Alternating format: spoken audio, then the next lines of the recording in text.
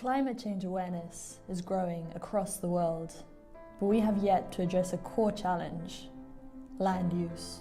Agriculture is responsible for 23% of global greenhouse gas emissions, 70% of human water use, and covers 40% of European land surface alone. So, facing the impacts of climate change must begin in the field. This is the inspiration behind AGROMIX, an EU project that explores and promotes mixed farming and agroforestry.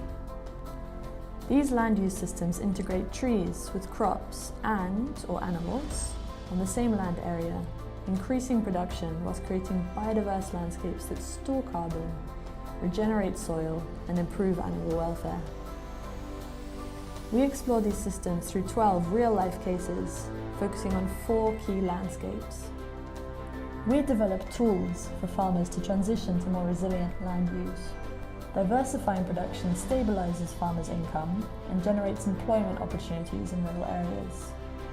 Applying these traditional approaches preserves cultural and natural legacies. We provide recommendations to decision makers, promoting the transition towards resilient land use. Discover how we can transform landscapes together.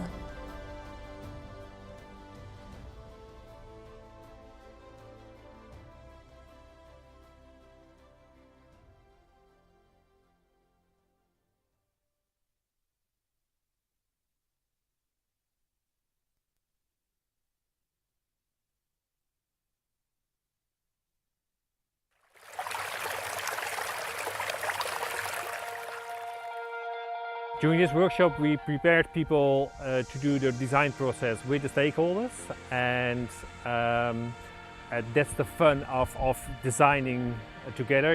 You may know the saying, when you go alone you can go fast, but in a design process you want to go with many and go far.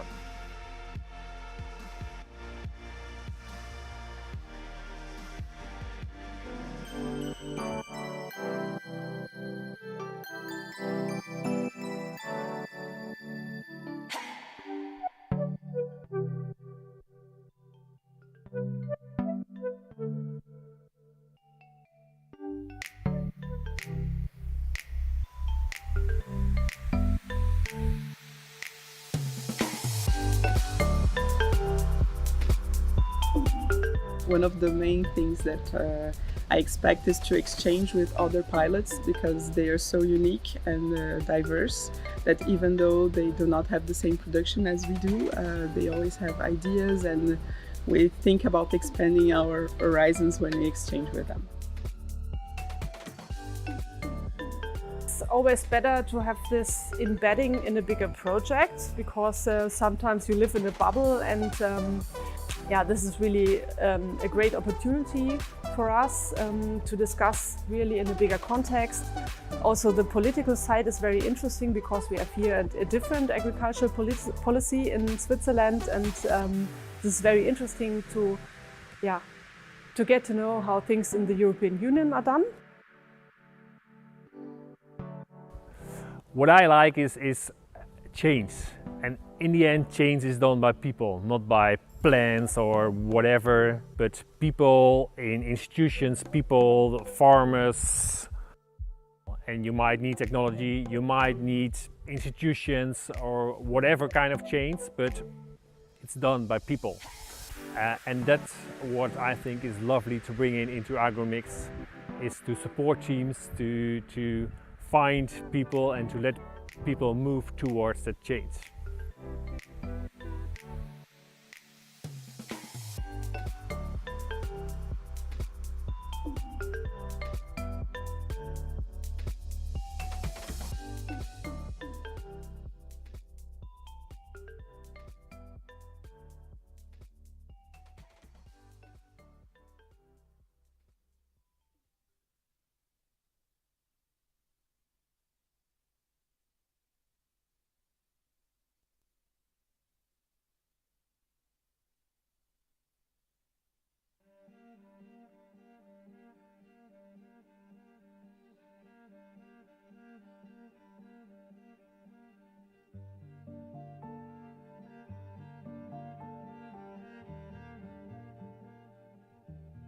Mein Name ist Simon Küng. Ich komme aus dem Kanton Luzern, das ist mitten in der Schweiz. Ich habe einen Bauernhof, den ich seit 2008 hier führe. Unsere Hauptbetriebszweige sind Mutterkuhhaltung. Wir haben 50 Mutterkühe und 300 Mastschweine. Also wir sind eigentlich relativ hoch mit Fleisch. Eine hohe Fleischproduktion ist bei uns immer noch angesagt. Und daneben habe ich aber auch 180 Hochstammbäume übernommen, mit vielen Äpfelbäumen und auch ganz vielen anderen Sorten. Und ich habe in den letzten Jahren noch ein Agroforstsystem aufgebaut mit Nussbäumen. Ja, ich habe zwei Agroforstsysteme eigentlich. Eine ist Bäume und darunter sind Tiere, die weiden. Und andererseits habe ich ein System, wo ich die Bäume im Ackerbau in den Ackerflächen drin habe. In Switzerland we still have about 12% of the farmland which is used as agroforestry. So these are traditional agroforestry systems such as the fruit orchards which we see here behind us. More in the lowlands, then we have wooded pastures in the mountains and chestnut selva in the south of the Alps. And these traditional systems are highly appreciated for their landscape and biodiversity values.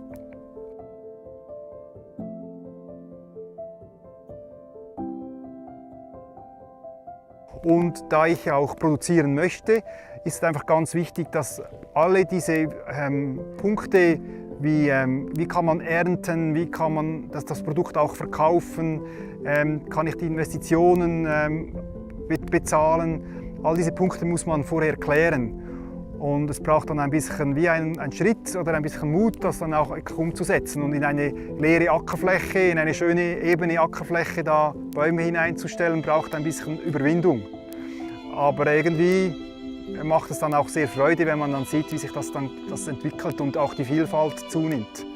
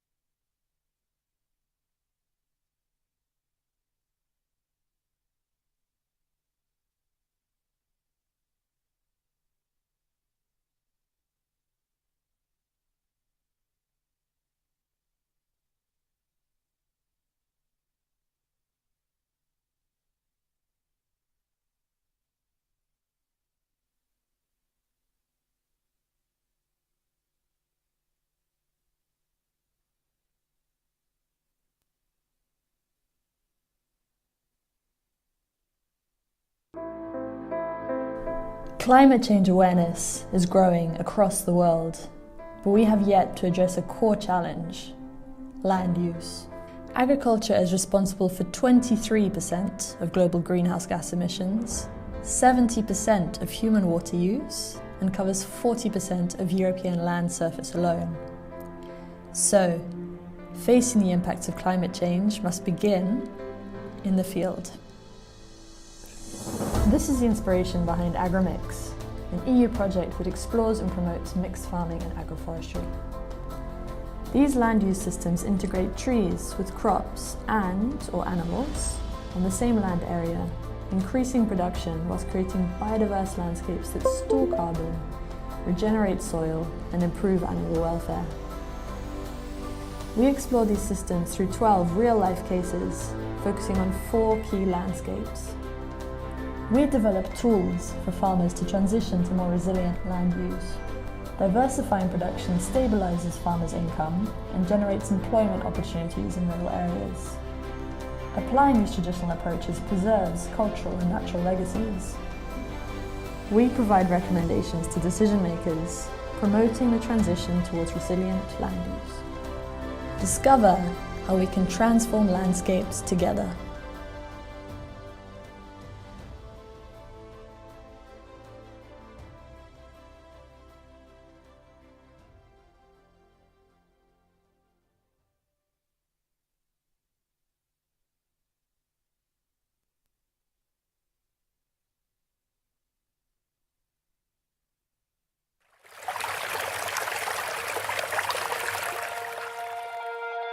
During this workshop, we prepared people to do the design process with the stakeholders, and that's the fun of designing together. You may know the saying, when you go alone, you can go fast, but in a design process, you want to go with many and go far.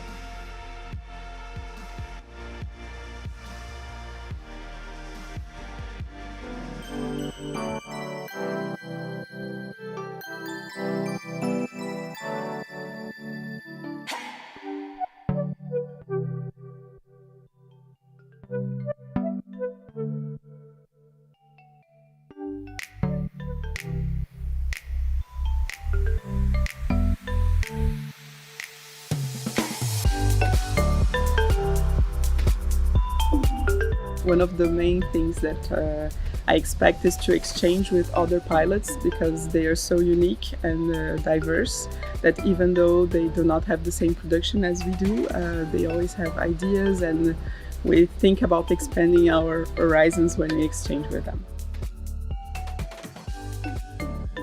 It's always better to have this embedding in a bigger project, because sometimes you live in a bubble, and this is really a great opportunity for us to discuss really in a bigger context.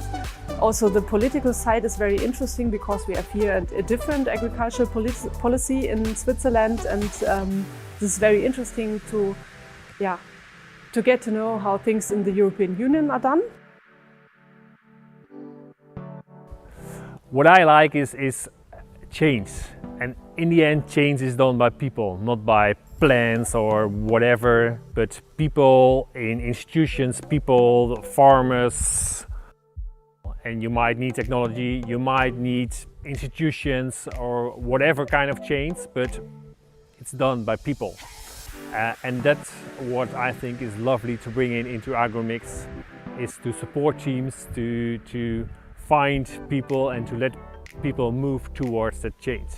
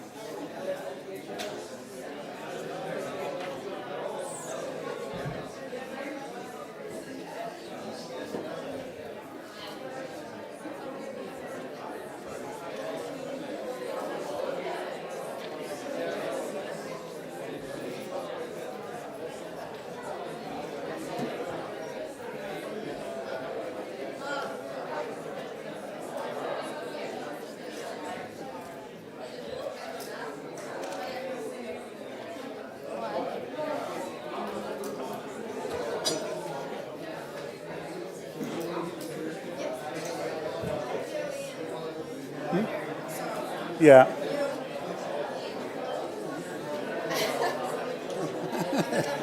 I have.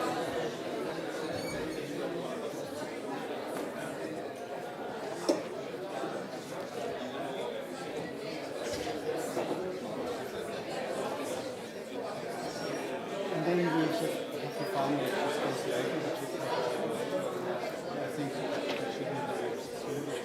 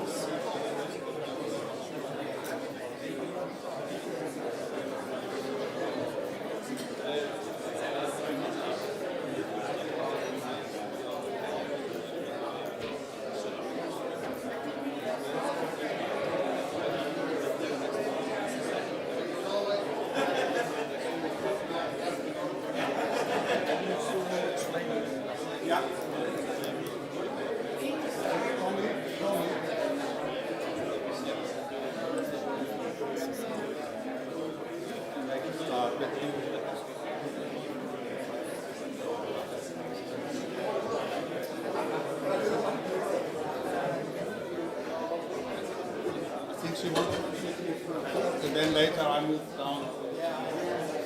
Okay. He's so nice.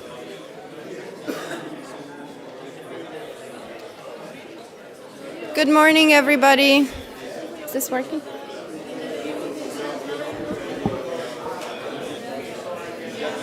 Good morning. Good morning, everybody. Welcome to the AGROMIX Project Policy Summit, Agroforestry for the Future of European Agriculture. My name is Boglarka Bozsogi. I'm Communication and Policy Officer at Agroecology Europe, and I will be your host today. On behalf of the AGROMIX Project and Agroecology Europe, it is my honor to welcome you today here in the square with the best view in town. A couple of words on housekeeping, and then we will dive right in. So you see that the agenda is packed with esteemed speakers, diverse stakeholders of the European agricultural and food systems. However, your participation is of utmost value. There will be opportunities for questions and discussion, and a whole section of a participatory World Cafe where your inputs will be in focus. We aim to provide a safe space for a productive debate. Here's the password for the Wi-Fi, and the agenda you can access on the QR code on your badges and on the screen. And the event, the plenary, will be live streamed on YouTube, so you can also submit your questions online, commenting under the live stream. This is a public event, so I encourage to share your takeaways online on social media. Please note that the cloakroom is not guarded. We have security in the building, but please keep your valuables with you at all times. As Agroecology Europe, we are proud to organize events that embody sustainability not only in the content, but also in the organization. So everything you eat today is organic, locally grown, and the coffee and the tea are fair trade. And the Square partners with an initiative called Alpaca Solutions, who will come and pick up any leftovers and revalorize them. Your badges are plastic-free, made of recycled cotton, and with packaging that grows seeds. If you have water bottles, you can just fill them up at the water station to not use plastic as well. And we try to avoid printing as much as possible. So again, if you need the agenda, you can access it here or on your badge, and every other relevant material on the AGROMIX project website. Just like in farming, we want to prove that it's possible to do things differently. So we hope that you will leave at the end of the day full of inspiration and that you can integrate today's learnings into your work. To support collective reflection, active listening, and a shared overview, we have here graphic facilitator Fanny Didou, who will be visually harvesting the discussions and recording it as we go. You will see it on the screen, and at the end, Fanny will say a few words to share her reflections. We strive to stay in touch after the event to reach all of those who cannot make it here in person or online. So we will publish a press release at the end of the day, and we encourage you to share that also with your networks with the policy recommendations, outcomes, and next steps from the event. And we will be in touch with the recording and any relevant publications from the project. So let's begin. It is my pleasure to introduce you to the first session to set the stage. Ulrich Schmutz is coordinator of the AGROMIX project and a professor at Coventry University in the United Kingdom. He will start with opening words. Ulrich is an agricultural and horticultural scientist and economist by training and has 35 years of experience in organic horticulture and fruit trees and food and farming system research. He is a co-founder of the university's research centers on agroecology, based at Wrighton Organic Gardens at Coventry University. Ulrich has been working in multi-actor EU projects as task and work package leader and coordinator. His family farm is in Bavaria. Ulrich will share the floor with Tommy Dalgaard, professor at the Department of Agroecology at Aarhus University in Denmark. Tommy is the coordinator of the EU Horizon 2020 SFS 19 Climate Smart and Resilient Farming Research and Innovation Action on Mixed Farming and Agroforestry Systems, also known as the Mixed Project. He coordinates the National Center for Research-Based Support on Green Transition, Biomass Production, Agricultural Reforms, and Provision of Public Green Goods of the Ministry of Environment and Food of Denmark. He is also Deputy Director of the Center for Sustainable Landscape under Global Change and lead country co-chair of the UNEC Task Force on Reactive Nitrogen. Also in the opening section, we'll speak Elise van Broekhoven on the importance of transforming the EU food system towards sustainability and resilience. Elise is a farmer working at Plukboerderij Grondig, which is a community-supported agriculture farm located near Ghent, which some of us had the fortune to visit yesterday. It was founded in 2020 by its 3 farmers, Koen, Benny, and Elisa. Its main source of income comes from annual subscriptions. Elisa's mission as a farmer is to bridge the gap between agriculture and nature by creating a biodiverse and balanced system. At Plukboerderij Grondig, she oversees crop protection, biodiversity, soil health, internal collaboration, accounting, and communication. Welcome, Elisa. Last, we will hear from Susana Gaonastais, Research Program Officer at the Directorate General of Agriculture and Rural Development of the European Commission, where she is responsible for the portfolio of agroecology and organic farming research and innovation. Previously, she worked for 10 years at the Food and Agriculture Organization of the United Nations in Rome and Brussels. Before that, for 3 years, she was director of the Brussels office of COAG, the main Spanish National Farmers Association. She started her career in Andalusia, Spain, supporting the regional government on the implementation of the CAP. Ulrich, please. So, welcome to everyone again. My name is Ulrich Schmutz. I'm the coordinator of the AGROMIX project and also been coordinating other projects before. So I welcome you all here. This is a very important event for us. It was organized by Agroecology for Europe, our partner here, and it's also an event of the work package on policy. So our aim is today really to discuss policies with you bottom up, and we'll have the first slide. Do I have to go through that myself? Okay, so that's just my name. We are from Coventry University, and I'll give you a very short introduction into our project, AGROMIX, and then Tommy will go for the Mix project afterwards. But since this is mainly an AGROMIX event, I make it very short, and then you will see many other partners as well, which are in the room. I also wanted to say that we have other projects here, Under Trees, Reforest, so there's a couple more, but those 2 projects were funded together. That's why they are here.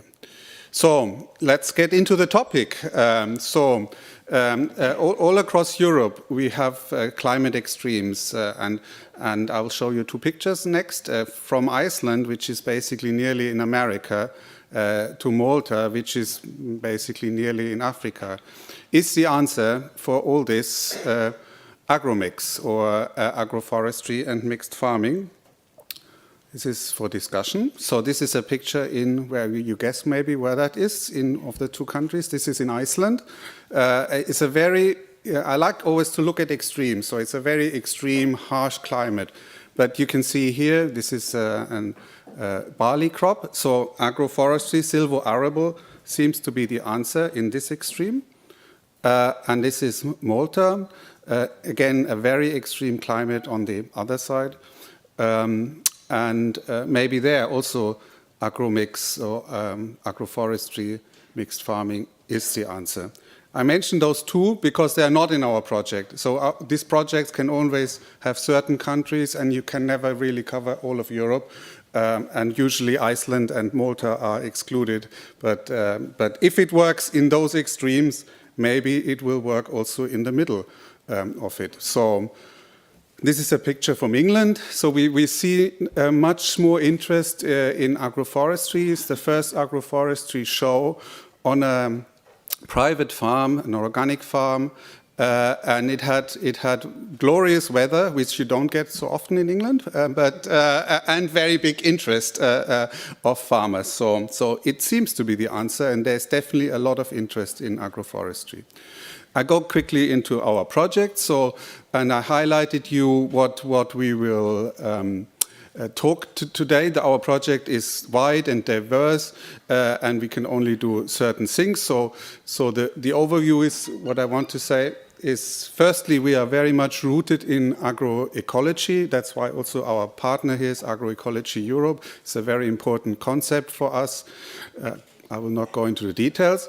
And then we have also done a lot of work on biophysical data from replicated long-term core sites. We will get in the next session a detailed presentation by the work package leaders of this insight into the evidence, new evidence we have provided in this project. And then we have also new co-design pilots. We don't have so much time to go into them now. Then we will show you modeling of crops and trees and climate. And then we do policy co-development. And you will see that that's the main part of our day today, to have the World Cafes and the discussions, the expert panel discussions, to really co-develop this policy. And then we have innovation management, and there's a little desk outside where you see some agroforestry products.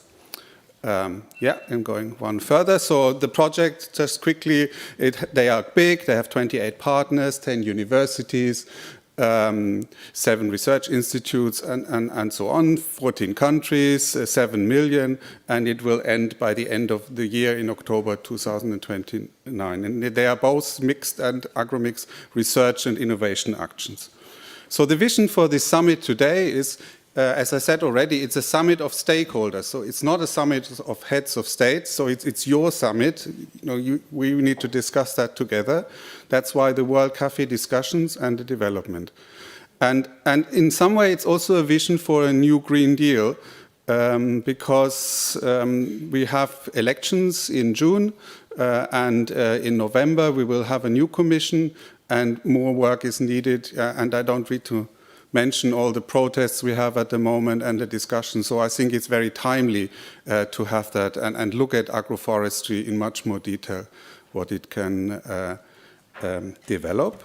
And so what could be this vision? And the important thing on this slide is the question mark. It's not that I'm saying that or our project says that. We are just wanting to trigger a discussion here, and by the end of this day and with your input, we'll come maybe to a shared vision of such a greener deal. And one of that would be to increase animal welfare and biodiversity, and maybe make agroforestry more mandatory, This is an aim which we also have in the United Kingdom, where I work. We have an aim there of 10% agroforestry by 2050. Increase maybe the policy target for certified organic further. We have one of 25% by 2030. Could go further till 50%. Simplify the CAP. So I'm throwing that into you a bit, and fund free advice and tree establishment. That was things which came out of our previous meeting. And also fund agroforestry innovation actions to really make it possible for farmers to make an income with this novel agroforestry and mixed farming systems. And with this, I hand over to Tommy. Hold on, one further slide.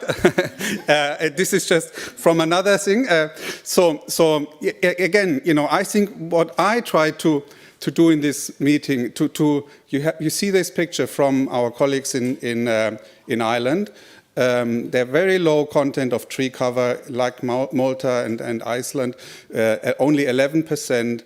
So the question really is this gap between forestry and agriculture? Can we bridge that gap, and how we can fill that so that everyone understands what AGROMIX and agroforestry are, and establish that as a new farming system almost, because we never had it like that. We were always in this gap, and that's the thank you. Okay.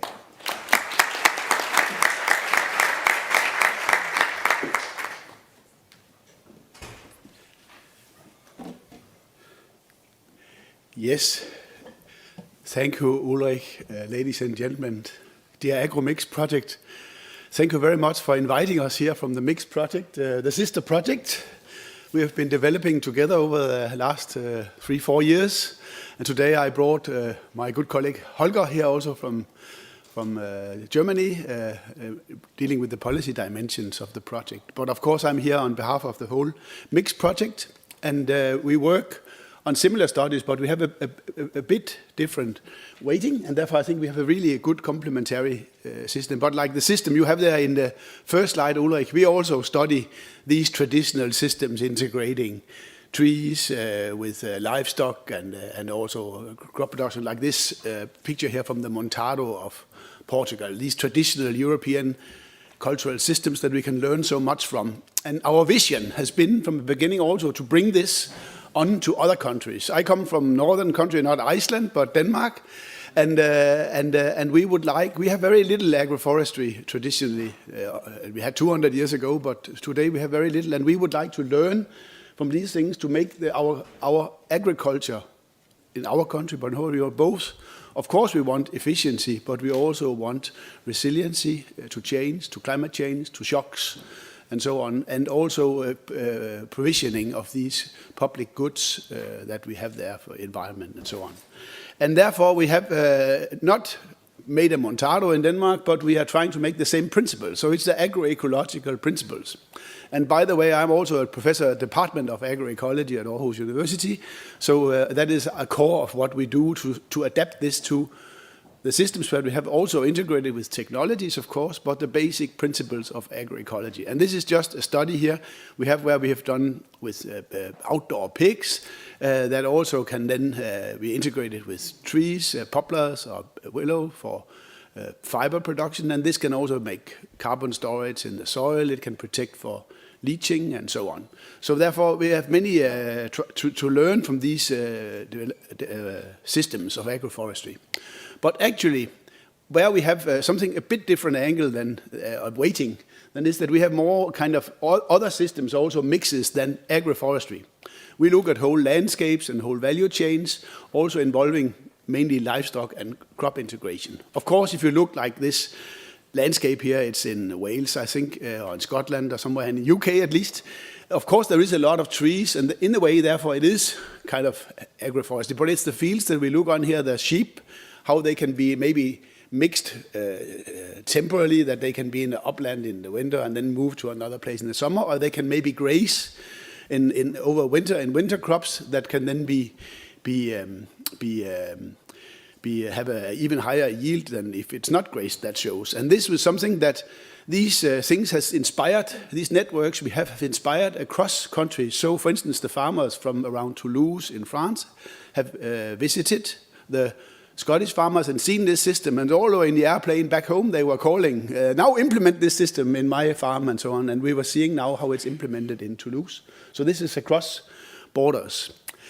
But of course also we have these with the arable systems and mixing of different crops and systems and cereals and so on, just to say, and this is a picture from Denmark, by the way. So the project is that it's a multi-actor project, of course. We have until February next year, so we have a bit more time. So we will also have a policy workshop later on. So therefore this is really good step rocket here for Europe. And if we see, we have, now my glasses is a bit, we are collaboration of networks. This is the country that we have in, and the stars there are the networks that we involve.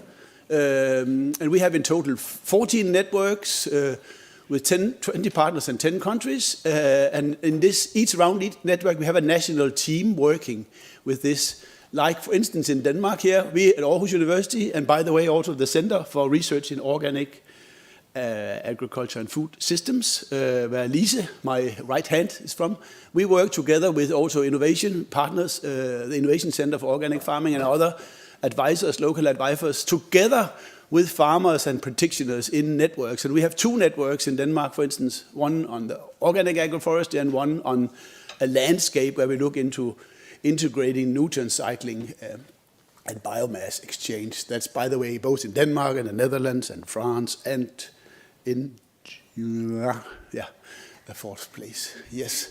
So we have learning hubs, in the Netherlands it was, around these different types of what we call MIFAs, mixed systems and agroforestry. So we work with this and that. We have these workshops here going on, reflection workshops in the networks, and they have also been able to develop their own innovation projects with farmers so they can test some few things on their own, a kind of action research. Yes, this is the organization of our project, and the special thing is, of course, we have the multi-actor part here, like you have, but the special thing is that we have research components with PhD students and so on, developing impact assessments, documented impact assessment tools and studies, both, of course, at the farming system, the farm scale, these 87 farms that we study, but also in these landscapes. I mentioned the 4 landscapes. We have more landscapes also where we're more broad speaking, like the Montado and Romania and Germany and so on, river valleys. And then also we have value chain studies linking it to LCA, so it's per product. And this is the whole value chain and companies.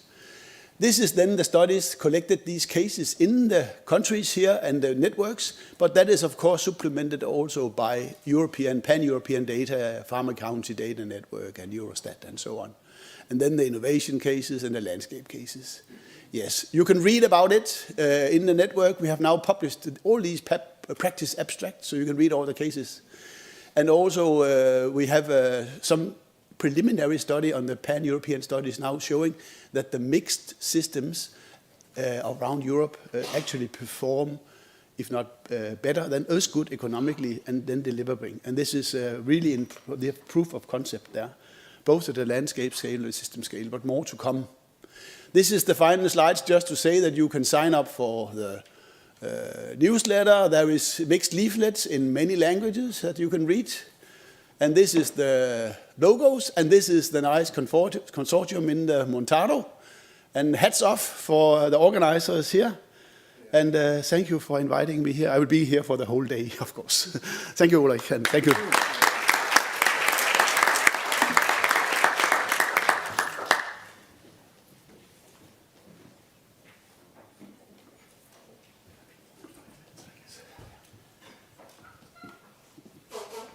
Hello, everyone. I am very happy to be here. I am a happy farmer as well, and I will be sharing some insights on mixed farming and agroforestry at our farm, Blikboerderij Grondig.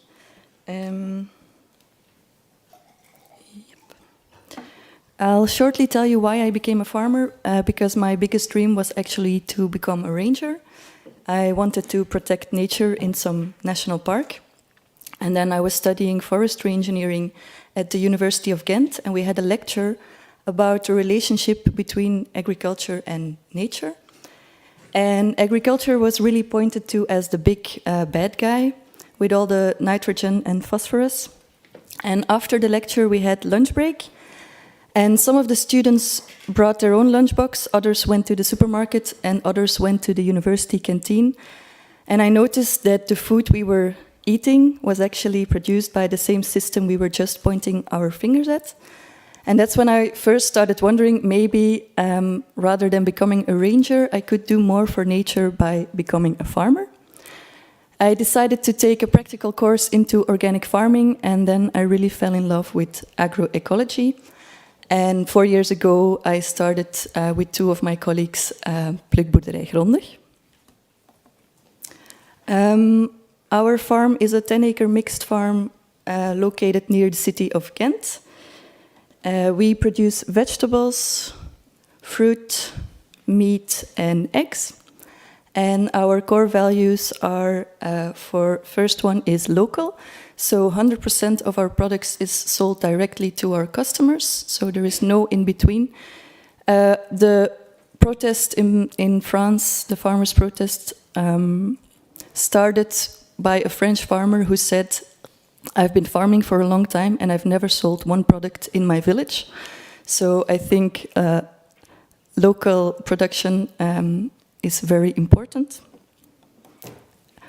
Next core value is ecological. So we try to work together with nature as much as possible. We try to aim for a healthy soil, closing our cycle, low inputs, high biodiversity, and so on. And the last one is fair. So we provide 3 full-time incomes on 10 acres. And we also find it very important that we are happy, which is not very logic anymore nowadays. I only have one thing to share about mixed farming. So I wrote here that mixed farming equals mixed knowledge and mixed skills, and also mixed regulations. So the first 2, the knowledge and the skills, it's sometimes very challenging, but it's also very nice. We can always learn new things, experiment with new ways. We have to expand our skills, like public speaking. It's one of the reasons why I love my job so much. There is not one day that is the same as the day before. But as you can see, I put mixed regulations in red. Because we are such a diverse farm, we also have to apply to a very diverse set of rules. It doesn't matter if we have 5 pigs or 500. It also doesn't matter if we have 100 laying hens or 10,000, 5 cows or 100 cows. We have to apply to all the rules. It's really exhausting, and it's the least nice thing about the job.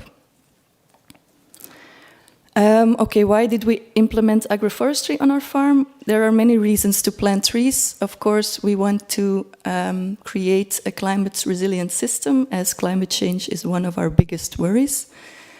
We are even wondering if in 30 years we will still be able to be a farmer. So other reasons we plant trees, one that's very important in the short chain is the beauty of the landscape. So we really want to create a place where people are happy to be. We want to increase biodiversity. So before we started on our land, it was a cornfield. You can imagine biodiversity wasn't very high.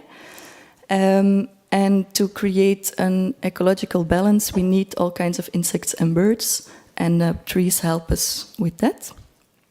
Wood chip production is very important for us because it increases our carbon content.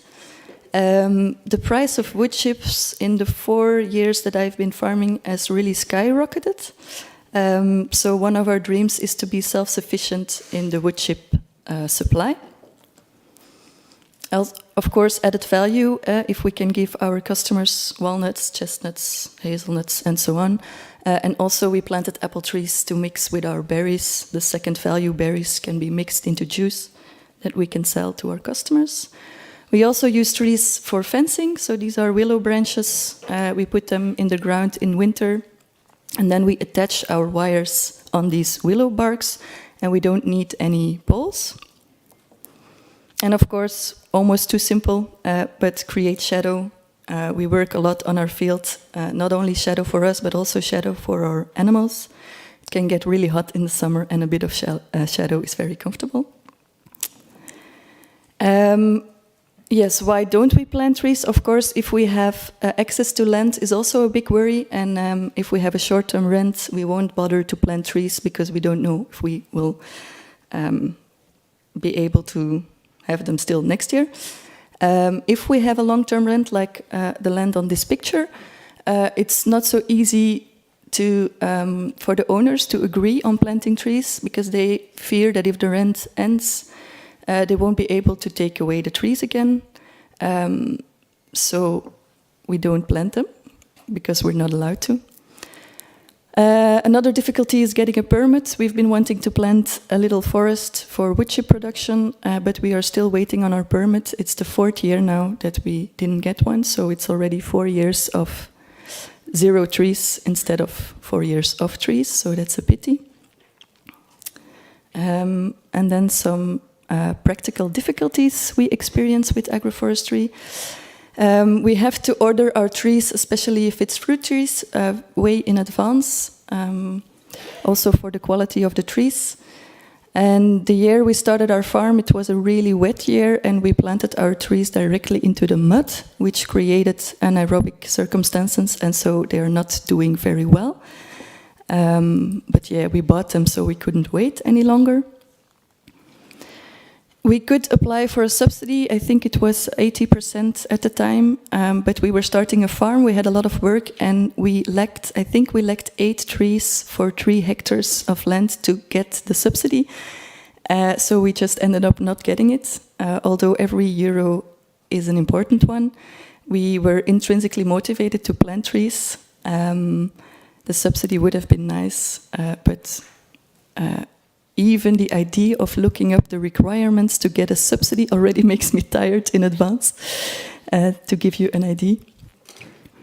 Also, the management of the trees is not always the top of the list, so we have a lot of work in our vegetables and our fruits, and a lot of the trees end up at the end of the list. And if it's dry, they are located on different areas. It's not always easy to water them in time, especially the young trees. And also, we lost a lot of trees by rabbits, and here we planted the apple trees in the beetle banks, which are permanent grass strips, and the voles are eating the roots of our trees, which we didn't know when we planted them. We should have protected them. So that were some practical difficulties we experienced. I really like to keep things practical. I really hope for the future we can transform the European food system into a system that works together with nature. I think that would be really beautiful, and the idea really excites me. I will be here for the rest of the day. If you have any questions, please ask them. This is also my email address. You can always contact me there, or we can connect through LinkedIn. And I would like to thank AGROMIX and Agroecology Europe for inviting me. It's really an honor to be here and to share my experiences. Thanks a lot.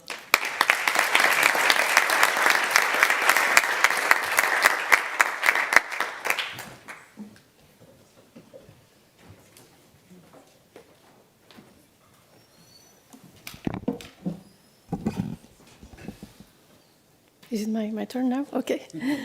Thank you very much, and good morning, everybody. So I have already been introduced. I'm Susanna Gaunasais. I'm a research policy and program officer in DG Agri of the European Commission. And I have really the pleasure of being particularly the policy officer of both AGROMIX and MIX, so have the privilege of following as much as possible the work of the projects and really learning a lot and bringing the dialogue with the policy colleagues, who a couple of them are here today as well. So it's going to be a nice opportunity also for you to have a direct link with them. So thank you very much, AGROMIX, particularly Ulrich and Paola, for inviting me to be here and to speak at the opening. I understand you wanted to hear why the European Union is supporting research and innovation in mixed farming and agroforestry. So I guess I would be the right person because I am indeed in charge of the portfolio on agroecology and organic farming research and innovation in our unit. So I think, well, some of the reasons, let's say the overall reasons why we are supporting, of course, with research and innovation, the policy ambitions have already been said. We know that we have at the European Union level very challenging and very ambitious objectives for climate change mitigation, adaptation, increasing resilience, and improving and preserving biodiversity. And for that, all sectors need to provide a contribution, including the farming sector. And there we have a particular challenge because there we have, on the front line, we have farmers who have, of course, have the demand of being adapting to climate change, but also contributing to climate change mitigation, to ensure resilience, to produce food, and to ensure the delivery of ecosystem services from farming, which is extremely demanding. But on the side of research and innovation, I think we are on the right track in the sense, in order to support, these ambitious challenges to be tackled. We are on the right track if we look, for instance, at the amount of funding that we are putting, in particular under Horizon Europe.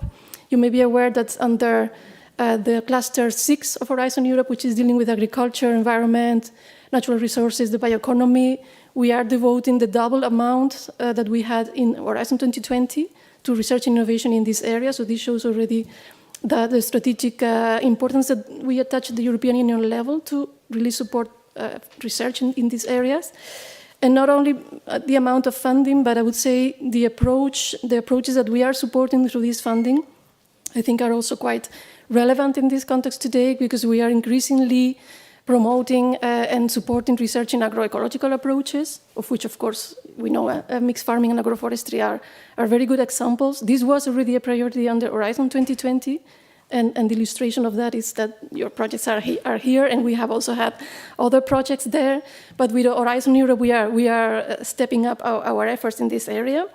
And not only that, we are really capitalizing on all the instruments that we have at hand, not only with research projects, transnational research projects such as yours, and also the ones that are here also today, Reforest, Digitaf, and others, but also with other instruments that we have. You may have heard about the missions, in particular the soil mission. It's also a very valuable instrument in order to promote, I think, mixed farming and agroforestry. When we look at soil health and the contribution it can provide to soil health, and also the partnerships. These are not new instruments compared to Horizon 2020, but we have a new approach. And in this regard, we have, in particular, a new partnership on agroecology. I will mention a little bit about it later today, of which I am pretty sure you've heard of. So this, when it comes to let's say the commitment and the push for research and innovation in this area, I think it's quite clear from our side. What I wanted to say in this regard that, of course, when we come to the synergies between crop and livestock farming and the benefits it can provide, it has been there from the beginning of farming evolution. And there is evidence, and you're showing through your projects, there is evidence that the integration of crops, livestock, and forestry activities can improve the resilience and can achieve many things related to climate change mitigation, adaptation, and ensure the provision of goods. We know there are examples this is possible. But despite these benefits, we still see that these approaches are not really very prominent. And actually, in the case of mixed farming, I think it's even decreasing in the EU. So really maybe pointing towards some further specialization of farms, which is a trend that from the point of view of we're looking at farm autonomy, resilience, and the overall circularity of farming. Also, the contribution of farming to biodiversity, etc., is perhaps not a very good trend. So it's important to understand why this is happening and the implications it can have. And for this, I think research and innovation is crucial. But maybe going back to the past a little bit, and in terms of how, from the policy side of things, we have benefited from research and innovation and the evidence provided by the research projects, particularly that we fund at EU level. As you know very well, in the CAP 27-2013, in the Common Agricultural Policy covering from 27-2013, there were already measures supporting agroforestry introduced by the European Commission. And I have the colleagues who were working on it directly here today, so you have a chance to have a chat with them. In that case, I think we can speak and we can say without hesitation that we had a very good science policy dialogue, and it is practically, I mean, we can say it's a success story in the sense that directly that moment it was very timely to have the evidence from research to be able to prepare those measures and to include them in the policy. So that's in the sense of a contribution of research to policy. I think it's a good example.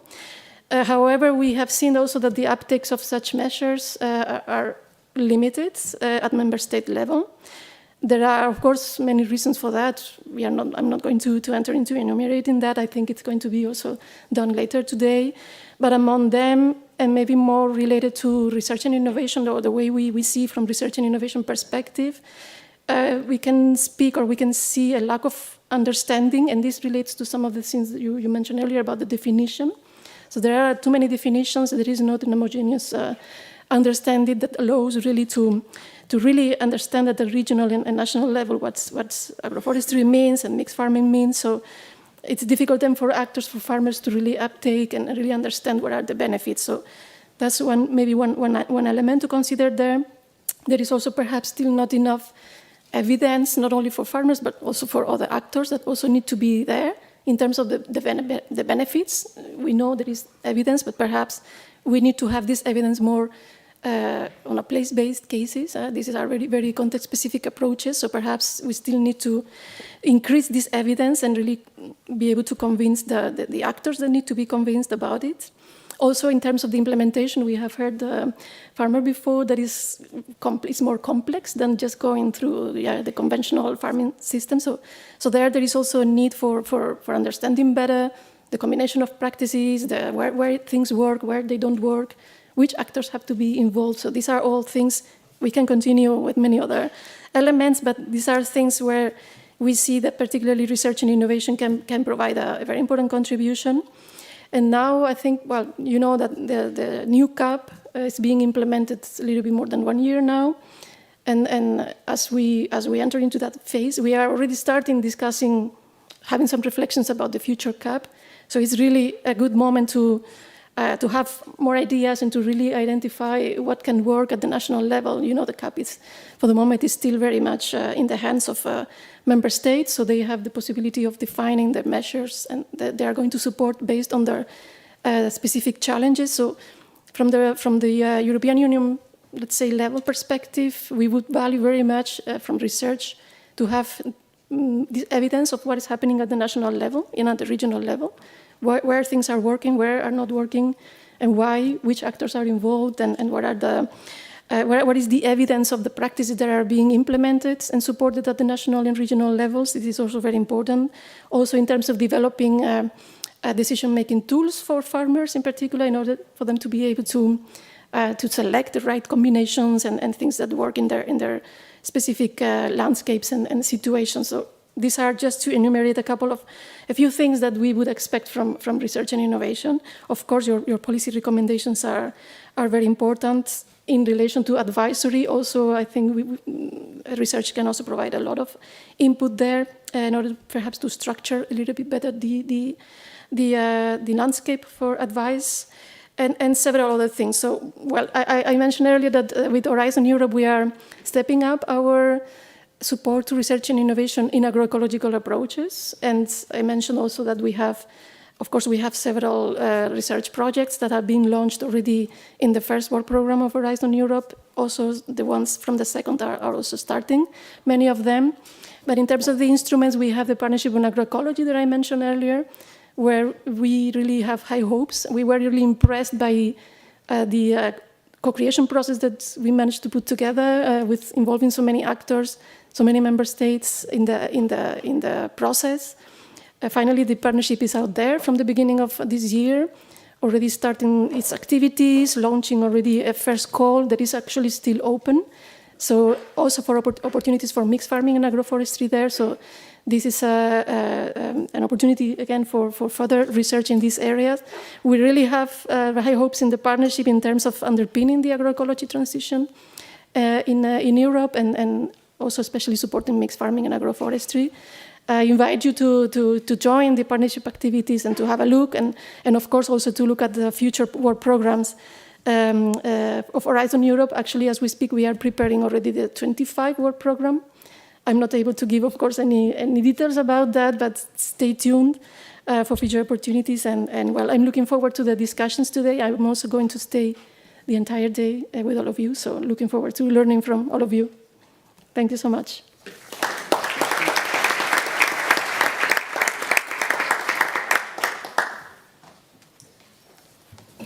Thank you very much for this motivating and informative opening session. We will continue with our experts to put agroforestry in the European context. So I would like to ask Felix Herzog, Jerry Lawson, Paola Migliorini, and Rosemary Venn to come to the podium. Thank you so much to all of you. So first, Felix Herzog, together with Ulrich, will present the potential of agroforestry for the transformation of the European food system and some key results from the AGROMIX project. Felix Herzog, PhD, is an agronomist and landscape ecologist. He has worked in interdisciplinary research for 25 years on projects in Switzerland, Germany, Europe, and beyond. Since 2000, he has been a research group leader at Agroscope. His research interests are the interactions between agricultural practices and the environment, agricultural landscapes and biodiversity, the evaluation of ecosystem services, and novel production systems such as agroforestry. After the positive potential of agroforestry, we will turn to the challenges and barriers for the implementation of agroforestry in Europe. Jerry Lawson is Policy Officer for the European Agroforestry Federation, an umbrella body for farm forestry organizations in 22 EU member states. ERAF coordinates research, extension, and policy issues in Europe related to the use of trees on farms. Jerry is a forest scientist with 45 years of experience in temperate and tropical forestry, modeling, agroforestry, carbon farming, bioenergy, greenhouse gas emissions, and fire control. Last, Paola Migliorini and Rosemary Venn will close the session with an overview of the current policy environment of agroforestry in Europe. Paola is Associate Professor in Agronomy and Crop Production, an agroecology expert and activist. At the University of Gastronomic Sciences of Palenzo, Italy, she is the coordinator of the Master in Agroecology and Food Sovereignty, course leader in agroecology, sustainable and organic agriculture, and educational garden supervisor. Paola coordinates agroecology research group with 13 European national and regional projects. She is the founder and former president of Agroecology Europe, and a board member of IFOAM Agrobiomediterraneo. She is the author of 100 technical and scientific publications and scientific referent of the AGROMIX project. And Rosemary is a researcher at the Center for Agroecology, Water and Resilience at Coventry University. Her work focuses on the transformation and democratization of food systems through the application of agroecological practices. Her work on AGROMIX explores conducive policy environments for upscaling agroforestry and mixed farming systems in the European context. And after all of this, we break for a very short coffee break. Paola and Rosemary will explain the next section, which will be the participatory World Cafe. Please keep to 15 minutes each. Felix, the floor is yours. Thank you. There you go. This will be difficult. So my job is to summarize some of the biophysical results, the measurements and the modeling that we did in the AGROMIX project on agroforestry and mixed farming systems.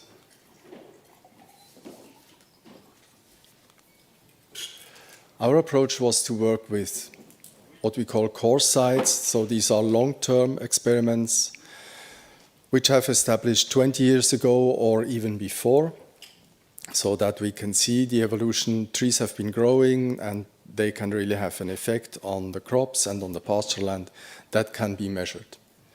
Also, measurements are not only made on the agroforestry system itself, but also on control plots, on open fields and on forestry plots to make comparisons between agroforestry and its alternatives. The approach is to do measurements first on those core sites, then to use the data that we collected to model, to make predictions into the future, into climate change, And then also we try to upscale to the European level based on those findings. What did we measure? We start here. I will start by presenting some results on biodiversity. Here you can see the number of bird species. It's difficult from here. So on the y-axis is the number of bird species on the different habitat types, on agroforestry plots, forestry plots, intensively managed orchards, and in open agricultural land. We have the highest number of bird species in forestry plots, and then agroforestry comes second, and it's clearly higher than intensively managed orchards and open agricultural lands.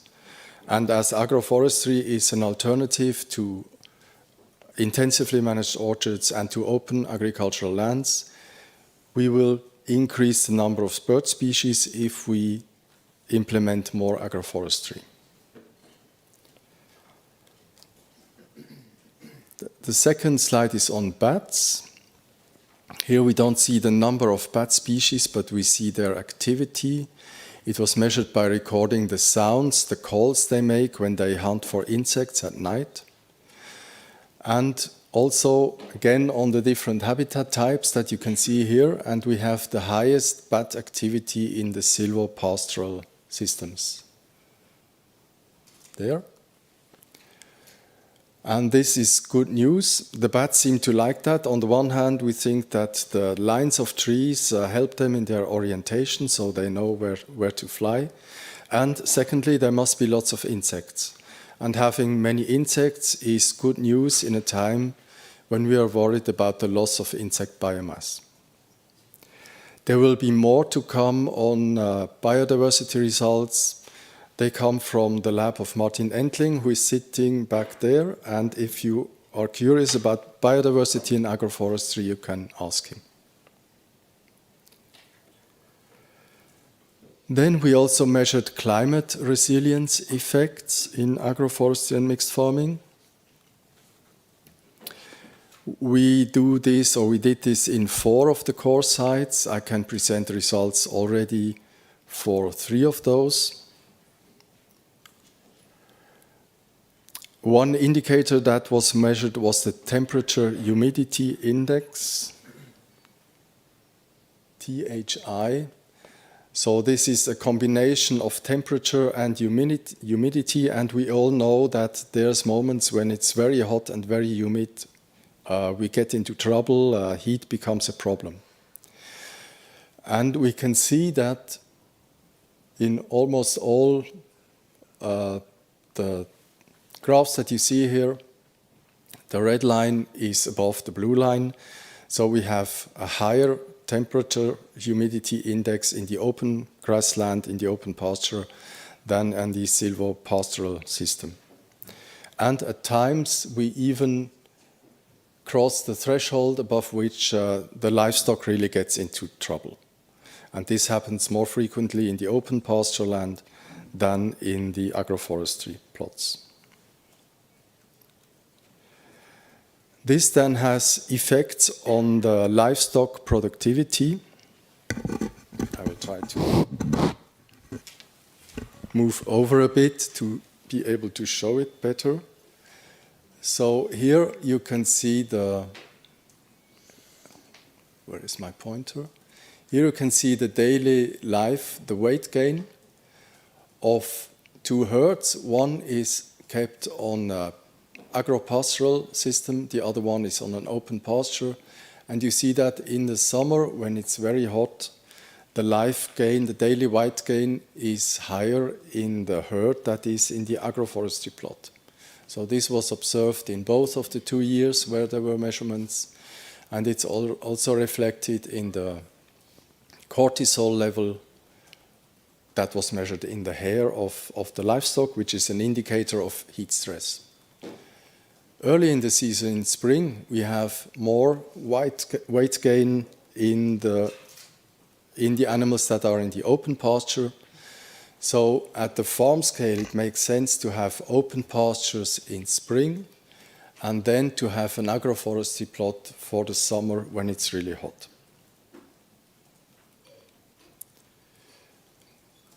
Now it gets a bit more complicated even. We come to the modeling. Here we looked at 2 climate scenarios. These are climate scenarios that are currently, we are thinking that may all be happening. We decided that we will use 2 climate scenarios to make predictions until 2100. The RCP 4.5, RCP stands for Representative Concentration Pathways. And here the CO2 concentration in the atmosphere will reach a level that will lead to a temperature increase of 1.7 to 3.2 degrees Celsius. And the more extreme scenario is this one, where climate change basically continues as it is progressing now. So we are currently still on this red pathway. The measures that are being taken are not yet visible in the data that is collected. And today I will show results from this red scenario, because this is the pathway we are on, and also because showing 2 scenarios makes everything even more complicated. So the approach was to use the measured data in those core sites here, the measured climate data, and to produce a time series of climate data until 2100, which is bias corrected and as accurate as possible for those exact locations. And to use also the data that was measured there on the crops, on the trees, also in monoculture and in combination, to calibrate the models that we are using. The yield safe and the high safe model were calibrated with the existing data in order to make them as accurate, if you like, as possible. I will now show 3 examples from the modeling work and start with the core site from Northern Ireland. Here we actually have 2 experiments that were established in the 1980s and 90s already.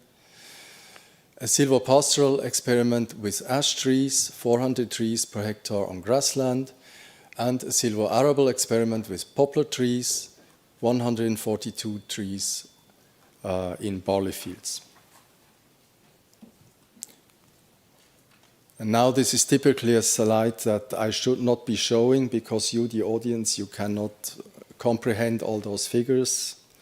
But I will try. I also show it to illustrate the complexity of the results we're getting, but also the possibilities and all the knowledge we can gain from there.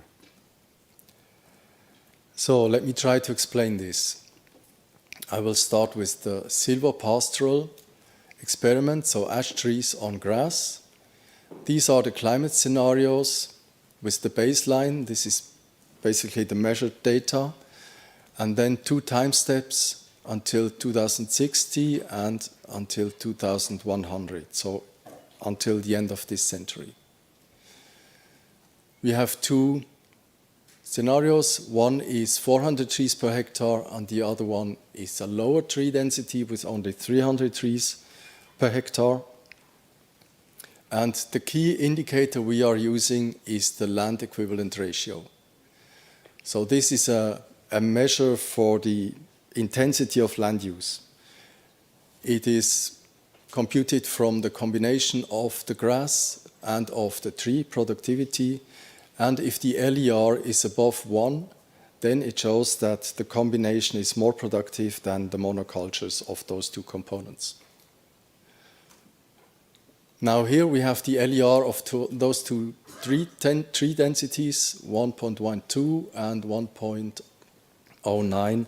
They are not very different, but here, if we want to have a maximum productivity, we would say 400 trees per hectare, as they established it 30 years ago, was probably a good choice. In the silvoarable experiment, this is the same setup of the table with the scenarios. And the two tree densities, the 142 trees as they were planted, and an alternative of 50 trees per hectare. And here we have a higher LER with only 50 trees per hectare. So from this, based on this result, we would recommend for Northern Ireland, if somebody wants to establish a silvo-arable plot, you don't have to plant 140 trees per hectare, 50 trees will also do. Also, the barley yield, this is maybe also interesting, is reduced only by about 10% as compared to the barley only, the open barley field. And still you have a considerable amount of timber that can be harvested when the trees are ready. The second experiment is in England. It's an organic farm in Wakelins that was planted with agroforestry experiments 23 years ago. Here we look at the silvo-arable experiment with 44 walnut trees per hectare and the crop rotation over 6 years. So we have a different crop every year until it starts again after 6 years. Here we see the yields of winter wheat in those years when winter wheat was planted or will be occurring in the crop rotation along the century. The black bars are the monoculture yields of the open fields and the white bars are the agroforestry yields. And we can see three things here. The first one is that in the first part of the century, we still have higher yields in the open wheat fields. But there, of course, we have no trees and no tree productivity, but we have higher wheat yields. In the second half of the century, the situation changes and we have higher wheat yields predicted for this situation in the agroforestry plots. And also an interesting observation is that in a very bad year, as this one, where we have heat waves and lack of water, we have almost complete crop failure in the open field, we can still harvest some more barley in the agroforestry plots. So there seems to be an effect of the trees protecting the crops in those extreme scenarios, under those extreme conditions. And an element of explanation may be that walnut has a very late bud burst, so the leaves only appear later in spring, and the crop can do a lot of its growing under good light conditions, so there is no competition for light during the winter and in early spring. And later in spring and in summer, the shade may actually be beneficial or seems to be beneficial for the crop.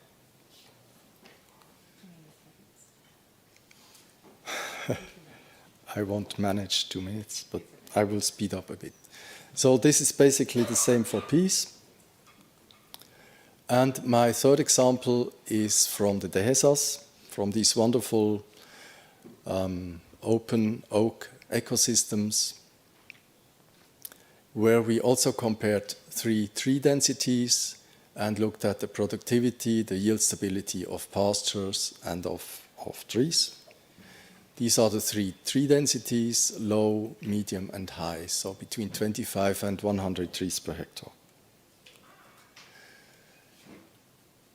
These are the results. Here you see the tree densities, low, medium, and high, in 3 time steps until 2090. We see here for the pasture yield that it will decrease with time because of climate change, mostly, we think.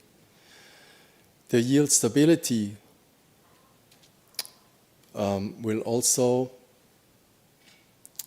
decrease, but it will be higher in the agroforestry plots, so there is less variability when there are trees than in the open pasture. And the tree biomass, of course, is higher when we have more trees, except towards the end of the century when the tree density gets so high that the tree, or when the trees get so big that they start to compete among each other. So the conclusion from these results at this stage would be a medium tree density is advisable because we have high tree biomass, we have good stability, and we don't lose too much grass yield. Now, what can we learn from this for the European scale? The first thing we did is to wonder where do we need actually agroforestry in Europe? And the approach taken here is to look at regions where we have a lot of environmental difficulties, environmental deficits, and these are basically the red regions here, where at the same location we have environmental degradation, we have soil degradation, soil erosion, low biodiversity, nitrogen pollution, etc. And these are those locations here. And if only on 10% of these pressure areas agroforestry would be introduced, then we could mitigate up to 43% of the European greenhouse gas emissions from the agricultural sector. But to do that, we also need farmers who can do it and who are interested to do it. And on this map, you see the regions where we think those farmers can be found. So the green regions are those with farmers that are well-trained and that have a high share of organic farming. We take this as an indicator for farmers who are interested in innovation and curious to try out new things. And a nice example is the Po Valley here. So here we have the farmers we need, and it's actually one of the pressure regions. So there it should work out. But then which agroforestry system should it be? Which tree species, which densities, which combinations with crop, silvo-arable, silvo-pastoral, etc. We try to give support to this with this website that just went online. Joao Palma built it. He is over there. So if you want to know more about the website, you can ask him. And there is information about all the regions in Europe. And with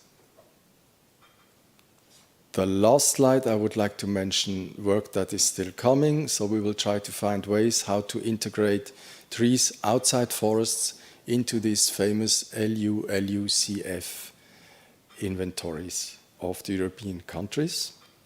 And now Ulrich will summarize the conclusions for us. Yes. I will not, because we are a bit out of time, but I had the pleasure to listen to this fascinating presentation many times before, and it is very interesting to see, what are the take-home messages, and that's what we try to do on this slide. But in the interest of our time, I'm not going through it in line by line, but you have it here. So we found, in summary, significant differences in terms of biodiversity, and they are from replicated trials. And we think that these are the best trials we have in Europe, because no one had trees planted 30 years ago, and no one has the comparison. So this is what we can bring into as evidence into the policy discussion.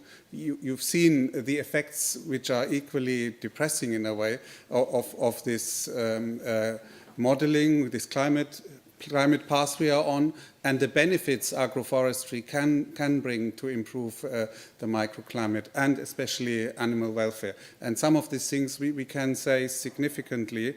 So they are not just anecdotal evidence, and this is new evidence we have provided in that work. And we also, and the other third thing I wanted to highlight, agroforestry is not an extensification measure. It's not there to, extensify production. There are, in some cases, higher yields. It's more productive, especially long term.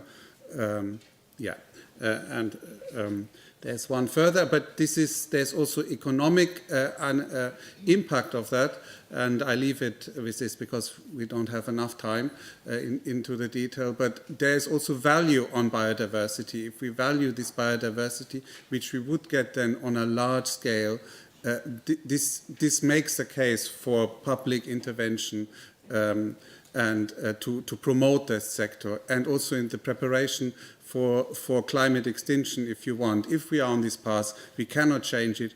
Agroforestry gives us some form of protection for that, and that is worth. Yeah, this is really shared, but I'll stop here.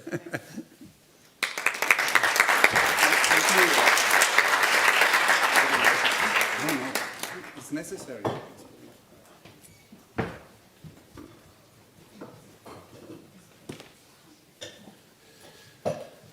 Great.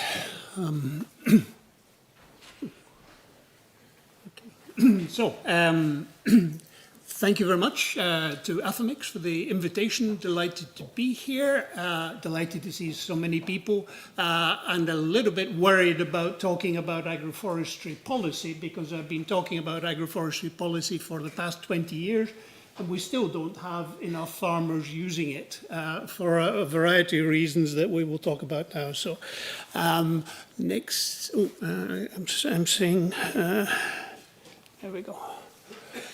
Okay, so this is me. I work for the European Agroforestry Federation. We've got 22 affiliates in European member states, still looking for more. So if you're from Luxembourg, Malta, Lithuania or Estonia, please have a word with us after the meeting. So this is what I'm not going to be talking about. I stole this slide from Patrick Worms, who's wearing a wonderful flowery jacket in the middle there. So it's nice to put a slide up that I won't be talking about, but it shows all the wonderful advantages of agroforestry in environmental and indeed social terms. So I'm going to be talking about the boring subject of policy. And I'm going to be using this slide to classify a little bit the agroforestry practices. So note, first of all, the distinction between forest land and agricultural land, which is quite useful in terms of classification. So therefore, you can see that there is a category which is called forest grazing and another which is called wood pasture. Forest grazing, obviously in forest, wood pasture outside. It may seem boring, but it's quite important to get these terms right. And we've translated all these terms into 20 odd European languages. Some of them cause great dispute. Our Swedish colleagues took about 2 months discussing with the ministry just what the Swedish equivalent of these terms are. So it's important to get that right, and I think we've got there now. So definitions. There was a wonderful definition in the previous CAP, which was contained in the Rural Development Regulation, which you see there, which is wonderfully simple: land use systems in which trees are grown in combination with agriculture on the same land. That's a good definition because it allows agroforestry to be both crops, trees in cropland, or animals in forest land. Now we have a great variety of definitions. The definitions both contained within the CAP strategic plans, but appearing in a number of different areas. I'm going to have to move a little bit here so I can see the slides. It's often defined in terms of a maximum number of trees per hectare, which is good, but what is a tree? Is a tree a great big mature tree, or is it a seedling? It doesn't really help, particularly for remote sensing. So that's useful, but not getting there. Other things that are happening which are helping is that we're using remote sensing much more. Countries are much more interested in things called landscape features and in something called GAIAC 8, which is part of conditionality. So therefore, there's an expectation that member states will be using that to map lines of trees, areas of trees which are agroforestry. There are also new indicators contained within the CAP, and I have to thank Emmanuel for pushing quite a lot of these forward, particularly. I don't know where my cursor is. Oh, there we go. Particularly this wonderful one here. So we've got result indicator 17, which is the area of afforestation and agroforestation and reforestation. We persuaded the member states to actually report on the agroforestry bit, which is 17.3, separately from the forestry bit. Sadly, a lot of the member states have forgotten about that, but we hope that they will do that in the coming years. So landscape features are good. Impact indicator 22 2 is the area of landscape features. Nature restoration regulation contained various other targets. At least what has remained in the nature restoration regulation is that member states are encouraged to improve their monitoring methods. And then the other exciting things coming through are the LULUCF, land use change and forestry regulation, which is increasingly important. Member states are recognizing, you see 3 good countries, I should add Spain as well to that, they're recognizing the need to quantify the areas of trees outside forests and quantify the carbon sequestration which those trees are doing. Sequestration, but also potentially the reduction in emissions. And another interesting change which has come in originally in something called the Omnibus regulation is the definition of permanent grassland. So there are some countries, for example Greece and Ireland, which have defined permanent grassland as being areas that can contain grazable shrubs and don't have to have any grassland at all. So that's quite flexible. So you can still get your full payment if you're in those countries which have flexibility. Talking of flexibility, this is a little bit one where we're potentially losing that flexibility. So I did once use a rather colourful adjective to describe the efforts by the European Commission to force all member states to use the same definition of forest. Patrick is making signs at me, so he doesn't want me to use that colourful adjective. So instead of that colourful adjective, I'll say that the European Commission is being Procrustean in its implementation of a single definition of forest. Because Procrustes was this wonderful Greek son of Sidon, I think, yeah, who people who came to stay in his house, he put them in this bed.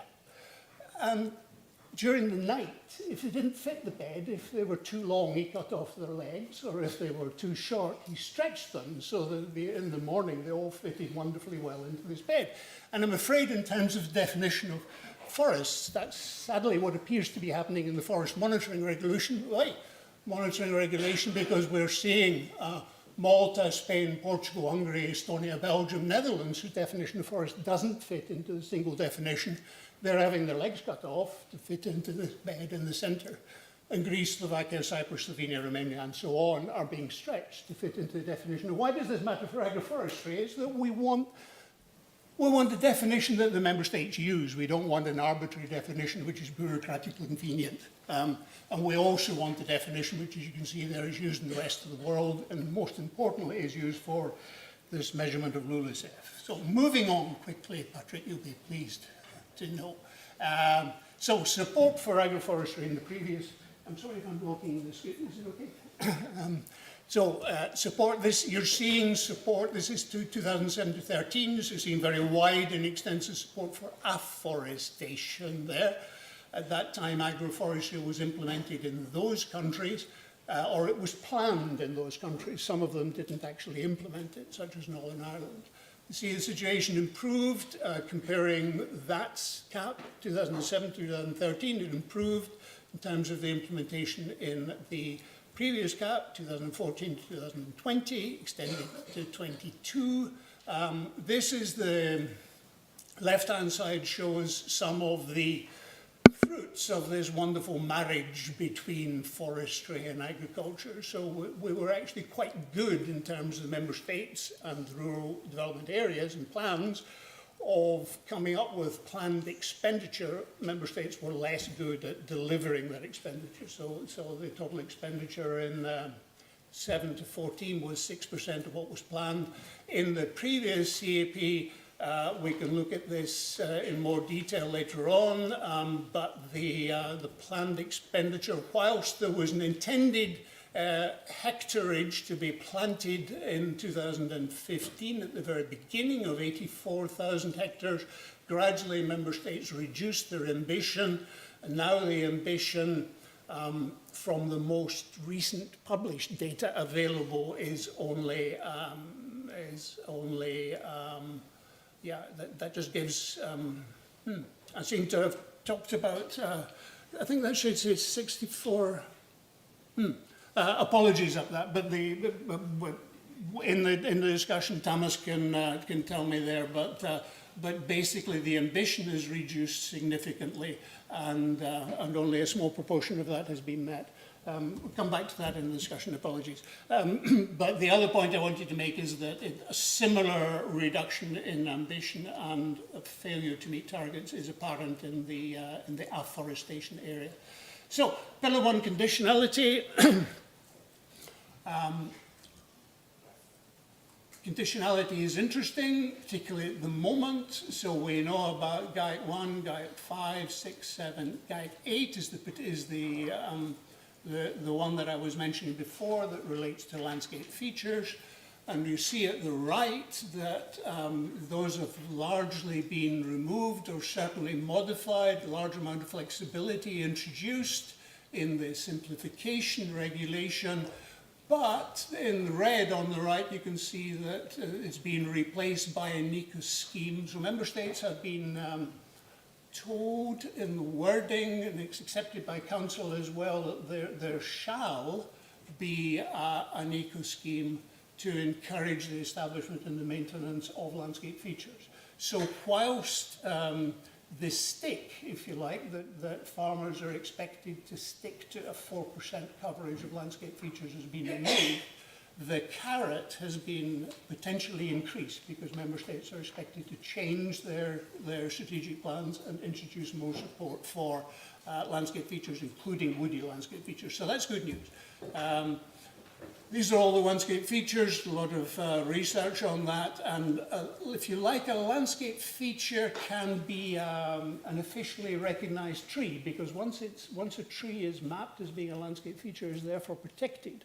And if you're interested in things like carbon farming with trees, then you're interested in permanence for those trees. So entering into a landscape feature scheme can bring lots of benefits for a farmer if they do that. So huge bewildering array of data. I should point out that this was the original strategic plans from all those member states, but looking up here, you see hedges and line trees and groups trees and copses, isolated trees, forest edges. A lot of countries have, in theory, implemented woody landscape features and are encouraging farmers to establish those. So we'll see how that goes.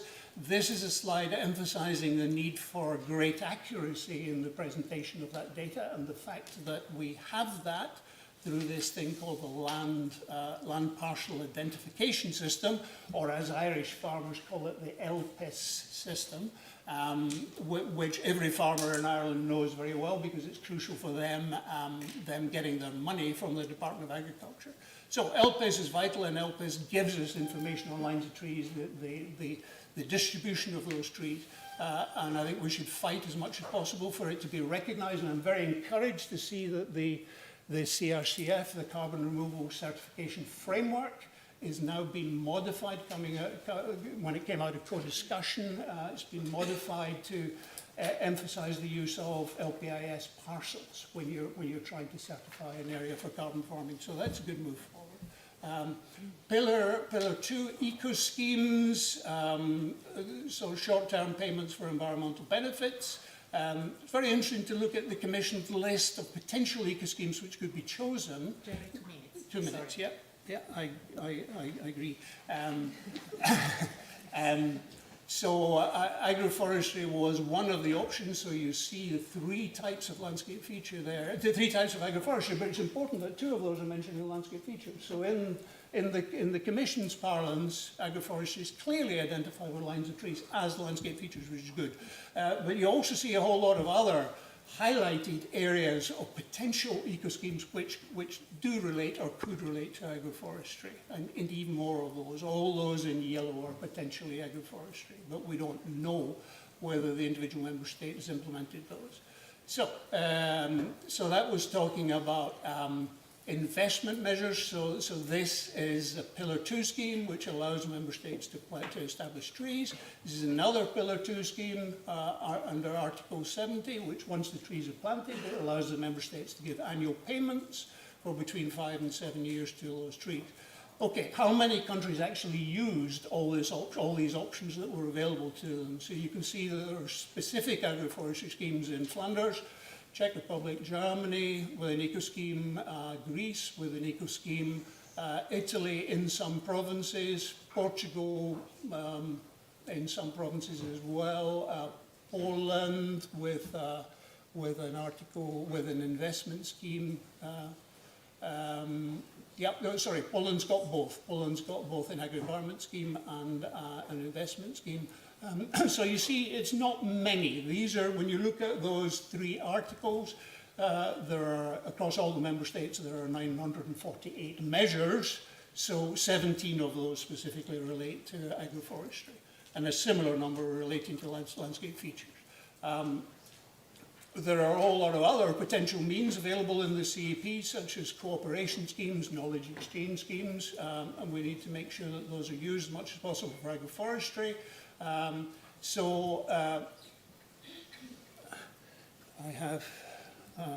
overrun. LULUCF is important. I just mentioned this, that the target of 310 million tonnes to be achieved by European member states by 2030 is going to be missed.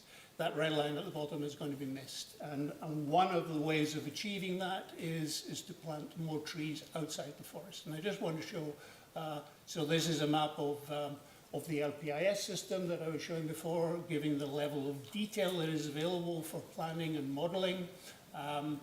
I want to show that sharing information about policies, I'm just going to stop in a second, Paula, sharing information between policies, including the projects represented here, is very important because it's quite difficult actually to find out what's going on at member state level. EURAF has published a number of individual policy briefings. This is one available for Spain, and the authors on that represent 8 different agroforestry-related projects in Spain. So that's the only one that formally we published. There's one very close to being published from the Netherlands, and I think Anna Cobbin is here somewhere. So yeah, thanks Anna. So we worked together with the ministry and RVO in the Netherlands on that. Policy jungle is confusing, so we'll skip that. The final message, Paula, you'll be pleased to know, is that we need a new. We need to think about this. We need to look at what was demonstrated by Felix when he was looking at the priority areas for planting trees. If we're looking at the impact that trees have on carbon sequestration and on environmental impact, then we really should be focusing the planting of those trees into mineral soils and mineral soils which have environmental problems. And this is another way of looking at it, if you like. This is looking at careen indications of grassland and cropland across Europe, superimposed with Copernicus tree crown density. So all those red dots are hectares which have 0 trees. So there are vast areas in Europe which have 0 trees, and most of those are mineral soils, and that's where we need to be planting the trees, not on organic soils in the uplands where we already have trees. You can see more detailed information on a country-by-country basis. Those are the members of EURAF, and that's my last slide, which is a list of various policy briefings which are available on the EURAF website for people to have a look. But particularly, I repeat that we need to get the country-by-country policy briefings out. If anybody wants to help with those in other projects, we need to increase the number of authors on those and the breadth of coverage. So, thank you very much.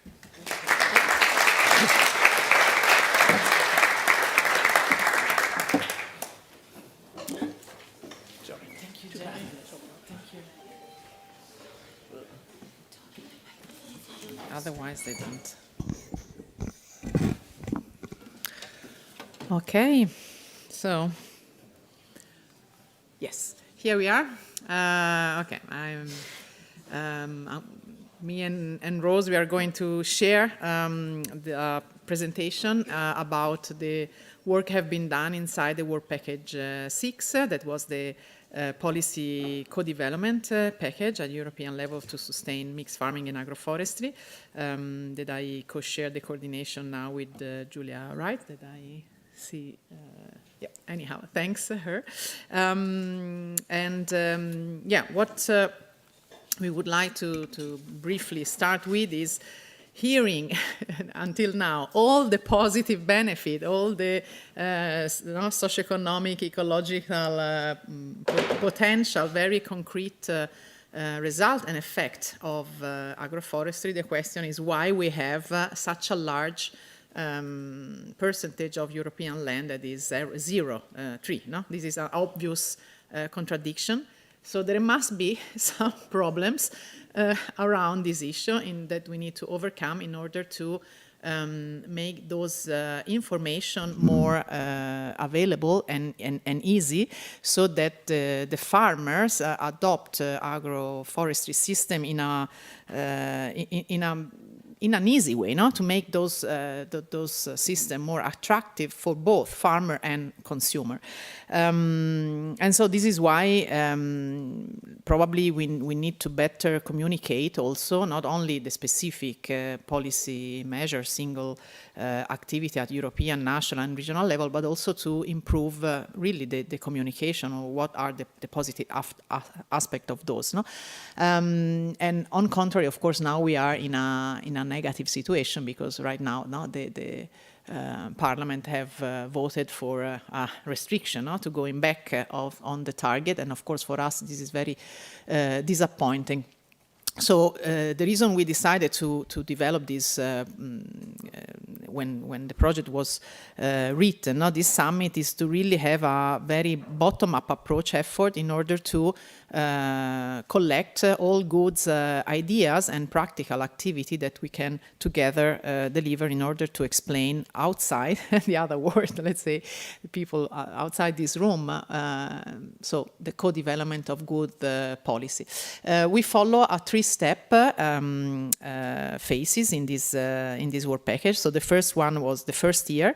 So we started to analyze the policy landscape at country level. So it was done a research based on papers, literature, also partners involved at country level within the project. So 23 countries, including 4 non-EU as a comparison. And we deliver in September 21 a very good policy landscape mapping report that you find on the website of 230, I think, pages, with 10 concluding recommendation and also a scientific paper. And for this work I would like to also to thanks Jessica Donham, that was the research collaborator inside Agroecology Europe, that together with Rosemary and us as a group lead this task.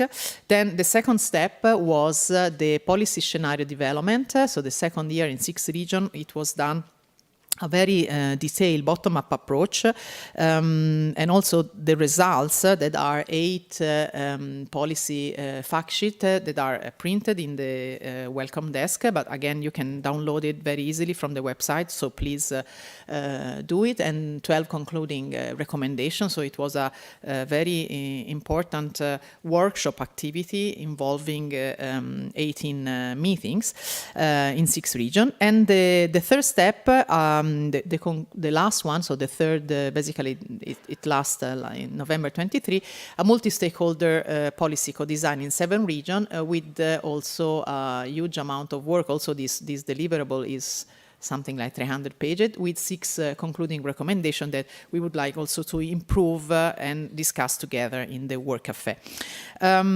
So those activity, again, our focus was for us it was very important, to have a bottom-up approach, and we engage in total 218 stakeholder, a multi-stakeholder approach, so farmer, policymaker, landowner, consumer, researcher, and so on and so forth. So what we wanted to really achieve is a discussion on the ground on what's going on, what are the barriers, so in particular to identify the barrier. This is the result of as I just said, of the first phases, so the publish journal and the outcome, so both at national and European level. And I just would like to use one of the results of this work. Actually, despite the provisioning in 2014 and 20 of CAP, of CAP, only 8 countries implemented measure in the 8.2, and only few of them, only 6 showing evidence from farmer uptake, and only 11 countries had national policy to support agroforestry and mixed farming. And those are quickly the 10, let's say, recommendation that after this review of paper and review of activity we have highlighted are, you can read it there, just maybe choose some of them. So of course it's very important to think and act from a systemic point of view, from common food system approach, and not only on specific individual measure, to integrate long-term thinking when we design policy, and to empower, for example, local governance and in general, not the agroecological approach. So I give the floor to my colleague, to Rose, to continue the presentation. Thank you, Paola. So just going on then, summarising a little bit of the work that we've done. The scenario development, we used a number of different tools. There were both policy models, tools, economic tools. My colleague Alma at the back there, she'll be able to talk to you more about that later on. Each region really chose what methodology would suit best for them. And the results of all of these are on the website. Sadly, we don't have time to go through all of them. And it was a really interesting process, both from national point of view, but also regionally, and then across the EU as well, to see these different results from these diverse regions and contexts. But there were some real unifying results across that. And we're probably all of us familiar with those in the room, and we're looking forward to discussing those more this afternoon, and how they fit into our recommendations, and how we can make sure that the new provisioning really addresses these issues that was unified across all of the regions. So better policies, clearer policies, more financing and support for knowledge for farmers is really key. So the activities that we finished last year were a series of 14 different policy co-design workshops. I won't go through them all now here either, but you can see the different themes and topics that the different regions and groups of stakeholders discussed, focusing in on the quite specific to also these big issues such as carbon farming across the EU. And this was a really great moment to speak to lots of different stakeholders in our countries and in our regions, to really work with policy, co-design with them. Again, too little time to go into detail of all of those regions, but as Paola said, all of that information is on our website. But some key observations and some key needs for you here that we thought would be important to highlight. As we've already heard from Jerry, the different definitions of agroforestry exist and they contradict, and this causes great confusion, both for farmers and land management stakeholders. It's really important to also include traditional systems and existing farm woodland. There is a lot of woodland that is just ignored, not really counted at all, and that can really, we can see that can be retrofitted, as it were, with agroforestry practices. And tenant farming, I think we've already mentioned this morning, is a key issue, and we'll be discussing that later this afternoon. Again, the key needs here that we've seen across: better routes to market, more education, and more evidence and research on the economic benefits. And I think some of the work that Felix presented this morning is going to be really helpful in our discussions going forward, to really prove that trees on farms are good. After all of that, we've tried to synthesize all of the information and the policy recommendations that we had from these almost 300 stakeholders, and we've categorized them into these 6 different themes, and some of these will be part of our discussions later on this afternoon. So I won't read through them all now. You can have a look, but they focus on everything that I've just been saying. So knowledge, value chains, a simplification of the CAP, and a really key one, which Elise as well yesterday, a fantastic tour of your farm, and again mentioned this morning, is this access to land. And that's a real issue, whether that's just getting onto the land or whether you have tenanted land. That's something that we really do need to consider as agroforestry proponents. And I think that is all for me. So I'm going to hand back over to Paula, who is going to introduce our next session on the World Cafe. Thank you. Okay, we are trying to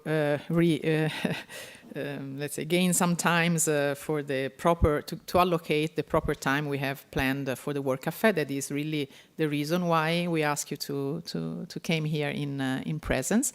So I'm going to present what are the rules, what are the, let's say, the tasks we all are going to follow for the next part of the morning.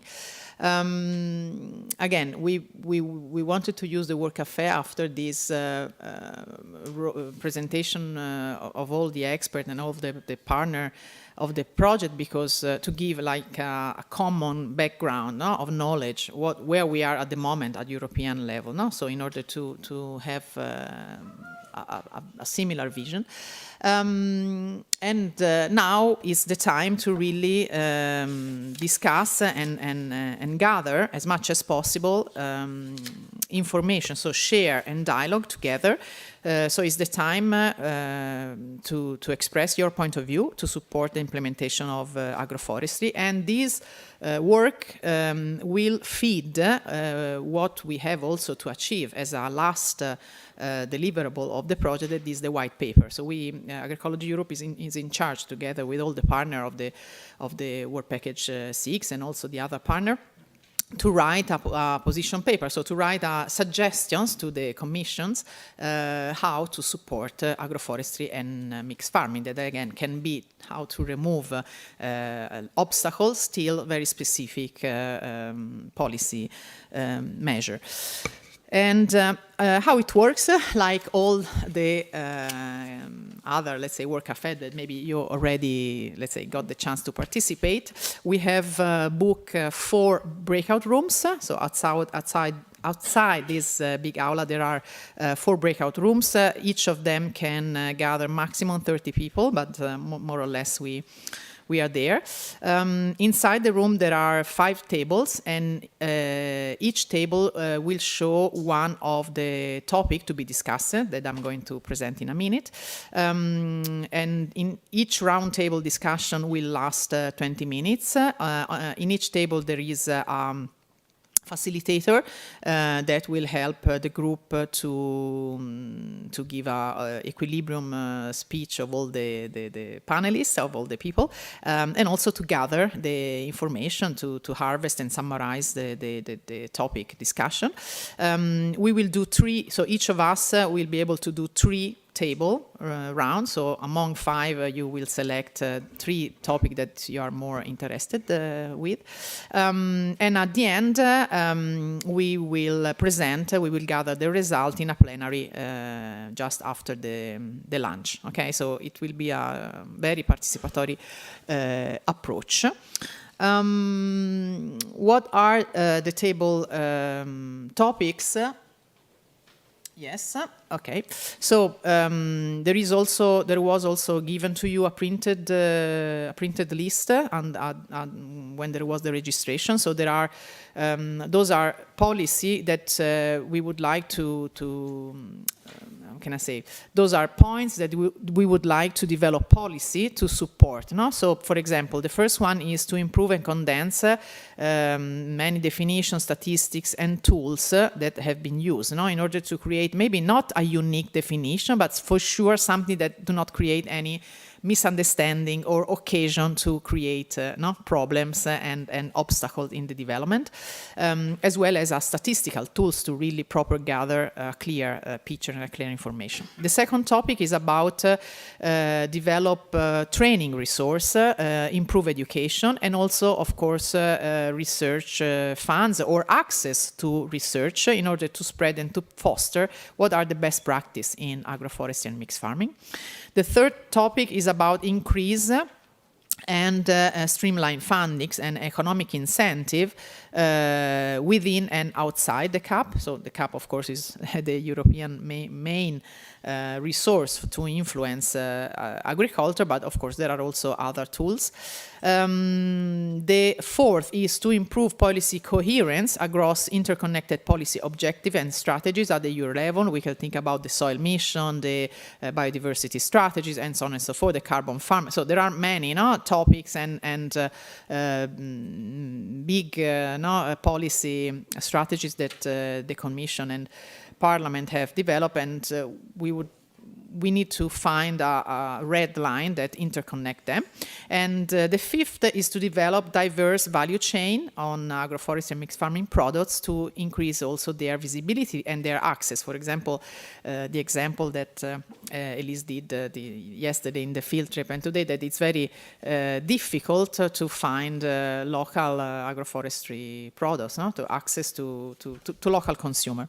The facilitator will help with specific methods, the discussion. So just be ready to enjoy, have fun, let's say, open your mind, but also your heart, communicate all your expertise, your personal impression, and contribute to the thinking of the group, and reflect and enjoy.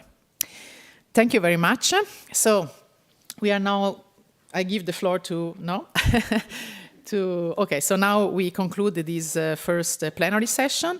We invite you to, let's say, help yourself and enjoy the coffee break, but really must be 5-10 minutes, and you can bring also your cup inside the coffee, the work cafe. Sorry, the room are here? That way. Okay, sorry.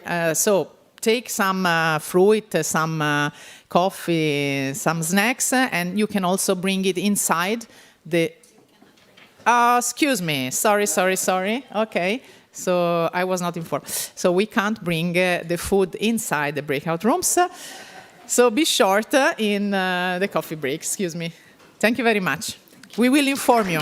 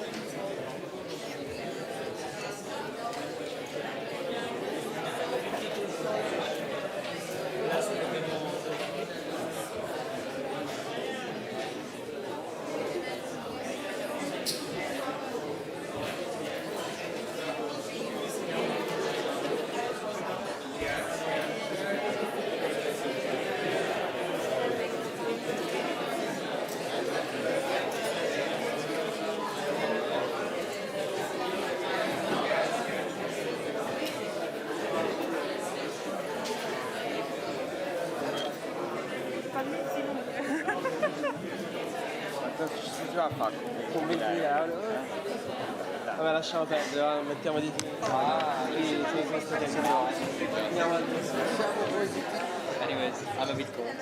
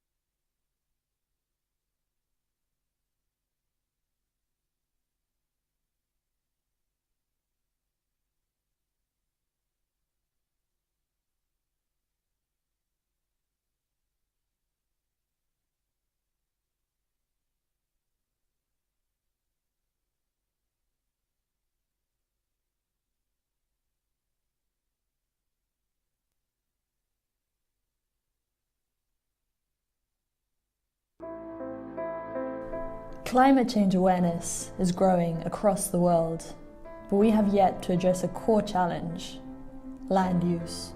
Agriculture is responsible for 23% of global greenhouse gas emissions, 70% of human water use, and covers 40% of European land surface alone. So, facing the impacts of climate change must begin in the field. This is the inspiration behind AGROMIX, an EU project that explores and promotes mixed farming and agroforestry.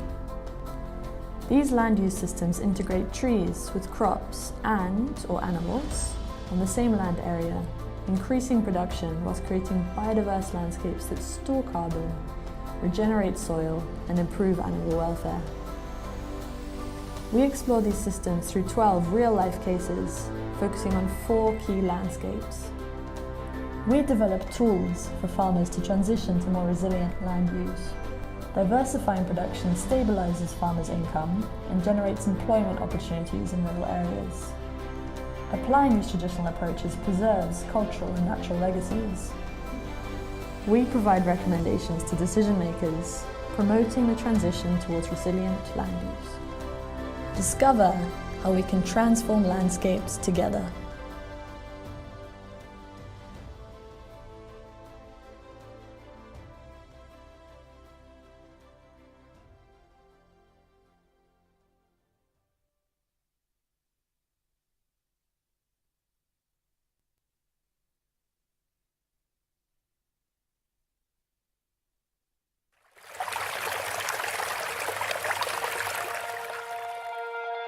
During this workshop, we prepared people to do the design process with the stakeholders, and that's the fun of designing together. You may know the saying, when you go alone, you can go fast, but in a design process, you want to go with many and go far.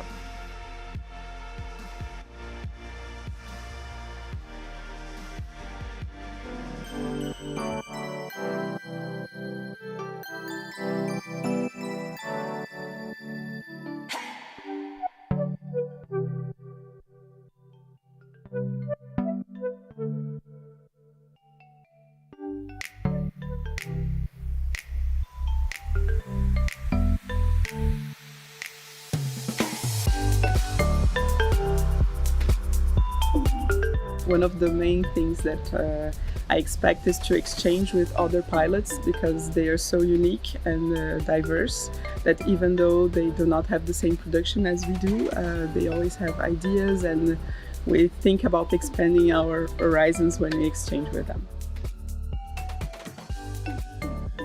It's always better to have this embedding in a bigger project, because sometimes you live in a bubble, and yeah, this is really a great opportunity for us to discuss really in a bigger context.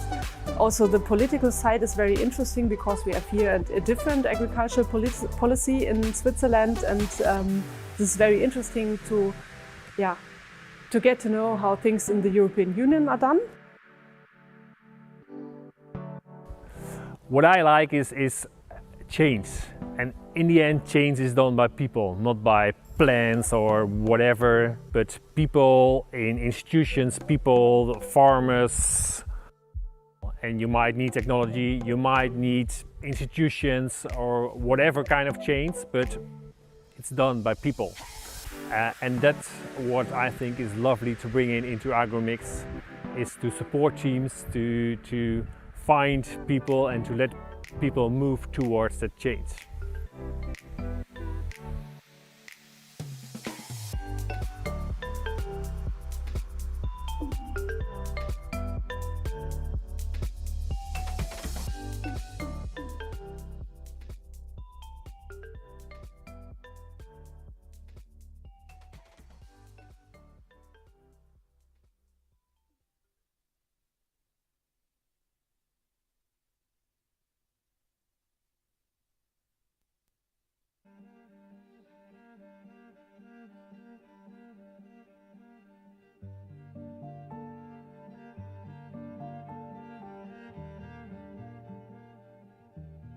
Mein Name ist Simon Küng.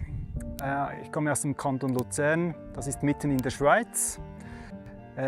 Ich habe einen Bauernhof, den ich seit 2008 hier führe. Unsere Hauptbetriebszweige sind Mutterkuhhaltung. Wir haben 50 Mutterkühe und 300 Mastschweine. Also wir sind eigentlich relativ hoch mit Fleisch. Eine hohe Fleischproduktion ist bei uns immer noch angesagt. Und daneben habe ich aber auch 180 Hochstammbäume übernommen, mit vielen Äpfelbäumen und auch ganz vielen anderen Sorten. Und ich habe in den letzten Jahren noch ein Agroforstsystem aufgebaut mit Nussbäumen. Ja, ich habe zwei Agroforstsysteme eigentlich. Eine ist Bäume und darunter sind Tiere, die weiden. Und andererseits habe ich ein System, wo ich die Bäume im Ackerbau in den Ackerflächen drin habe. In Switzerland we still have about 12% of the farmland which is used as agroforestry. So these are traditional agroforestry systems such as the fruit orchards which we see here behind us, more in the lowlands. Then we have wooded pastures in the mountains and chestnut selva in the south of the Alps. And these traditional systems are highly appreciated for their landscape and biodiversity values.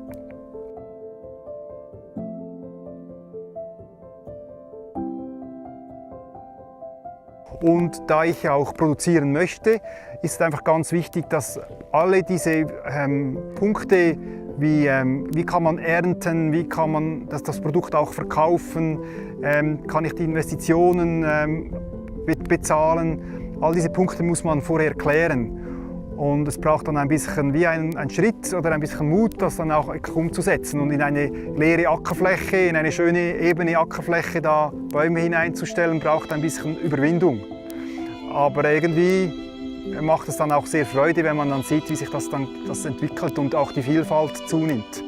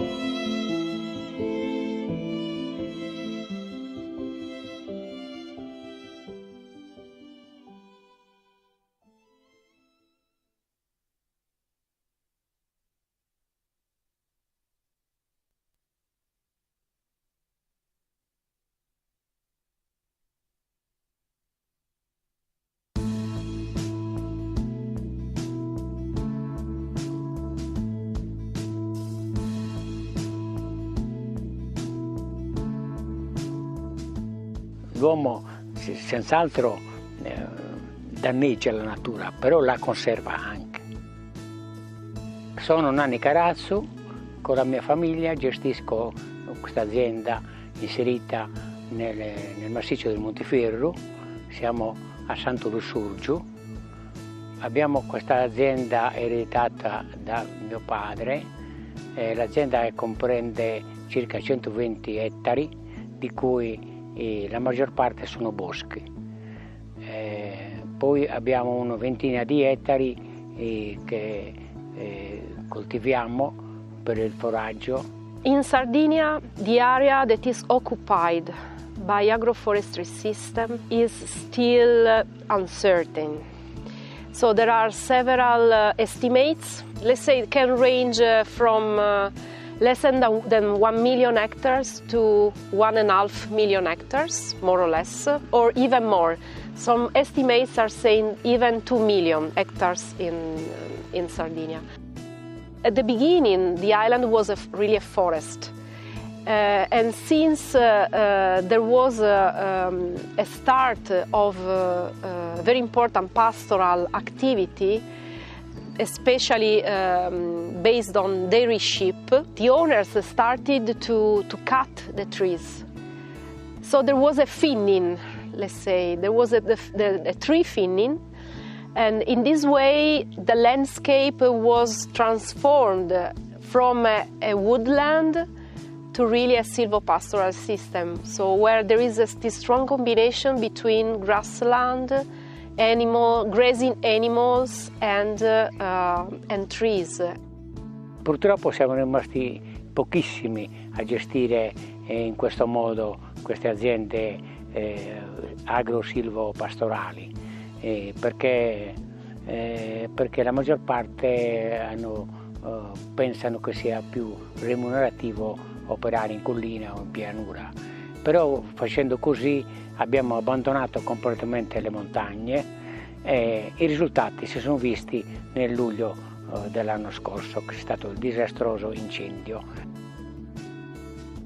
In this context, it becomes very important to design the research activities within the real actors that are within these projects, which are the farmers. For this reason, it's important to have a participatory approach with farmers to design research activities within common objectives that are focused on the improvement on the economic profitability and on the enhancement of the ecosystem services associated to these agroecosystems. In questi tre anni che abbiamo iniziato a collaborare con l'Università di Sassi e col CNR, io ho trovato molto interessante questo sistema di pascolamento chiudendo le bestie e poi spostandolo da un piazzamento all'altro usando le reti elettriche. È stata senz'altro un'esperienza positiva perché abbiamo sfruttato al meglio i pascoli. I boschi sono nati e cresciuti assieme al bestiame. Quando abbiamo abbandonato i boschi, siamo andati via con le mucche, è successo quello che ho detto prima. Penso che specialmente chi ama la natura si tenga a conservarla in modo più ottimale.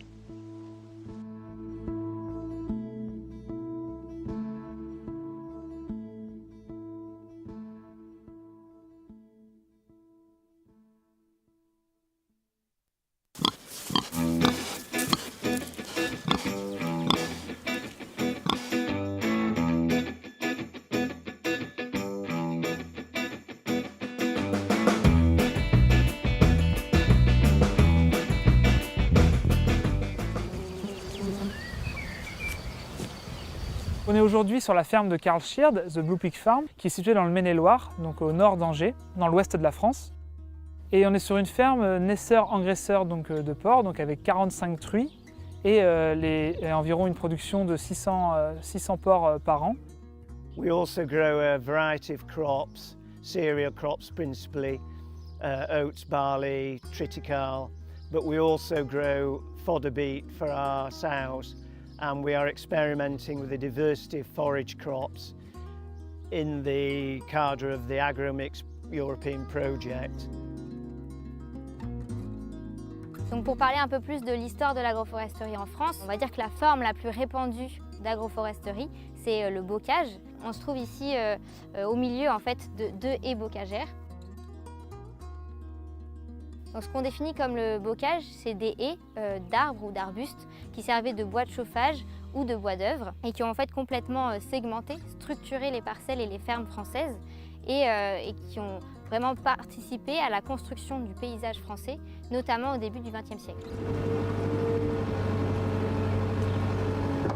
Dès les années 60, avec la politique de remembrement française et européenne, on a eu tendance à arracher les arbres.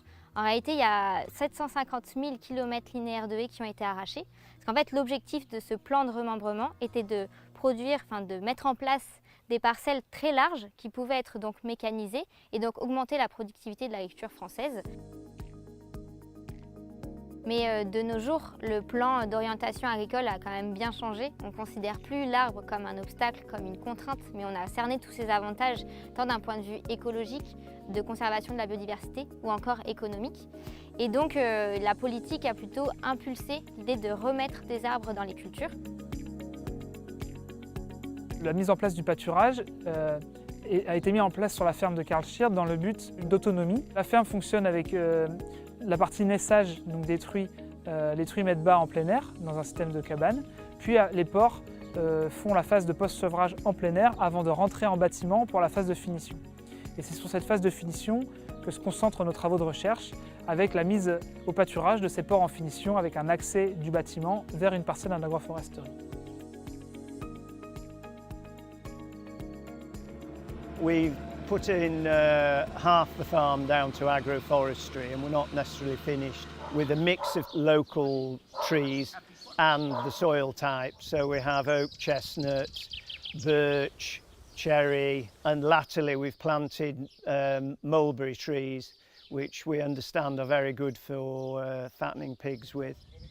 These are intended as a food source, but also to provide shelter, to help maintain soil moisture and provide a level of fertilisation through the leaves.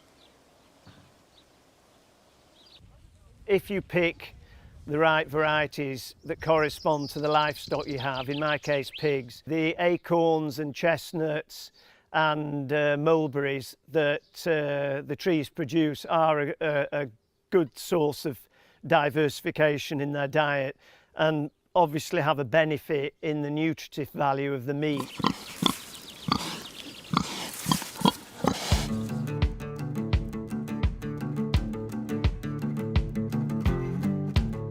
L'objectif est de fournir environ 10% de l'alimentation des porcs via le pâturage. Les bénéfices attendus sont donc un bénéfice sur l'indice de consommation des animaux, donc la quantité d'aliments consommés par les animaux qui peut être suscité en partie par le pâturage, mais aussi les aspects de bien-être animal et de comportement, d'expression du comportement naturel des porcs en plein air via le pâturage et via le parcours sous des parcs agroforestiers.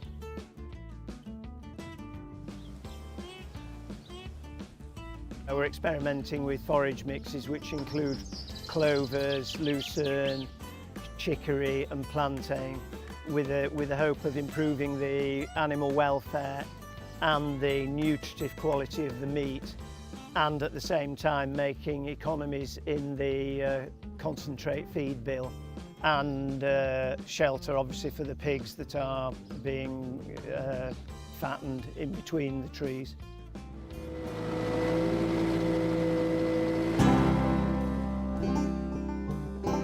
Tout récemment, en mai 2023, le Conseil national pour la transition écologique a fixé des objectifs très forts à atteindre d'ici 2030, avec l'idée d'implanter plus de 50 000 km linéaires de haies et plus de 50 000 hectares d'agroforesterie.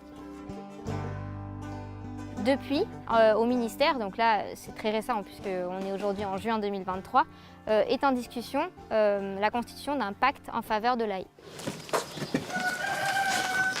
This system is experimental, and although we're convinced of the benefits in terms of meat quality and the animal welfare aspect of it, there isn't at the moment a label or a distinct mark for this method of production, and that's something we would like to see either through butchers taking an interest in what we're doing or specialist organic shops, supermarkets. The AGROMIX project is bringing together like-minded people and drawing attention to alternative, more ethical systems of production which have environmental benefits as well and good for animal welfare, which is something today of great concern, I believe, for the general public.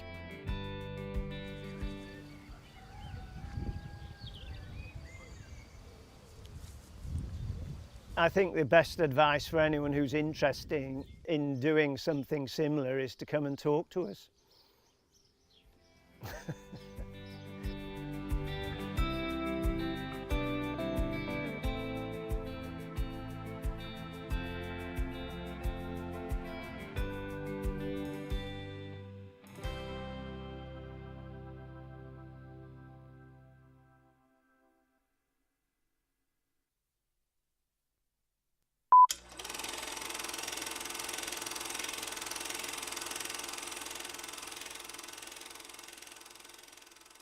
and here we're at Hoflebensberg.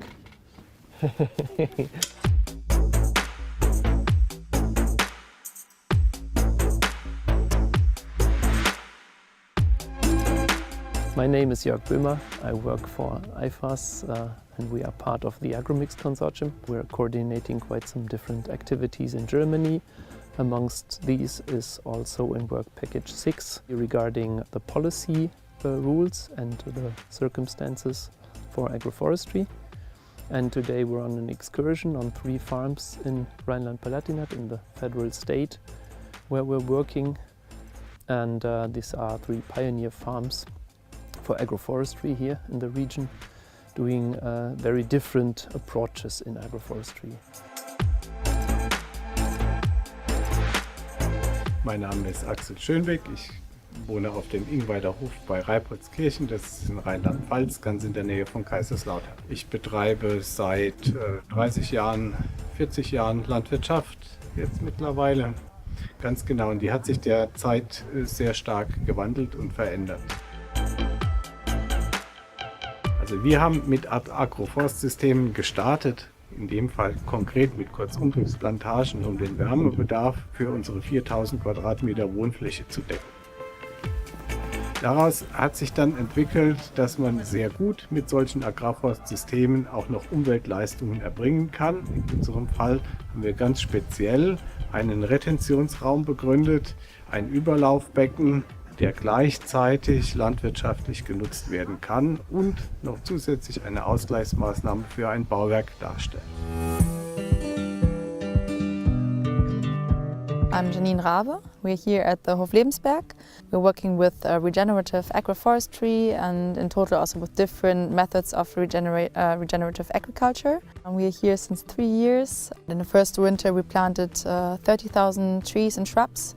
And then now in this winter we are following with 50,000 furthermore. So we are planning to build up a functional agroecological system that will produce plentiful food and at the same time being highly rich in biodiversity and build-up of soil and humus. For us, next to the farm is also really the aim that we get all the trillions and trillions of trees back onto the land that's needed for climate reasons, for environmental reasons. And for this we also have our tree nursery, Ackerbaum, and with that we have a genetic rich source of highly productive and climate adaptive species and varieties that we see have high potential for agroforestry systems and forest gardens and so on. We have different ways of financing the whole project. For us, we definitely also want to have an impact on politics and on the way that the whole public awareness is on this topic. So we have the aim that we are an inspirational model case farm where you can see all the different methods of regenerative agriculture.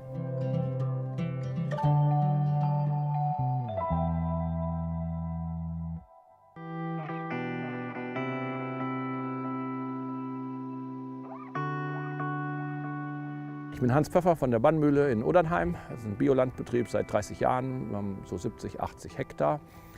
Überwiegend Grünland, aber mit einem Schwerpunkt auf 15 Hektar Baumkulturen, überwiegend Obst, Kälterei. Als ich kam, war schon klar, Streuobstwiesen sind Europas artenreichste Biotope. Und diese Biodiversität wollten wir auch erhalten. Es waren 300 alte Streuobstbäume auf den Flächen hier. Und dadurch kam es relativ schnell, dass wir die Mostobstanlagen, die wir gepflanzt haben, sofort mit in die Beweidung genommen haben. Und da habe ich ja schon diese 2 Nutzungen, einmal Grünland und einmal diese Baumkultur, eben Mostäpfel, Kältereiäpfel. We have these pastures very steep, it's very low grass, it's not very nutritioned, but it's very biodiverse. And earning money with cows is not a good job. So we needed something to add on to get a little more. In the beginning we brought the cows to the trees, now we bring the trees to the fields of the cows. And there starts a lot of German regulations. Am I allowed to plant a tree on a pasture? So I need a permission to do this. And as we learn, we have a big variety of different pasture types. Once you are allowed, you are not allowed, you have different government bodies. The second thing is subsidies. I don't get subsidies because it's not pasture anymore, or is it a place that I get more subsidies because bio-farming get more subsidies. So there's some things still to do.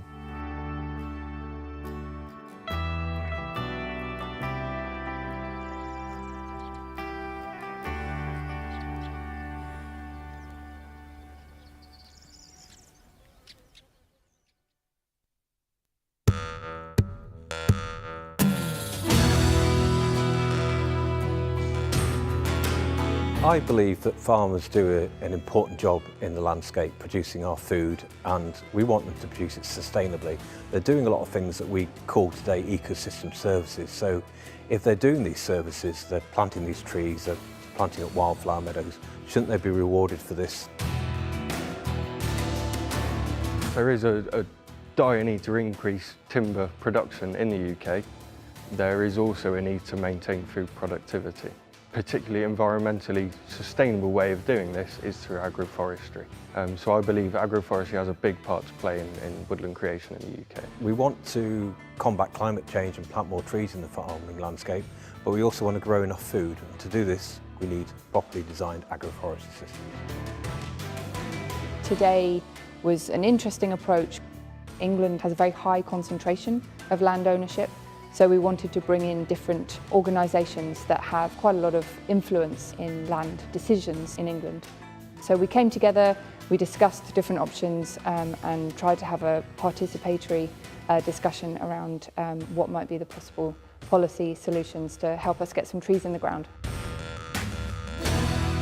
I thought it's really important, if this is a policy-making event, that I, as somebody who's actually doing agroforestry, I could add something to the event from my experiences. Today we've brought together people from different backgrounds. We've brought people from a forestry background, we're together with people from a farming background, from universities, together with farmers, together with policymakers. This event organised by AGROMIX has helped for me to create some really good relationships going forward with a variety of stakeholders. So we've heard from farmers that are invested in agroforestry, heard from farmers that perceive it to be a risk, and then it's also been fascinating to hear about the modelling from the research teams, and hopefully people like myself from a landowner perspective can help feed into that going forward.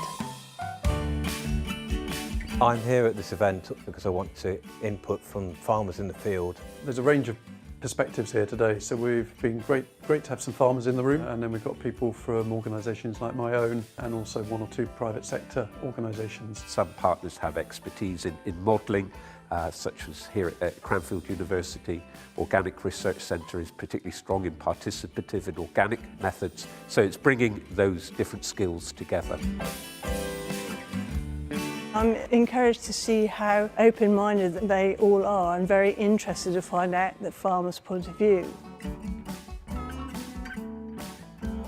But we're also trying to influence policy as well. So we're trying to get the government to pay attention to the benefits of agroforestry, integrating trees into farming systems and getting them to support that through farm payments and regulatory activities and sort of wider system support. And one of this co-development policy making from the bottom up for a smaller region like England is an example to do that. So that's also a question we want to find out if we can make better policies.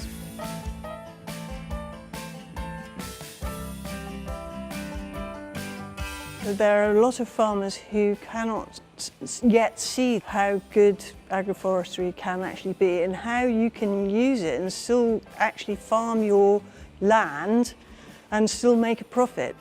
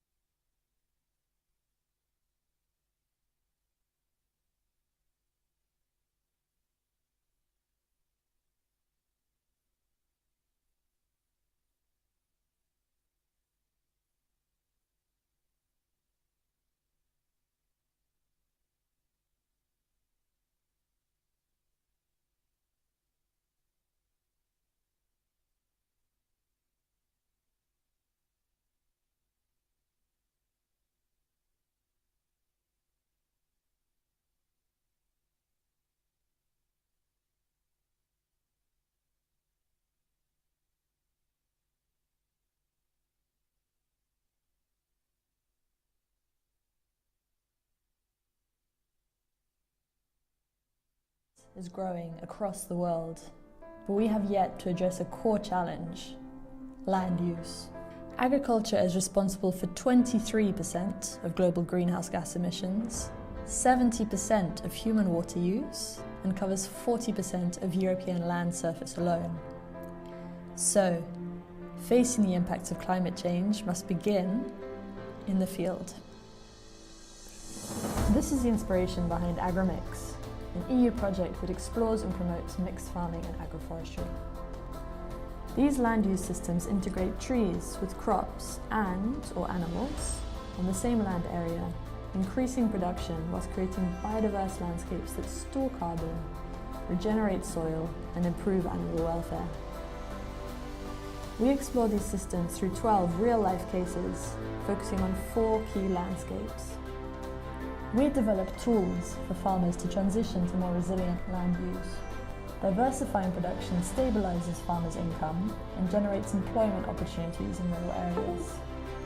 Applying these traditional approaches preserves cultural and natural legacies. We provide recommendations to decision makers, promoting the transition towards resilient land use. Discover how we can transform landscapes together.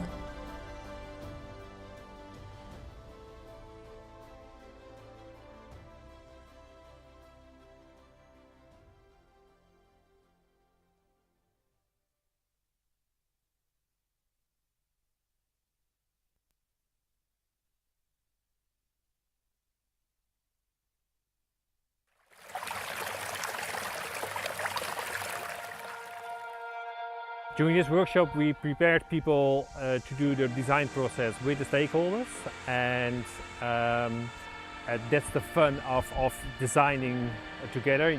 You may know the saying, when you go alone you can go fast, but in a design process you want to go with many and go far.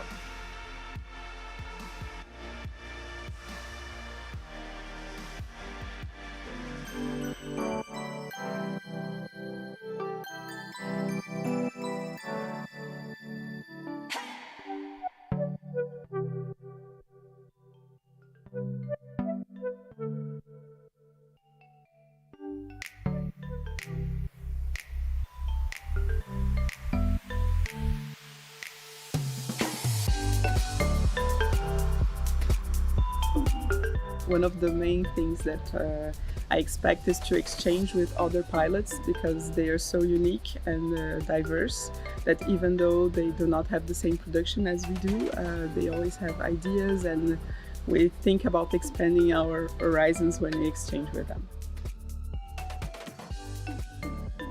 It's always better to have this embedding in a bigger project, because sometimes you live in a bubble, and this is really a great opportunity for us to discuss really in a bigger context. Also, the political side is very interesting, because we have here a different agricultural policy in Switzerland, and this is very interesting to get to know how things in the European Union are done. What I like is change, and in the end change is done by people, not by plans or whatever, but people in institutions, people, farmers. And you might need technology, you might need institutions or whatever kind of change, but it's done by people. And that's what I think is lovely to bring into AgroMix, is to support teams, to find people and to let people move towards that change.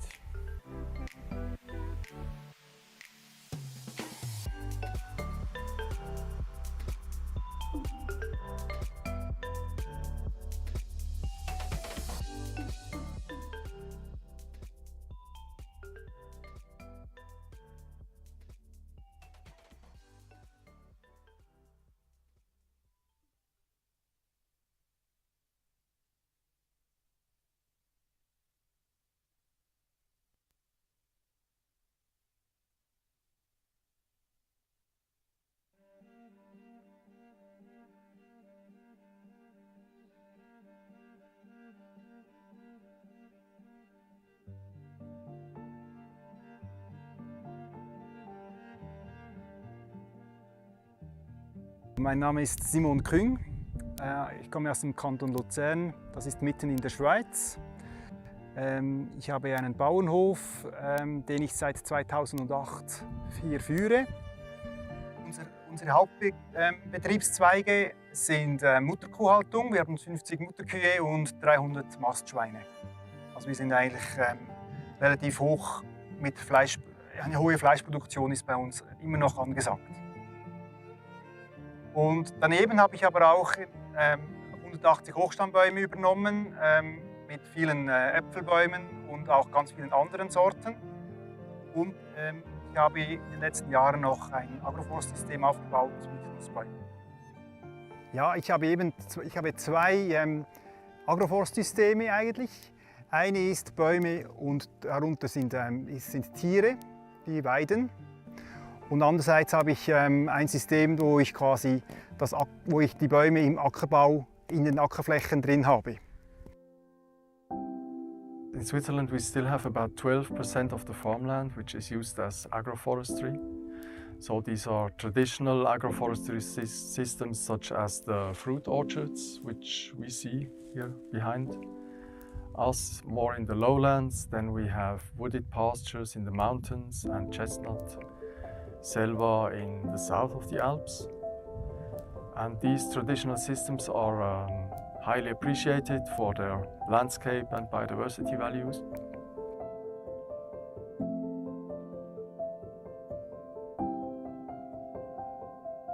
Und da ich auch produzieren möchte, ist einfach ganz wichtig, dass alle diese Punkte, wie kann man ernten, wie kann man das Produkt auch verkaufen, kann ich die Investitionen bezahlen, all diese Punkte muss man vorher klären.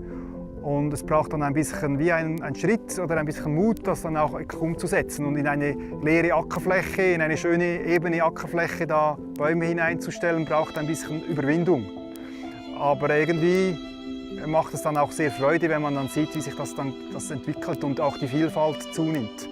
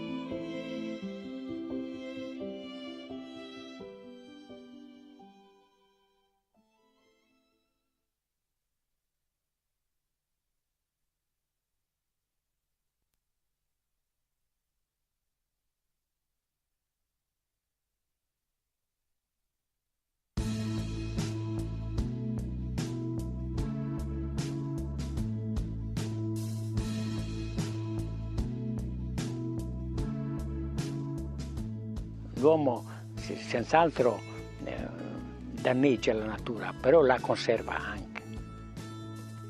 Sono Nanni Carazzo, con la mia famiglia gestisco questa azienda inserita nel massiccio del Monteferro, siamo a Santo Lussurgiu.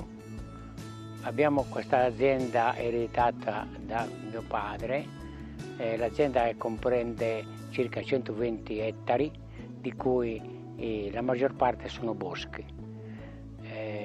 Poi abbiamo una ventina di ettari che coltiviamo per il foraggio. In Sardinia, the area that is occupied by agroforestry system is still uncertain. So there are several estimates. Let's say it can range from less than 1 million hectares to 1.5 million hectares, more or less, or even more. Some estimates are saying even 2 million hectares in Sardinia. At the beginning, the island was really a forest.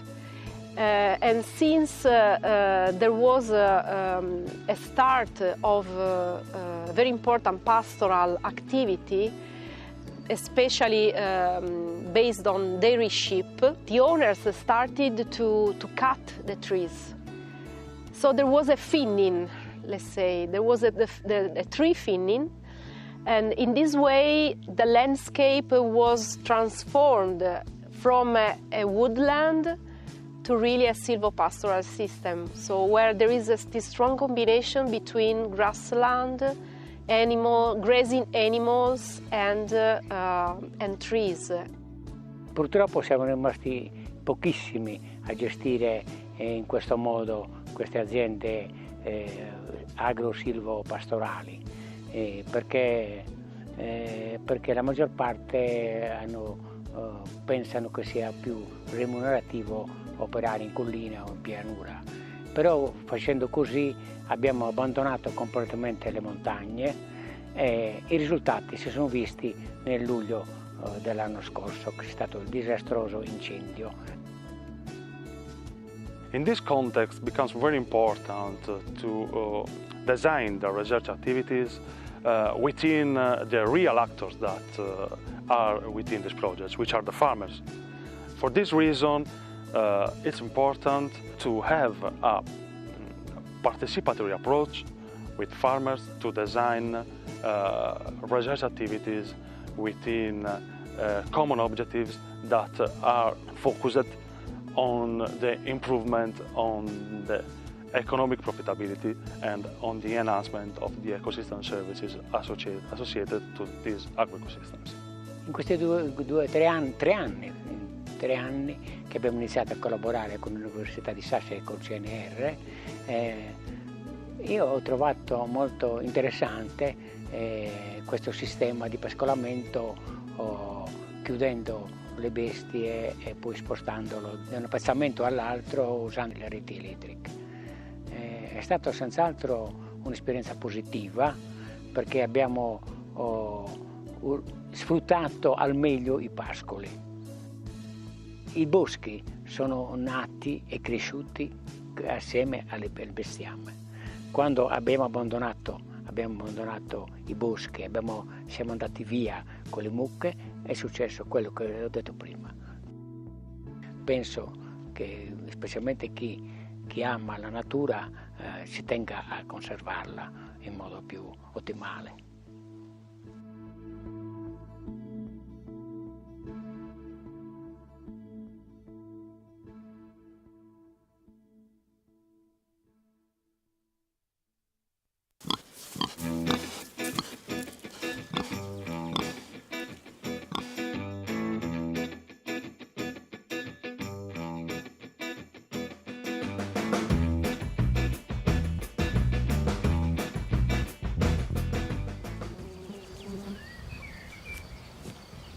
On est aujourd'hui sur la ferme de Karl Schird, The Blue Pig Farm, qui est située dans le Maine-et-Loire, donc au nord d'Angers, dans l'ouest de la France.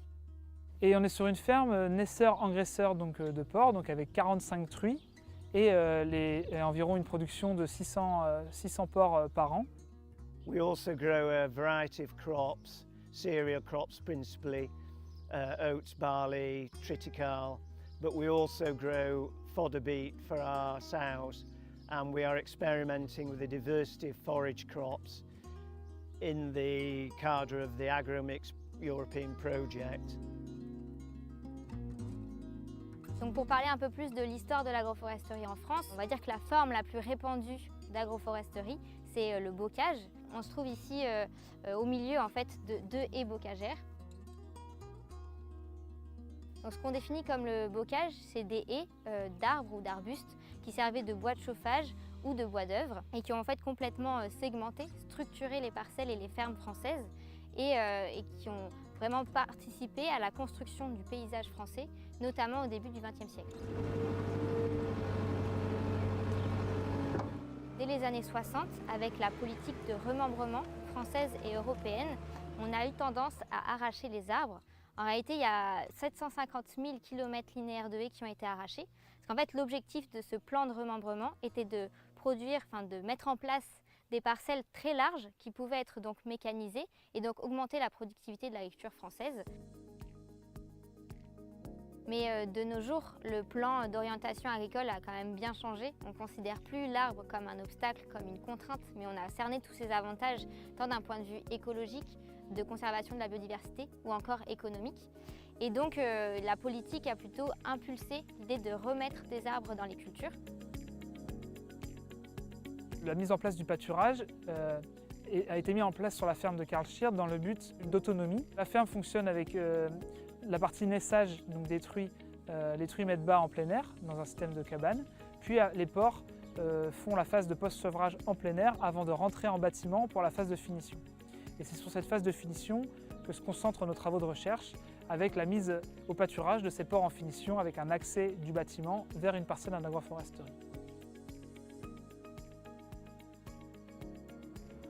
We've put in half the farm down to agroforestry, and we're not necessarily finished, with a mix of local trees and the soil type. So we have oak, chestnut, birch, cherry, and latterly we've planted mulberry trees, which we understand are very good for fattening pigs with. These are intended as a food source, but also to provide shelter, to help maintain soil moisture and provide a level of fertilisation through the leaves. If you pick the right varieties that correspond to the livestock you have, in my case pigs, the acorns and chestnuts and mulberries that the trees produce are a good source of diversification in their diet and obviously have a benefit in the nutritive value of the meat.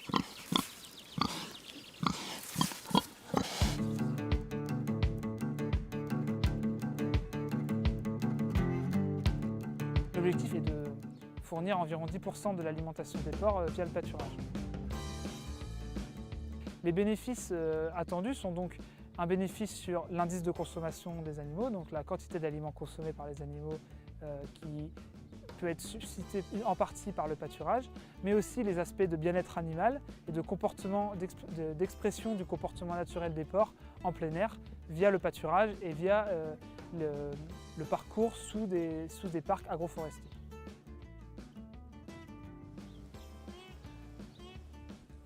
We're experimenting with forage mixes which include clovers, lucerne, chicory and plantain, with a hope of improving the animal welfare and the nutritive quality of the meat, and at the same time making economies in the concentrate feed bill and shelter obviously for the pigs that are being fattened in between the trees.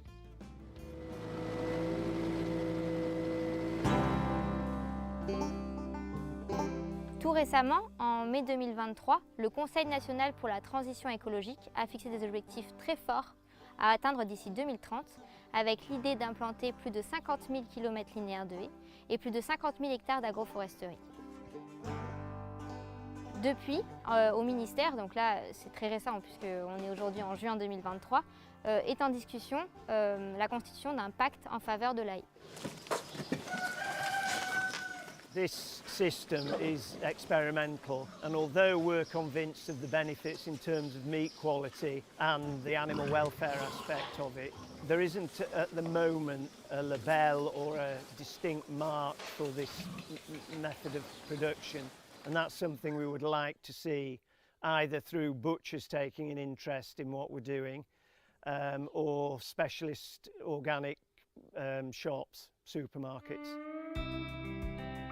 The AGROMIX project is bringing together like-minded people and drawing attention to alternative, more ethical systems of production which have environmental benefits as well and good for animal welfare, which is something today of great concern, I believe, for the general public.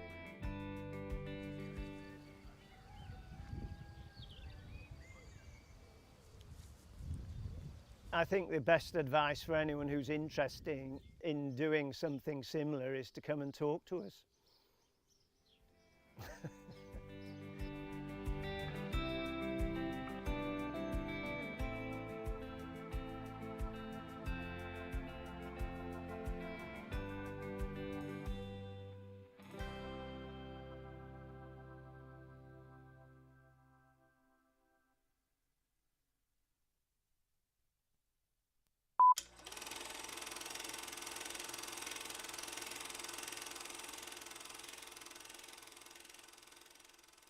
and here we're at Hoflebensberg.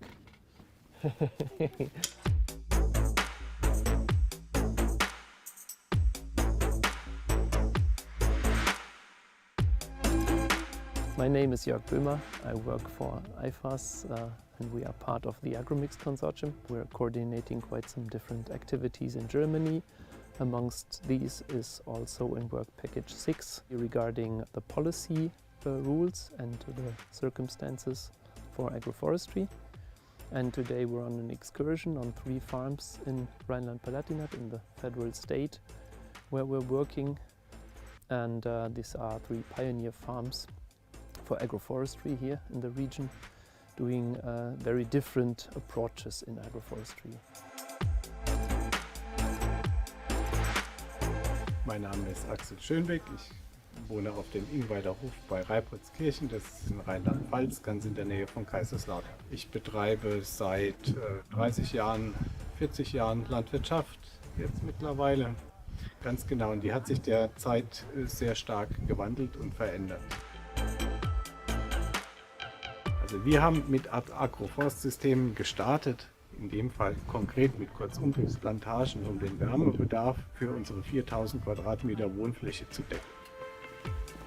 Daraus hat sich dann entwickelt, dass man sehr gut mit solchen Agrarforstsystemen auch noch Umweltleistungen erbringen kann. In unserem Fall haben wir ganz speziell einen Retentionsraum begründet, ein Überlaufbecken, der gleichzeitig landwirtschaftlich genutzt werden kann und noch zusätzlich eine Ausgleichsmaßnahme für ein Bauwerk darstellt. I'm Janine Rabe. We're here at the Hoflebensberg. We're working with regenerative agroforestry and in total also with different methods of regenerative agriculture. And we're here since 3 years. In the first winter we planted 30,000 trees and shrubs. And then now in this winter we are following with 50,000 furthermore. So we are planning to build up a functional agroecological system that will produce plentiful food and at the same time being highly rich in biodiversity and build-up of soil and humus. For us, next to the farm is also really the aim that we get all the trillions and trillions of trees back onto the land that's needed for climate reasons, for environmental reasons. And for this we also have our tree nursery, Ackerbaum, and with that we have a genetic rich source of highly productive and climate adaptive species and varieties that we see have high potential for agroforestry systems and forest gardens and so on. We have different ways of financing the whole project. And for us, we definitely also want to have an impact on politics and on the way that the whole public awareness is on this topic. So we have the aim that we are an inspirational model case farm where you can see all the different methods of regenerative agriculture.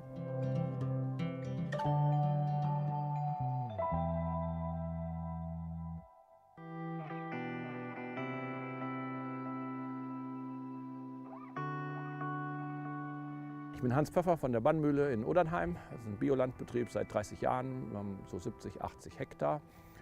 Überwiegend Grünland, aber mit einem Schwerpunkt auf 15 Hektar Baumkulturen, überwiegend Obst, Kälterei.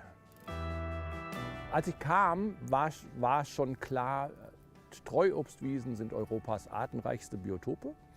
Und diese Biodiversität wollten wir auch erhalten. Es waren 300 alte Streuobstbäume auf den Flächen hier. Und dadurch kam es relativ schnell, dass wir die Mostobstanlagen, die wir gepflanzt haben, sofort mit in die Beweidung genommen haben. Und da habe ich ja schon diese 2 Nutzungen, einmal Grünland und einmal diese Baumkultur, eben Mostäpfel, Kältereiäpfel.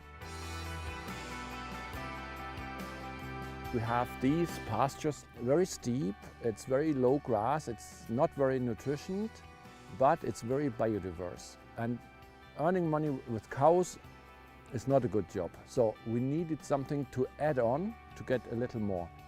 In the beginning we brought the cows to the trees, now we bring the trees to the fields of the cows. And there starts a lot of German regulations. Am I allowed to plant a tree on a pasture? So I need a permission to do this. And as we learn, we have a big variety of different pasture types. Once you are allowed, you are not allowed, you have different government bodies. The second thing is subsidies. I don't get subsidies because it's not pasture anymore, or is it a place that I get more subsidies because bio-farming get more subsidies? So there's some things still to do.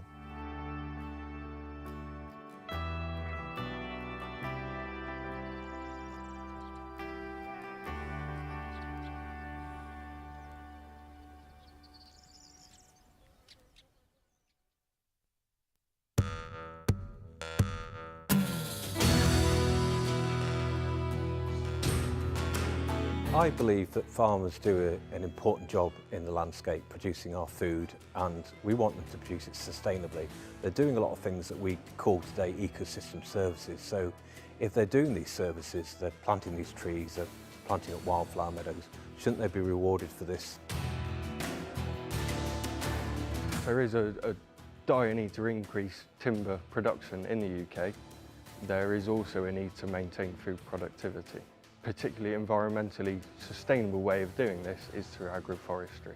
So I believe agroforestry has a big part to play in woodland creation in the UK. We want to combat climate change and plant more trees in the farming landscape, but we also want to grow enough food. And to do this, we need properly designed agroforestry systems.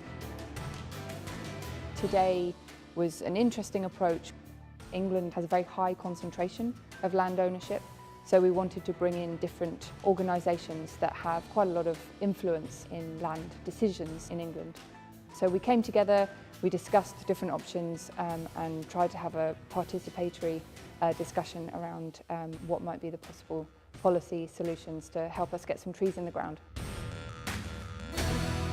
I thought it's really important, if this is a policy-making event, that I, as somebody who's actually doing agroforestry, I could add something to the event from my experiences. Today we've brought together people from different backgrounds. We've brought people from a forestry background, we're together with people from a farming background, from universities, together with farmers, together with policymakers. This event organised by AGROMIX has helped for me to create some really good relationships going forward with a variety of stakeholders. So we've heard from farmers that are invested in agroforestry, heard from farmers that perceive it to be a risk, and then it's also been fascinating to hear about the modelling from the research teams, and hopefully people like myself from a landowner perspective can help feed into that going forward. I'm here at this event because I want to input from farmers in the field. There's a range of perspectives here today, so we've been great to have some farmers in the room, and then we've got people from organisations like my own and also one or two private sector organisations. Some partners have expertise in modelling, such as here at Cranfield University. Organic Research Centre is particularly strong in participative and organic methods, so it's bringing those different skills together. I'm encouraged to see how open-minded they all are and very interested to find out the farmer's point of view. But we're also trying to influence policy as well. So we're trying to get the government to pay attention to the benefits of agroforestry, integrating trees into farming systems and getting them to support that through farm payments and regulatory activities and sort of wider system support. And one of this co-development policy making from the bottom up for a smaller region like England is an example to do that. So that's also a question we want to find out if we can make better policies.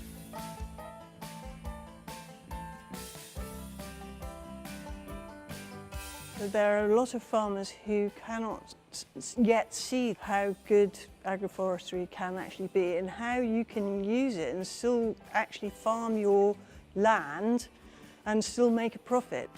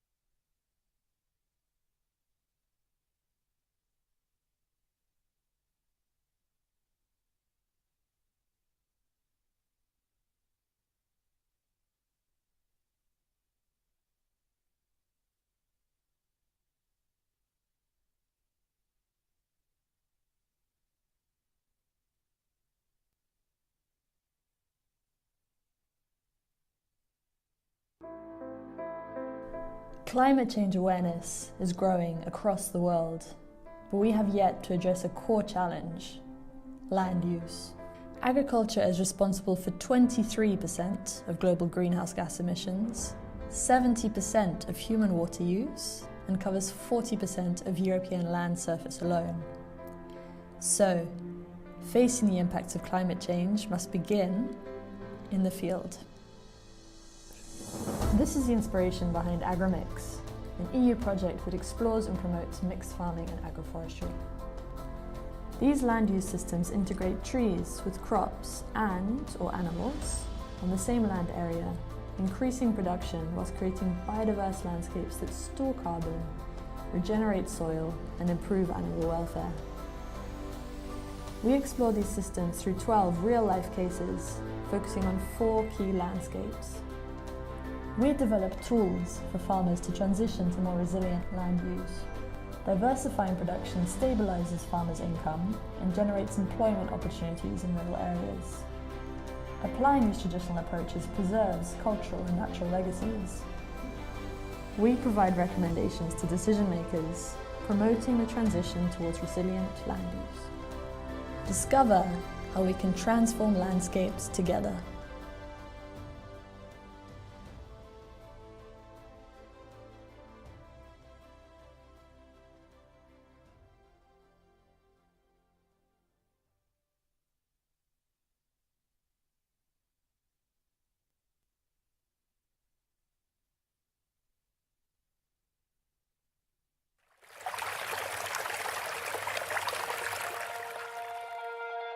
During this workshop we prepared people to do the design process with the stakeholders, and that's the fun of designing together. You may know the saying, when you go alone you can go fast, but in a design process you want to go with many and go far.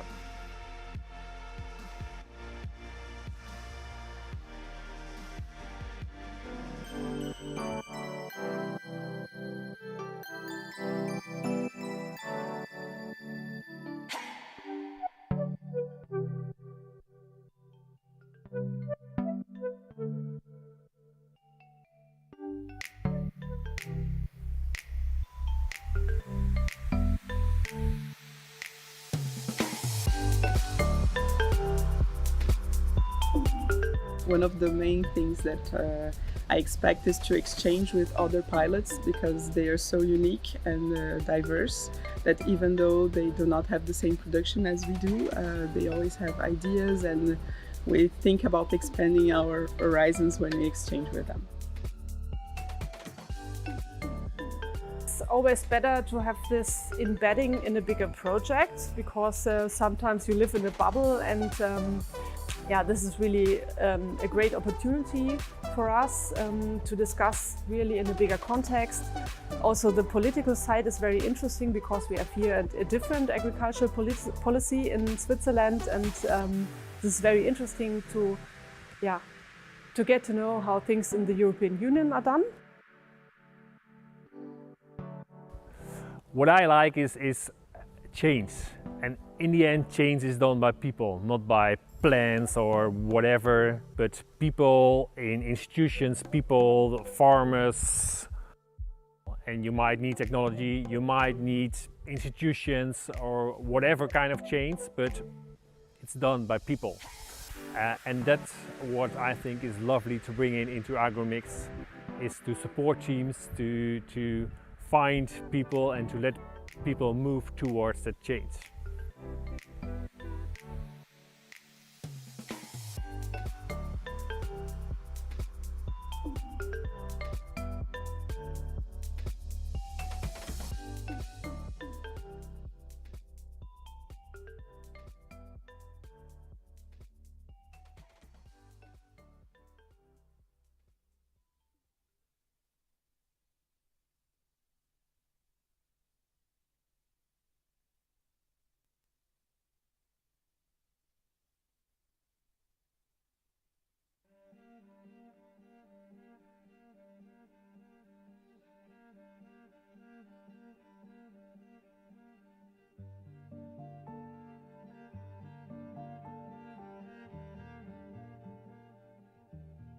Mein Name ist Simon Küng.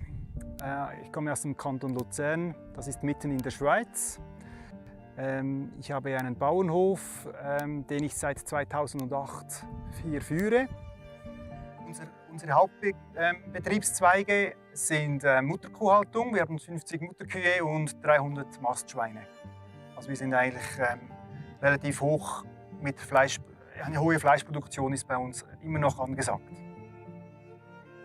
Und daneben habe ich aber auch 180 Hochstammbäume übernommen, mit vielen Äpfelbäumen und auch ganz vielen anderen Sorten.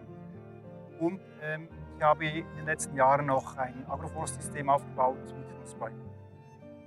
Ja, ich habe zwei Agroforstsysteme eigentlich. Eine ist Bäume und darunter sind Tiere, die weiden. Und andererseits habe ich ein System, wo ich die Bäume im Ackerbau in den Ackerflächen drin habe. In Switzerland we still have about 12% of the farmland which is used as agroforestry. So these are traditional agroforestry systems such as the fruit orchards which we see here behind us, more in the lowlands. Then we have wooded pastures in the mountains and chestnut selva in the south of the Alps. And these traditional systems are highly appreciated for their landscape and biodiversity values.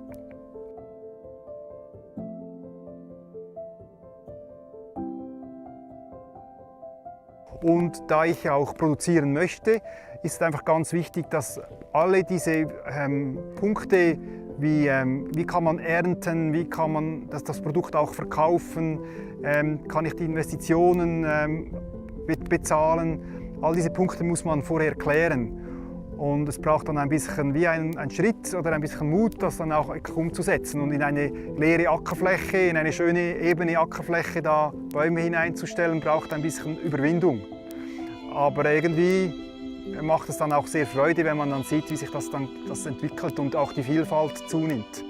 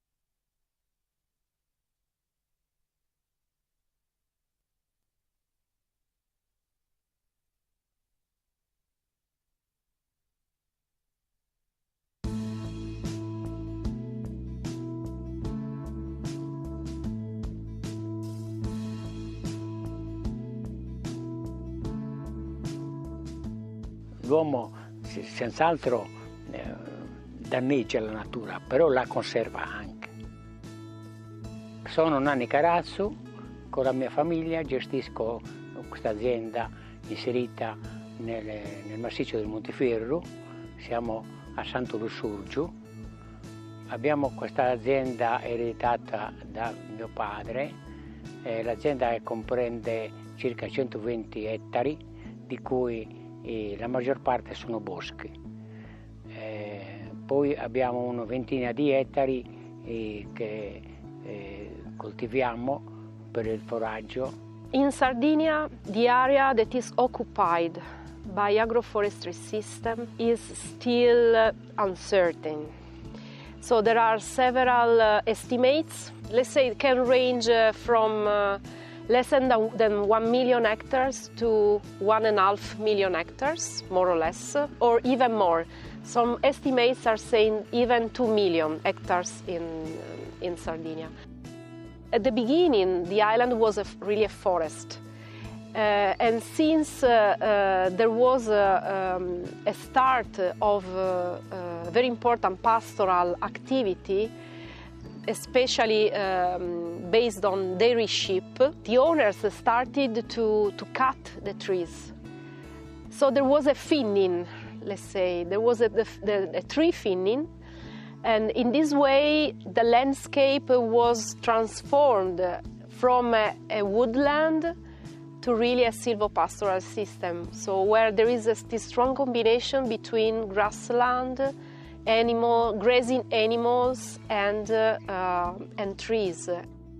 Purtroppo siamo rimasti pochissimi a gestire in questo modo queste aziende agro-silvopastorali perché la maggior parte pensano che sia più remunerativo operare in collina o in pianura.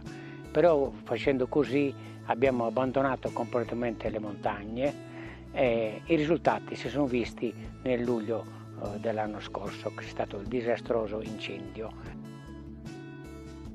In this context, it becomes very important to design the research activities within the real actors that are within these projects, which are the farmers.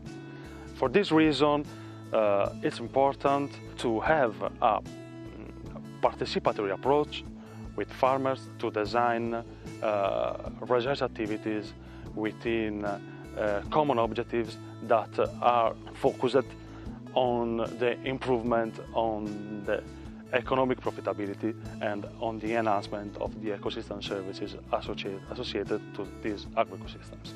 In questi tre anni che abbiamo iniziato a collaborare con l'Università di Sassia e col CNR, io ho trovato molto interessante questo sistema di pascolamento chiudendo le bestie e poi spostandolo da un appezzamento all'altro usando le reti elettriche. È stata senz'altro un'esperienza positiva perché abbiamo sfruttato al meglio i pascoli. I boschi sono nati e cresciuti assieme al bestiame. Quando abbiamo abbandonato i boschi, siamo andati via con le mucche, è successo quello che ho detto prima. Penso che specialmente chi ama la natura si tenga a conservarla in modo più ottimale.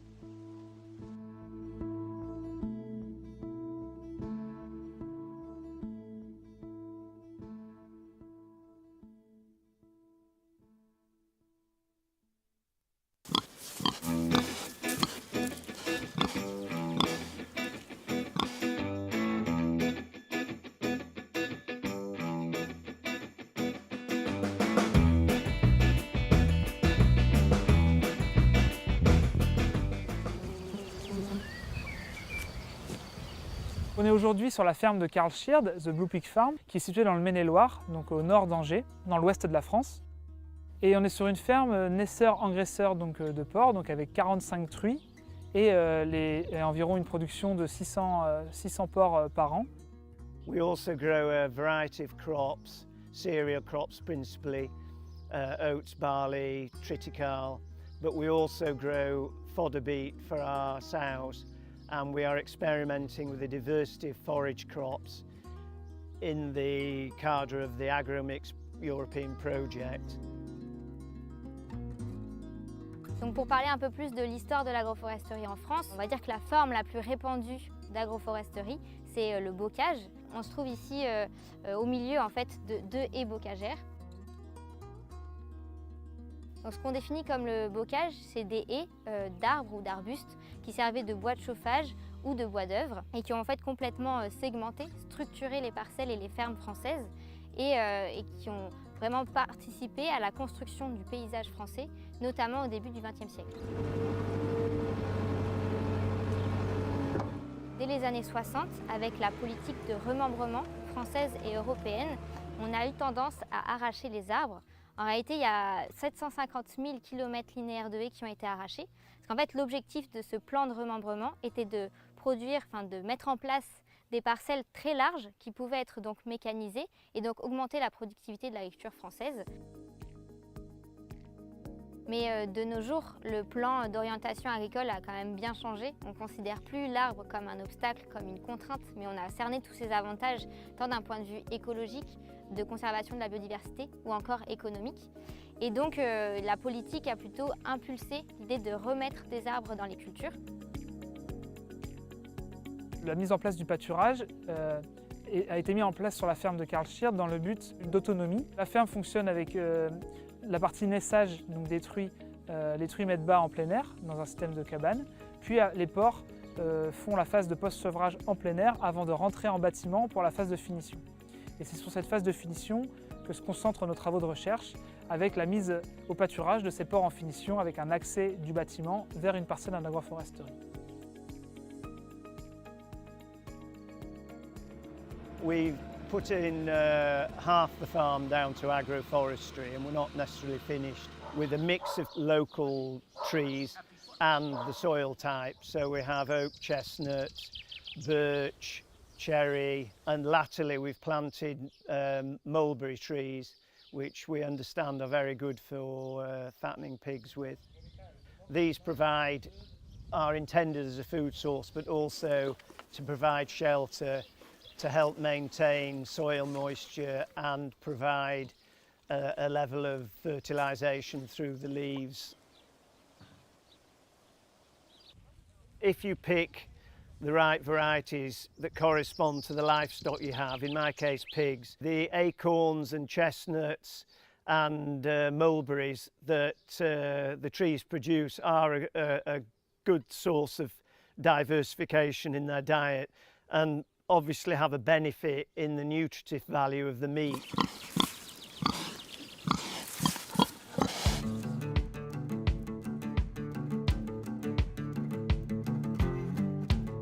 L'objectif est de fournir environ 10% de l'alimentation des porcs via le pâturage.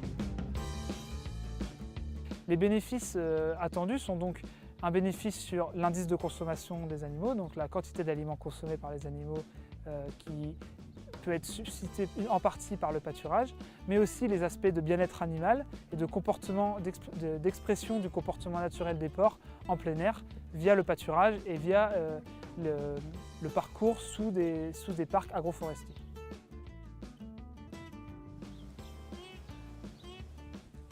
We're experimenting with forage mixes which include clovers, lucerne, chicory and plantain, with a hope of improving the animal welfare and the nutritive quality of the meat, and at the same time making economies in the concentrate feed bill, and shelter obviously for the pigs that are being fattened in between the trees.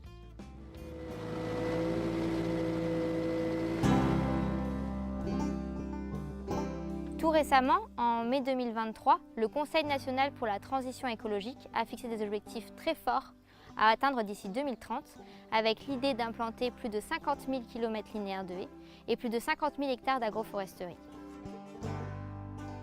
Depuis, au ministère, donc là c'est très récent puisqu'on est aujourd'hui en juin 2023, est en discussion la constitution d'un pacte en faveur de la haie. This system is experimental, and although we're convinced of the benefits in terms of meat quality and the animal welfare aspect of it, there isn't at the moment a label or a distinct mark for this method of production, and that's something we would like to see either through butchers taking an interest in what we're doing or specialist organic shops, supermarkets. The AGROMIX project is bringing together like-minded people and drawing attention to alternative, more ethical systems of production which have environmental benefits as well and good for animal welfare, which is something today of great concern, I believe, for the general public.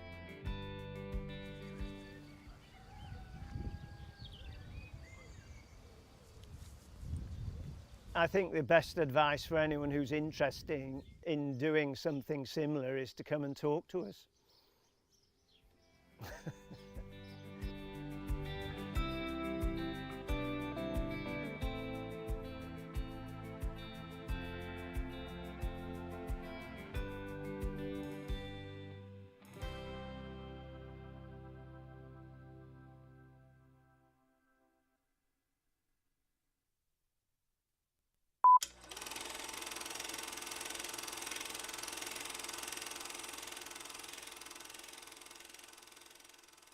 and here we're at Hoflebensberg.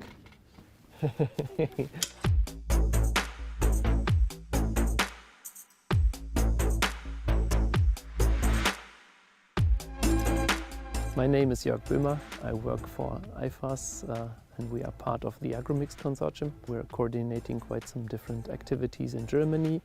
Amongst these is also in work package 6 regarding the policy rules and the circumstances for agroforestry. And today we're on an excursion on 3 farms in Rhineland-Palatinate in the federal state where we're working.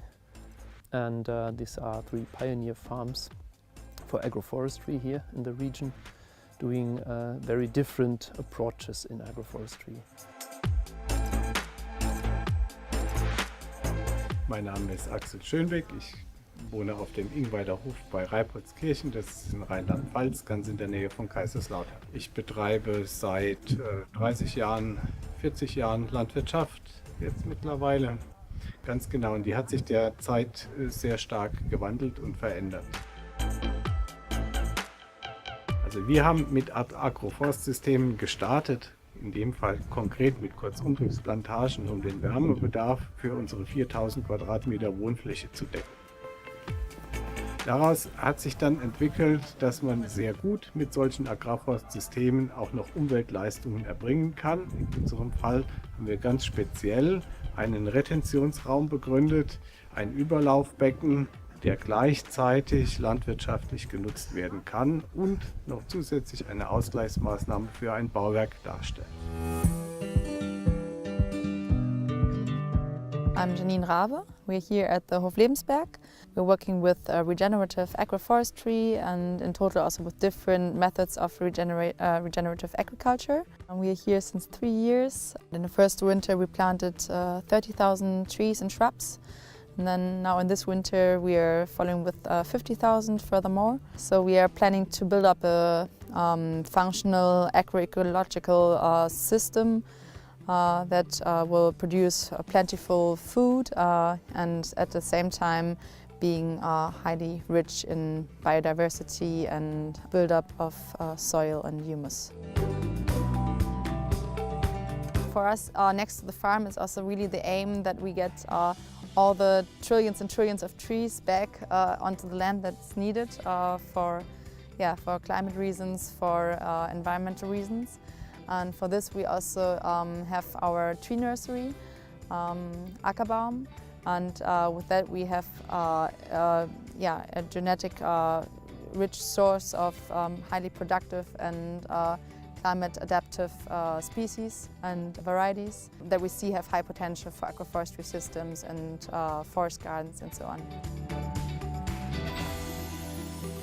We have different ways of financing the whole project. And for us, we definitely also want to have an impact on politics and on the way that the whole public awareness is on this topic. So we have the aim that we are an inspirational model case farm where you can see all the different methods of regenerative agriculture.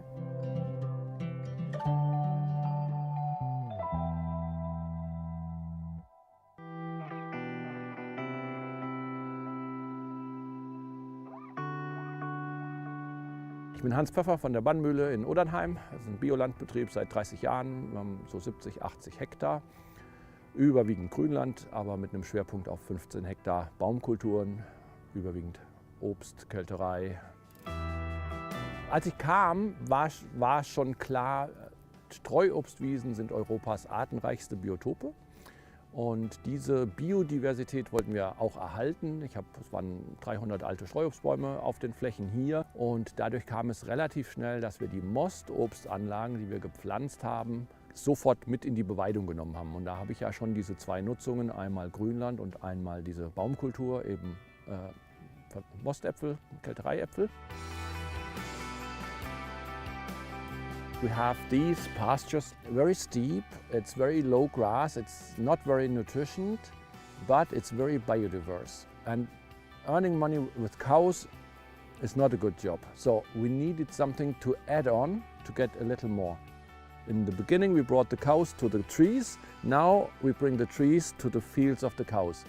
And there starts a lot of German regulations. Am I allowed to plant a tree on a pasture? So I need a permission to do this. And as we learn, we have a big variety of different pasture types. Once you are allowed, you are not allowed, you have different government bodies. The second thing is subsidies. I don't get subsidies because it's not pasture anymore, or is it a place that I get more subsidies because bio-farming get more subsidies? So there's some things still to do.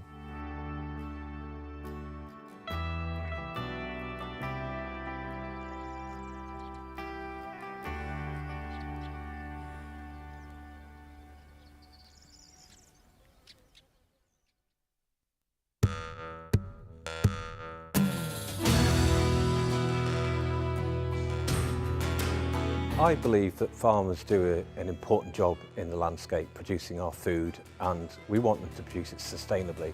They're doing a lot of things that we call today ecosystem services. So if they're doing these services, they're planting these trees, they're planting up wildflower meadows, shouldn't they be rewarded for this?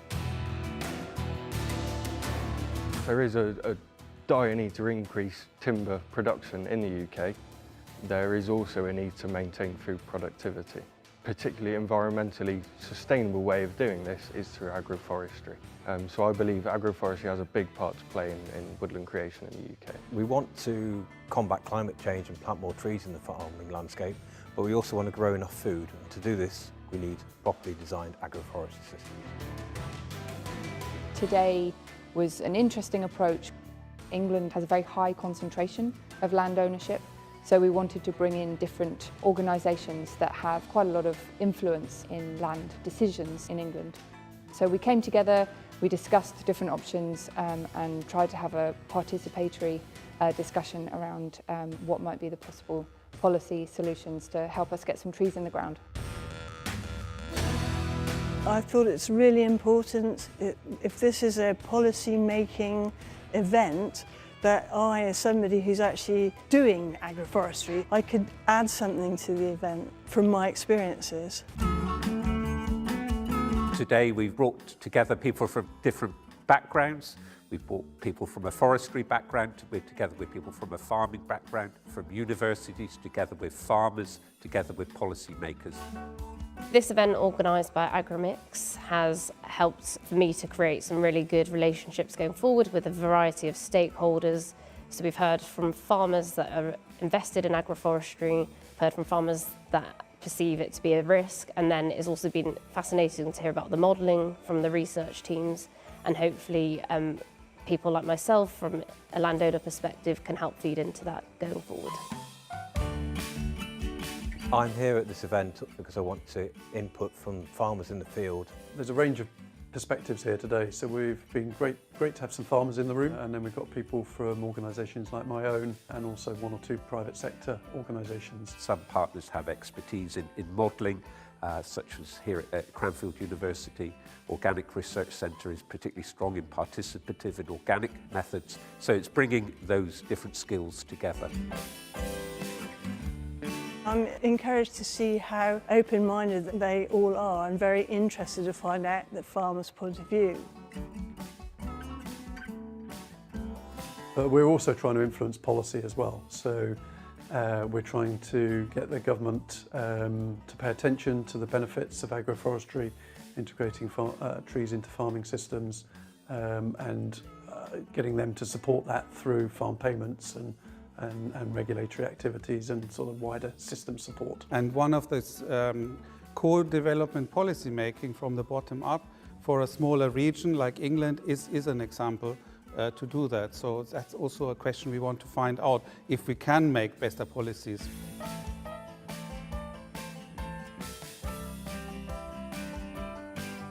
There are a lot of farmers who cannot yet see how good agroforestry can actually be and how you can use it and still actually farm your land and still make a profit.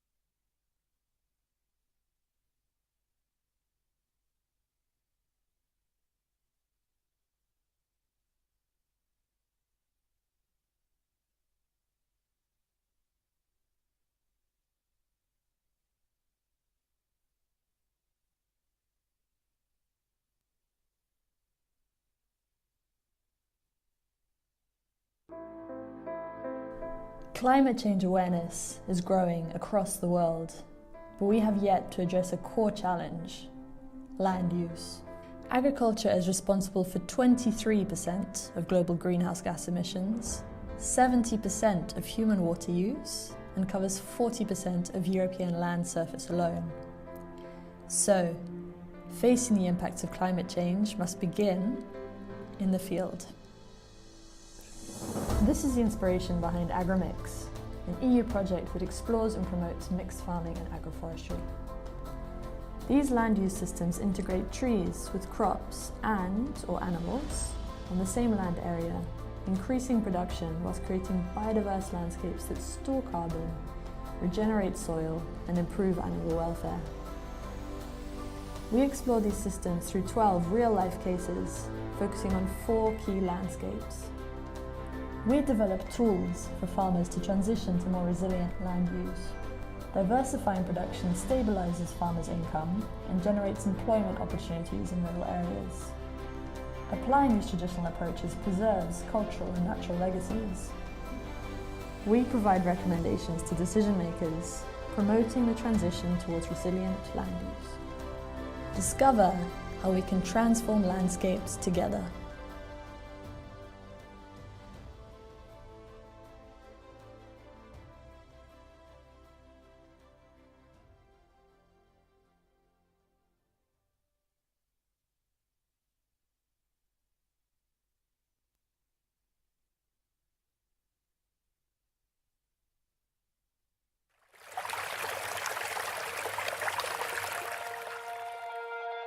During this workshop we prepared people to do the design process with the stakeholders, and that's the fun of designing together.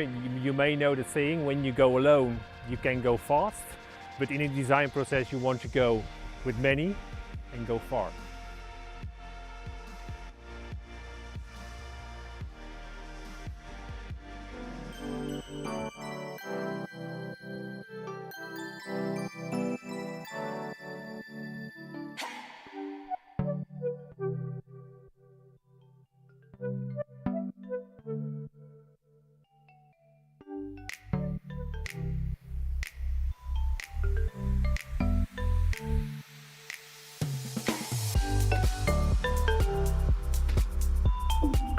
One of the main things that I expect is to exchange with other pilots, because they are so unique and diverse that even though they do not have the same production as we do, they always have ideas, and we think about expanding our horizons when we exchange with them. It's always better to have this embedding in a bigger project, because sometimes you live in a bubble, and yeah, this is really a great opportunity for us to discuss really in a bigger context. Also, the political side is very interesting, because we have here a different agricultural policy in Switzerland, and this is very interesting to get to know how things in the European Union are done. What I like is change, and in the end change is done by people, not by plans or whatever, but people in institutions, people, farmers.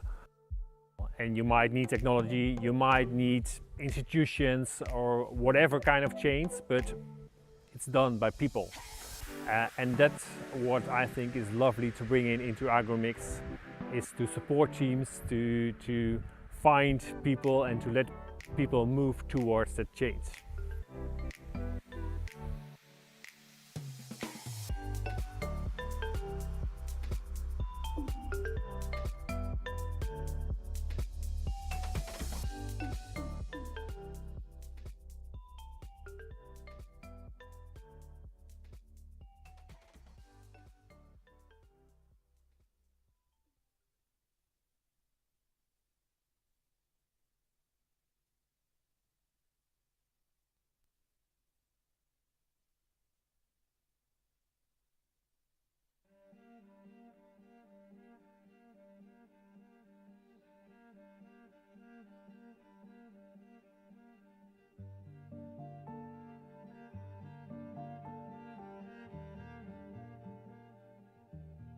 Mein Name ist Simon Küng.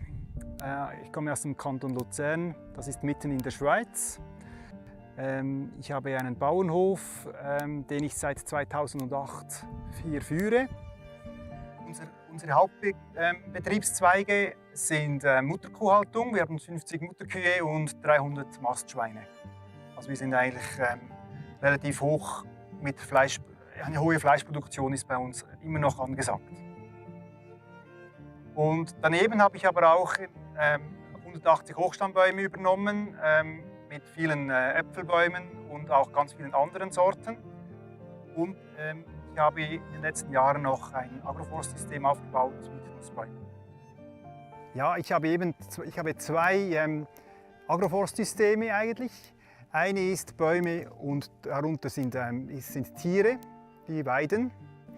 Und andererseits habe ich ein System, wo ich die Bäume im Ackerbau in den Ackerflächen drin habe. In Switzerland we still have about 12% of the farmland which is used as agroforestry. So these are traditional agroforestry systems such as the fruit orchards which we see here behind us, more in the lowlands. Then we have wooded pastures in the mountains and chestnut selva in the south of the Alps. And these traditional systems are highly appreciated for their landscape and biodiversity values.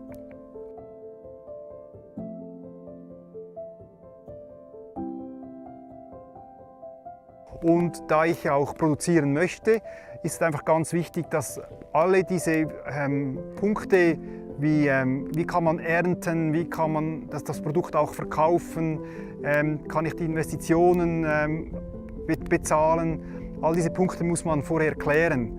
Und es braucht dann ein bisschen wie ein Schritt oder ein bisschen Mut, das dann auch umzusetzen und in eine leere Ackerfläche, in eine schöne ebene Ackerfläche da Bäume hineinzustellen, braucht ein bisschen Überwindung. Aber irgendwie macht es dann auch sehr Freude, wenn man dann sieht, wie sich das entwickelt und auch die Vielfalt zunimmt.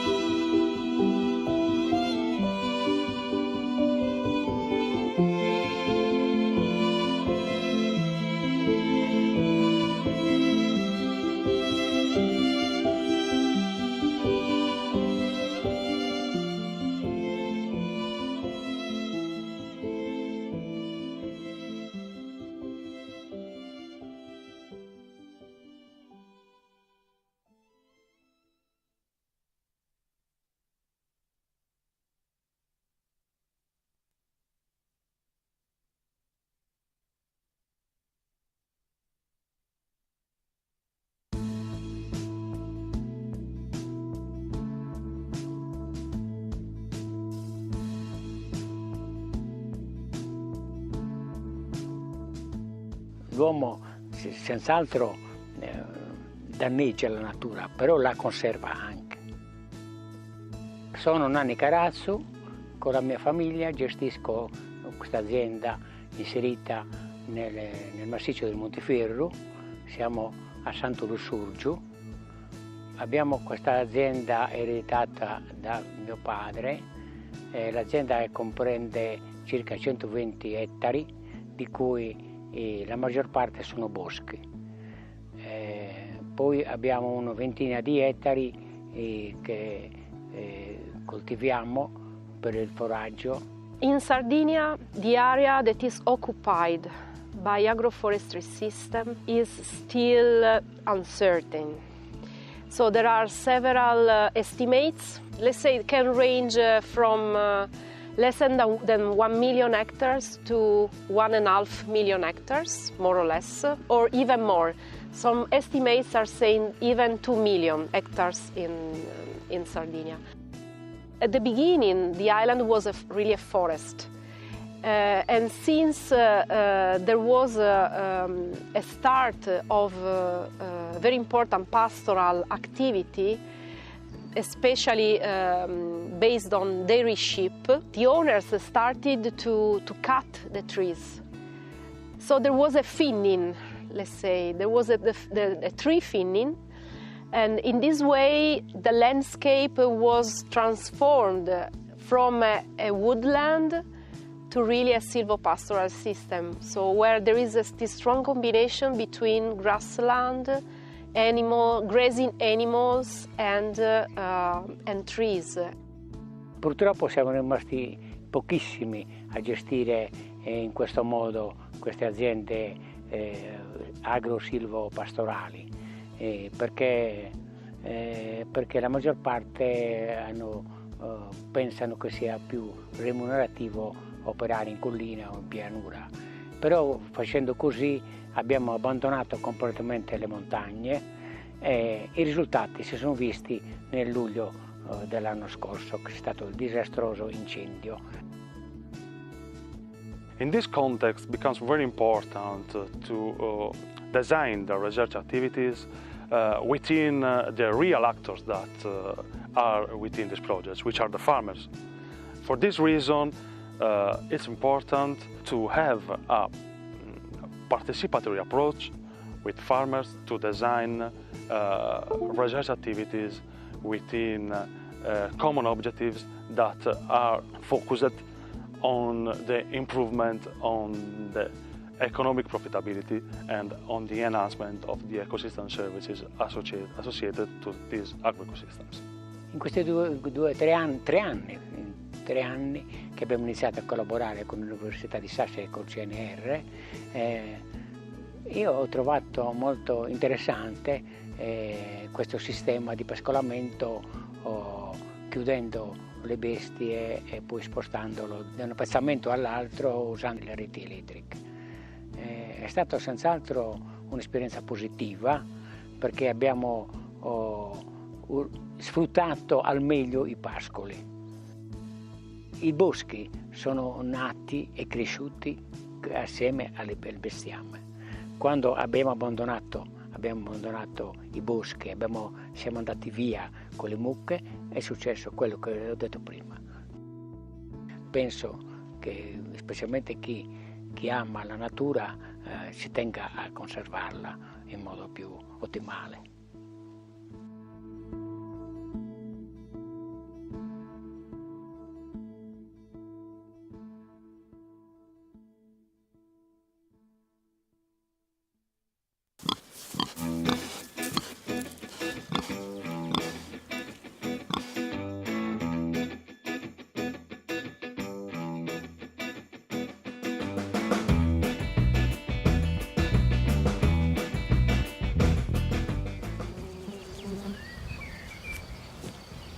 On est aujourd'hui sur la ferme de Karl Schierd, The Blue Pig Farm, qui est située dans le Maine-et-Loire, donc au nord d'Angers, dans l'ouest de la France. Et on est sur une ferme naisseur-engraisseur de porcs, donc avec 45 truies et environ une production de 600 porcs par an. We also grow a variety of crops, cereal crops principally, oats, barley, triticale, but we also grow fodder beet for our sows. And we are experimenting with a diversity of forage crops in the cadre of the AGROMIX European project. Donc pour parler un peu plus de l'histoire de l'agroforesterie en France, on va dire que la forme la plus répandue d'agroforesterie, c'est le bocage. On se trouve ici au milieu en fait de deux haies bocagères. Donc, ce qu'on définit comme le bocage, c'est des haies d'arbres ou d'arbustes qui servaient de bois de chauffage ou de bois d'œuvre et qui ont en fait complètement segmenté, structuré les parcelles et les fermes françaises et qui ont vraiment participé à la construction du paysage français, notamment au début du XXe siècle. Dès les années 60, avec la politique de remembrement française et européenne, on a eu tendance à arracher les arbres. En réalité, il y a 750 000 km linéaires de haies qui ont été arrachés. Parce qu'en fait, l'objectif de ce plan de remembrement était de de mettre en place des parcelles très larges qui pouvaient être donc mécanisées et donc augmenter la productivité de l'agriculture française. Comme une contrainte, mais on a cerné tous ces avantages tant d'un point de vue écologique, de conservation de la biodiversité ou encore économique. Et donc la politique a plutôt impulsé l'idée de remettre des arbres dans les cultures. La mise en place du pâturage a été mis en place sur la ferme de Karlschild dans le but d'autonomie. La ferme fonctionne avec la partie naissage, donc des truies. Les truies mettent bas en plein air dans un système de cabane, puis les porcs font la phase de post-sevrage en plein air avant de rentrer en bâtiment pour la phase de finition. Et c'est sur cette phase de finition que se concentrent nos travaux de recherche avec la mise au pâturage de ces porcs en finition avec un accès du bâtiment vers une parcelle en agroforesterie. We've put in half the farm down to agroforestry, and we're not necessarily finished, with a mix of local trees and the soil type. So we have oak, chestnut, birch, cherry, and latterly we've planted mulberry trees, which we understand are very good for fattening pigs with.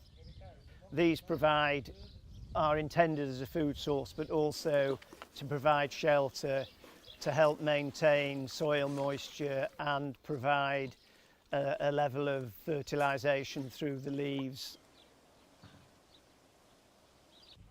If you pick the right varieties that correspond to the livestock you have, in my case pigs, the acorns and chestnuts and mulberries that the trees produce are a good source of diversification in their diet and obviously have a benefit in the nutritive value of the meat.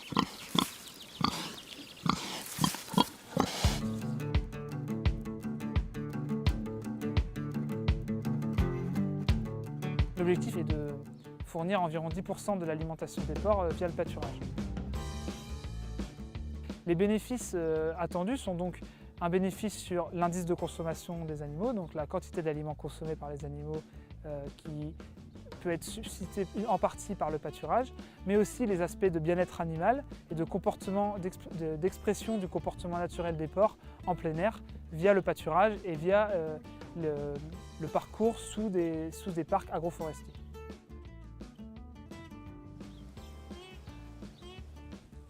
We're experimenting with forage mixes which include clovers, lucerne, chicory and plantain, with the hope of improving the animal welfare and the nutritive quality of the meat, and at the same time making economies in the concentrate feed bill and shelter obviously for the pigs that are being fattened in between the trees.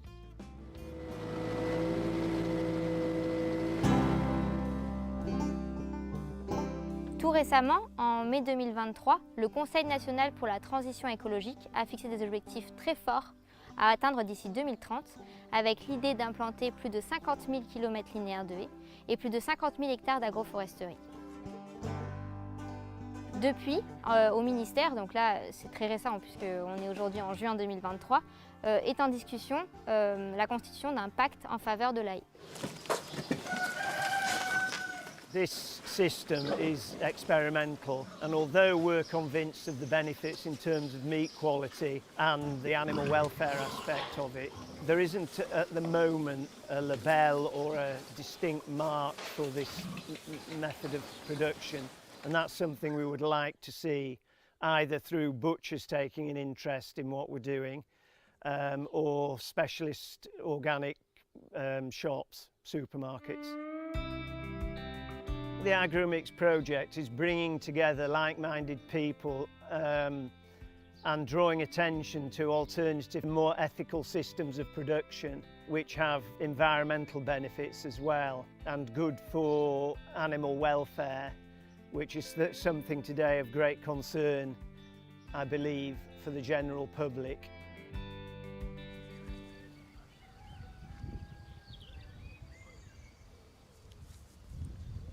I think the best advice for anyone who's interested in doing something similar is to come and talk to us.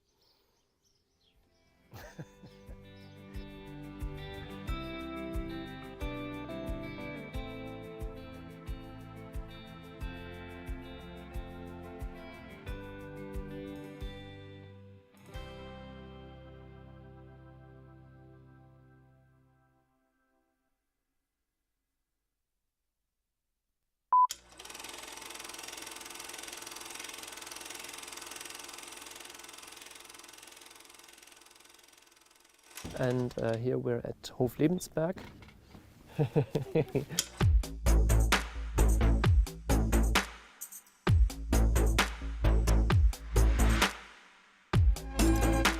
My name is Jörg Böhmer. I work for IFAS and we are part of the AGROMIX consortium. We're coordinating quite some different activities in Germany. Amongst these is also in Work Package 6 regarding the policy rules and the circumstances for agroforestry. And today we're on an excursion on 3 farms in Rhineland-Palatinate in the federal state where we're working. And these are 3 pioneer farms for agroforestry here in the region, doing very different approaches in agroforestry. Mein Name ist Axel Schönbeck. Ich wohne auf dem Ingweider Hof bei Reipoldskirchen, das ist in Rheinland-Pfalz, ganz in der Nähe von Kaiserslautern. Ich betreibe seit 30 Jahren, 40 Jahren Landwirtschaft, jetzt mittlerweile. Ganz genau, und die hat sich derzeit sehr stark gewandelt und verändert. Also wir haben mit Agroforstsystemen gestartet, in dem Fall konkret mit Kurzumtriebsplantagen, um den Wärmebedarf für unsere 4000 Quadratmeter Wohnfläche zu decken. Daraus hat sich dann entwickelt, dass man sehr gut mit solchen Agrarforstsystemen auch noch Umweltleistungen erbringen kann. In unserem Fall haben wir ganz speziell einen Retentionsraum begründet, ein Überlaufbecken, der gleichzeitig landwirtschaftlich genutzt werden kann und noch zusätzlich eine Ausgleichsmaßnahme für ein Bauwerk darstellt. I'm Janine Rabe. We're here at the Hoflebensberg. We're working with regenerative agroforestry and in total also with different methods of regenerative agriculture. And we are here since 3 years. In the first winter we planted 30,000 trees and shrubs. And then now in this winter we are following with 50,000 furthermore. So we are planning to build up a functional agroecological system that will produce plentiful food and at the same time being highly rich in biodiversity and build-up of soil and humus. For us, next to the farm is also really the aim that we get all the trillions and trillions of trees back onto the land that's needed for climate reasons, for environmental reasons. And for this we also have our tree nursery, Ackerbaum, and with that we have a genetic rich source of highly productive and climate adaptive species and varieties that we see have high potential for agroforestry systems and forest gardens and so on. We have different ways of financing the whole project. For us, we definitely also want to have an impact on politics and on the way that the whole public awareness is on this topic. So we have the aim that we are an inspirational model case farm where you can see all the different methods of regenerative agriculture.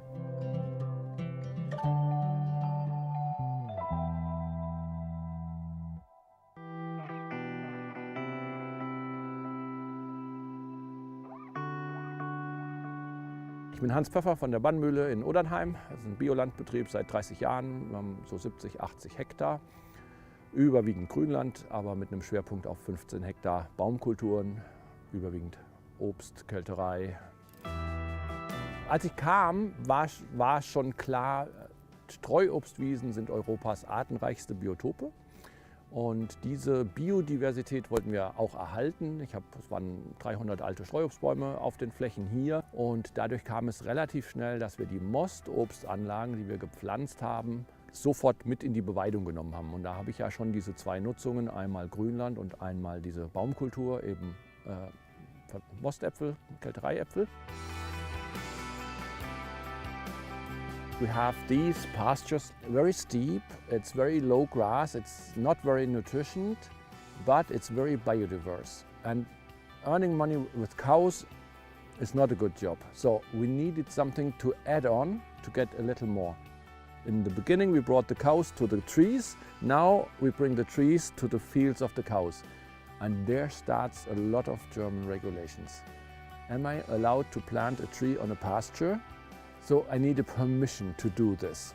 And as we learn, we have a big variety of different pasture types. Once you are allowed, you are not allowed, you have different government bodies.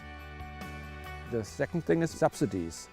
I don't get subsidies because it's not pasture anymore, or is it a place that I get more subsidies because bio-farming get more subsidies? So there's some things still to do.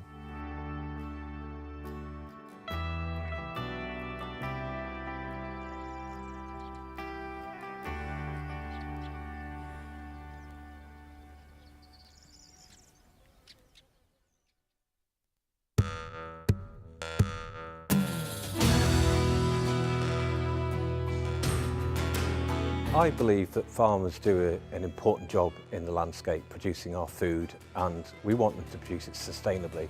They're doing a lot of things that we call today ecosystem services. So if they're doing these services, they're planting these trees, they're planting up wildflower meadows, shouldn't they be rewarded for this? There is a dire need to increase timber production in the UK.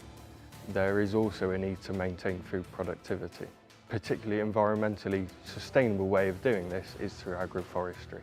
So I believe agroforestry has a big part to play in woodland creation in the UK. We want to combat climate change and plant more trees in the farming landscape, but we also want to grow enough food. And to do this, we need properly designed agroforestry systems. Today was an interesting approach. England has a very high concentration of land ownership. So we wanted to bring in different organisations that have quite a lot of influence in land decisions in England. So we came together, we discussed different options and tried to have a participatory discussion around what might be the possible policy solutions to help us get some trees in the ground. I thought it's really important, if this is a policy-making event, that I, as somebody who's actually doing agroforestry, I could add something to the event from my experiences. Today we've brought together people from different backgrounds.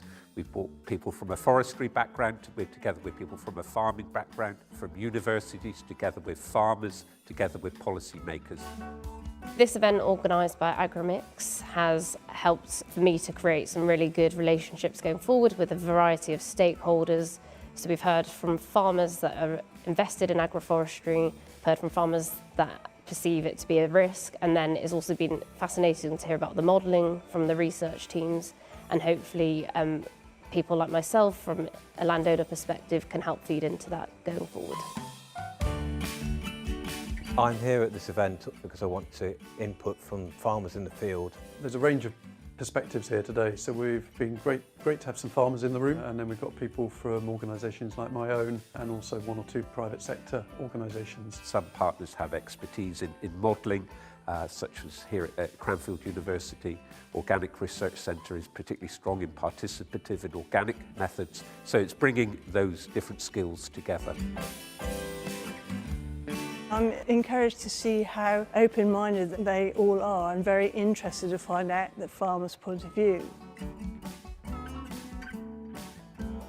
We're also trying to influence policy as well. So we're trying to get the government to pay attention to the benefits of agroforestry, integrating trees into farming systems and getting them to support that through farm payments and regulatory activities and sort of wider system support. And one of this co-development policy making from the bottom up for a smaller region like England is an example to do that. So that's also a question we want to find out if we can make better policies.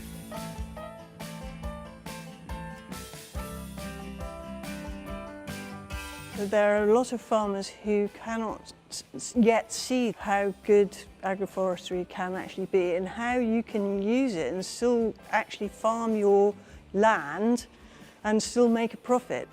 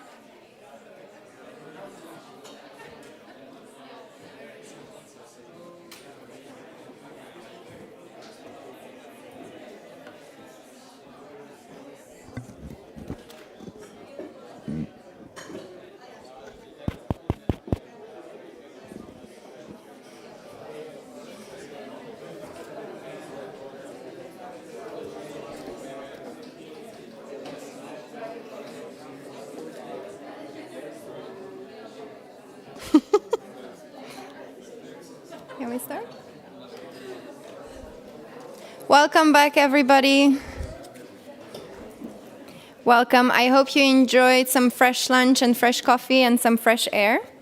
So this summit is organized today because today is the International Day of Peasant Struggles. So we're very happy to welcome here with us Thijs Boelens to talk about the importance of peasant farming and agroecology in the transformation of the EU food system. Thijs Boelens is a young farmer from the Pajottenland region. Together with two colleagues, Tone and Sander, he runs a cooperative vegetable and arable farm called De Groentelaar. Thijs is also one of the initiators of the Boerenforum, an action and education group of farmers who see no future in the current agricultural policy and who are looking for an alternative to industrial agriculture. The international movement for agroecology supports him and his colleagues in their actions to transform food systems towards agroecology. Hello, everyone. Thanks for, is this working? Yeah. Thanks for inviting me to open the afternoon debates. But unfortunately, I can't really be a very optimistic spokesman at this moment. And actually what I want to say is, dear Europe, we've failed. Also, all of us, and I know that everyone that is in this conference room really is advocating another farming practice, and we're really trying to push forward another way of working and using our farms as a motor for change. But this European Union didn't give it to us. And the reason why I'm saying it is because recently a farmer in my region quoted to me, "It's us or the trees." I was pinned to the ground. This farmer is a woman that is investing all of her life in a farm that is very close to its consumers and that is trying to bring about another economic model, selling her meat but also the produce of other farmers from her region to her clients. Yet she feels that it's her and her farm are the trees. So what failed? What went wrong? I think that actually nature policies are threatening her, not only in the way how she perceives it, but also in the effect of these nature policies on her farm. The carbon credits and the nature organizations that don't feel how the farmer culture functions, that not listen to the heartbeat of women and men that are working all day long on the fields, are just failing in their attempt to reconcile nature and farming. And the evidence of it was in the streets of Brussels the last 2 or 3 months. And yes, I was a part of them.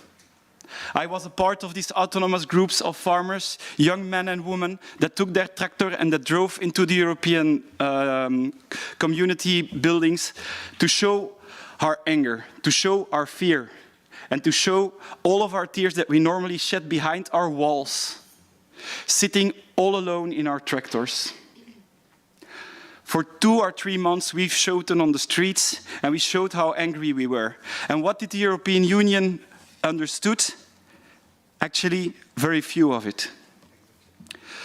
My big organization in Europe, European Coordination of La Via Campesina, advocated for another economic strategy.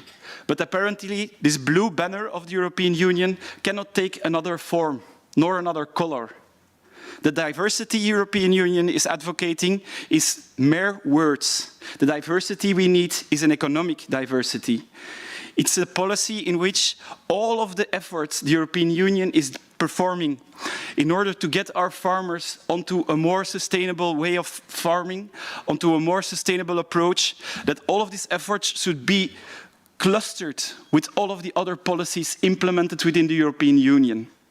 If the European Union tries to invest money in agroforestry, but is still investing all of her negotiations in a free trade treaty with the Mercosur countries, then she's losing on the forehand. Then they should just give me the money because I can do something fertile with it. At least I can dream. And at least I can organize.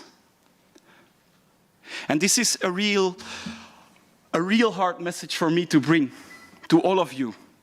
I would prefer to be talking here about all of the possibilities I see. I plant trees on my farm. I see how my colleagues that have cows feed their cows with the leaves that are growing on their hedges. I see all of these possibilities, but I see the majority of my colleagues in fear, fighting nature instead of fighting for another economy.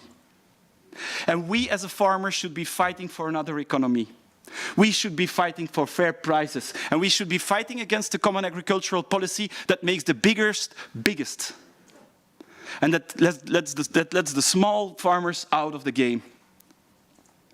We should be fighting this fight. But I think that one of the reasons why all of my colleagues aren't capable of imagining themselves fighting for another economic way of working, that is because the European Union doesn't give them a glimpse of this dream. We don't perceive it as a possibility. They love me when I'm in debates proclaiming that we should have another economy. They love me when I talk about fair prices. But afterwards, they tell me that it will be impossible. And that's because this European Union is not showing the possibilities that exist. And this European Union should do it. Because climate change is imminent, and we don't have a food strategy. The only thing we know is that we still have enough money on our bank accounts to import all of the food necessary to feed our people. But one day it won't be possible anymore. Either Europe will be bankrupt, or we will have the situation in which in the planet entirely there won't be enough food to be traded. This is an alarm call, and it was an alarm call for the last 30 years of existence of La Via Campesina. But the policies should change. My friends and me, we were on the streets. I was from La Via Campesina. They were autonomous farmer groups. Who was inside of the buildings of the European Union negotiating the days that we were on the streets? The Copa Cogeca. And what did they do? They advocated to get rid of all of the pesticides reforms, but these pesticide reforms, they could help us out, because we are the first victims of the use of it. But they were not capable of talking about another economy. You will need European Union, you will need these other voices. These are the voices of transition, and it won't be an easy road. It will be a harsh, rocky road, because I know my colleagues. They still state that it's us or the trees. We still have a long run to take, but for a farmer, 10 years, 20 years, 30 years is not a long run. For us, this is the average way of working. Farmers will change the world, but they will do it at the pace of a herd of cows. So please take this in account, get all of your policies together, and make one target for the European Union, a feasible target for her farmers, and that's food sovereignty. Not only for us, but for every farmer in this world, and for every child that still will be born tomorrow. And I thank you for all the efforts you're doing on the field, and I hope that we'll meet, and I hope that we'll fight together, because this fight only lasted for 2 months, but I can invite you for the next fight, and it will be within 5 years. You're welcome.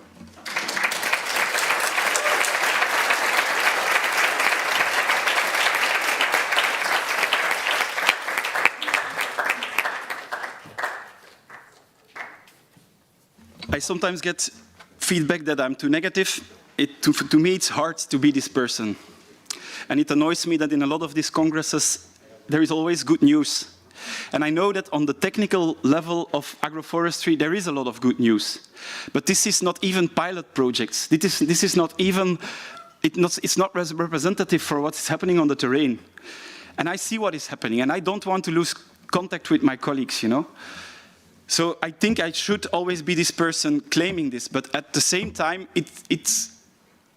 it's hard to notice that all of these congresses of the European Union try to keep in pace with some positivism that is completely absent in the way how they create their policies. Recently, I was on a congress of the EU, Flanders Food Conference. I mean, Flanders is one of the worst pupils in the agricultural class. And then they are proclaiming that they're doing the good stuff and that they are an example. We should stop lying to ourselves, because these lies, they will explode in our face, and that will be the next elections we're facing. So, sorry for being negative.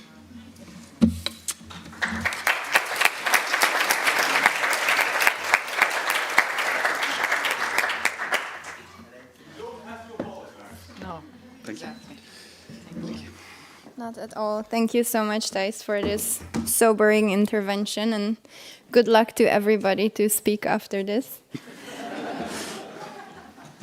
We'll try to continue this energy of turning words into action, and I'd like to invite the rapporteurs of the World Café to look back at what we discussed and come and summarize each of the themes that we were all talking about at the tables. Please keep each of it to 2-3 minutes. Thank you.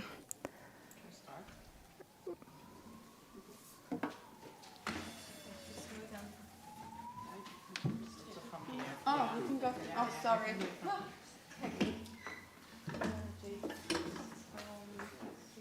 This? Okay. Yes. So I had the topic of streamlining and increasing economic incentives and funding for agroforestry within and outside of the CAP. And we had 3 very interesting discussion rounds. In the first one, or like some of the kind of recurring theme were on the funding aspect. So at the one hand, it's too low. We had some more specific kind of statements on how high they should be. I think that is a little bit less interesting because it depends so much on the local context. But something that was really a through line was also the policy design process. So we have really this really measured, fractured understanding of policy making, and it would be much more helpful to go from a goals or ambition-led as well as farmer-centered policy design and then to develop measures and concrete policies from there, which would give us the possibility to focus on those missions instead of measures and specific indicators, and also to focus more on a landscape level. And we had, the statement that the CAP is failing on the ground. So there's a lot of problems in terms of the flexibility and the or rigidity, however you want to say, in the CAP with a bureaucracy. So there needs to be a simplification, like coordination of deadlines. We have a big problem when it comes to mixedness and smallness, that measures and incentives become so complicated that they are de-incentivizing the measures, and the same goes for other economic policies. So for agroforestry specifically, that the measures can be so difficult and complicated that these complications they kind of counteract the economic incentive that is stated in the measure. So we have this kind of bureaucratic burden that is really taking overhand. And for the non-CAP measures, we discussed certification, carbon credits. However, there was like this discussion of, well, do they incentivize only a specific kind of agroforestry that focuses on a specific issue, like biodiversity or carbon farming, and this problem of, do we want diverse agroforestry systems and can they be economically viable, or do we focus on economically viable systems to the detriment of potentially the environmental benefits? I think I'm already running out of time. Yeah, there were so many points. There was also, maybe I'll just say 2 more words. Training and extension is a big issue, so having that available and free of charge, as well as including farmers and farming more in research design and research funding from a bottoms-up approach. So yeah, thank you. Also for the participants for the great points.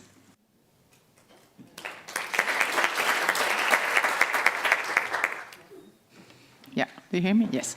Okay, I continue because the 2 points actually belongs to to our topic, that was the develop of training resource, improve education and access to research.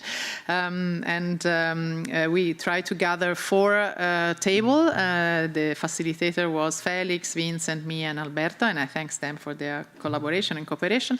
The target, we talk about target, so we divided among, of course, farmers, policymaker, consumer, advisor, extension service, but also landowners, as well as youth, the future generation, and the consumer. Of course, yeah, consumer already said. In general, from the policy point of view, and for anyhow regional in particular, also funds, there are a scarce interest, and so they don't find. Sometimes there was a lack of awareness at the country level, and what we can do is to focus maybe also from one side on to decrease the barriers that are many, and sometimes also to have a upstream and downstream approach. No? So also, for example, look at consumer, for example, as you said, as an entry point. How? There are already several means that have been developed by European Union, for example, the AGROMIX, so the Agricultural Knowledge Information System around agriculture, as well the European Innovation Partnership. Those are good examples. On the other hand, there are still a lot to do about permanent farmer schools that have a farmer-to-farmer approach, exchange of knowledge, co-development of knowledge, together traditional knowledge of farm, because also in Europe, the traditional farm are where mixed farming and agroforestry farm, but of course, the CAP incentive have highlighted and strongly founded standardization, monoculture, and yeah, big corporations. So, and also there is almost no course so specific, high school or university master, or anyhow very under lack of course and access to information, in particular for agroforestry. We need to select and base on good example, for example, pilot research farms, as well as demo real farm, to identify them as lighthouse, as farmers that in different territory, and we need to create a network of good example in order to connect them also on the web to be accessible for everybody. There was the mention of a good example of an NGO, ILVO, that we all know, from the region of Flanders, that they organize, for example, course, session specific for farmer, field visit, videos, fact sheet, also on the cost and financial benefit and analysis of agroforestry, and even online training, so that the farmer can and people can access whenever they have time. So that means we need to develop our specific tools, for example, also the one that AGROMIX developed about carbon calculation, so to make some this co-design, as well as a website or knowledge hub, for example, the one similar we have developed inside Agroecology Europe for agroecology, to guide and drive and share choice, so the importance of farmers to farmer knowledge. And yes, and basically these are the issue. I give the floor to others. Thank you.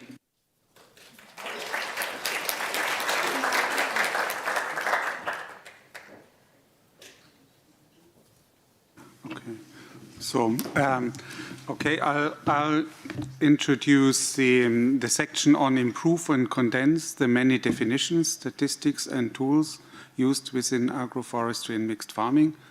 It's a bit of a boring topic, you could say, statistics and tools, but they are necessary. So in our discussion, we came up with the idea that we should define agroforestry as a system approach, to make it as a simple land use form.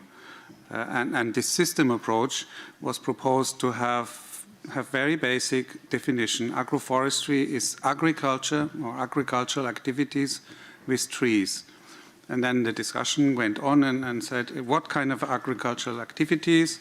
Ideally, we've heard the previous speaker, they should be agroecological based, on food sovereignty, organic. But then others said they should not be so exclusive. So maybe there's space for both. But there is a clear link between agroforestry and agroecology, and many said that in the meetings. And then one other step was, how to define agroforestry. Maybe we define what it is not.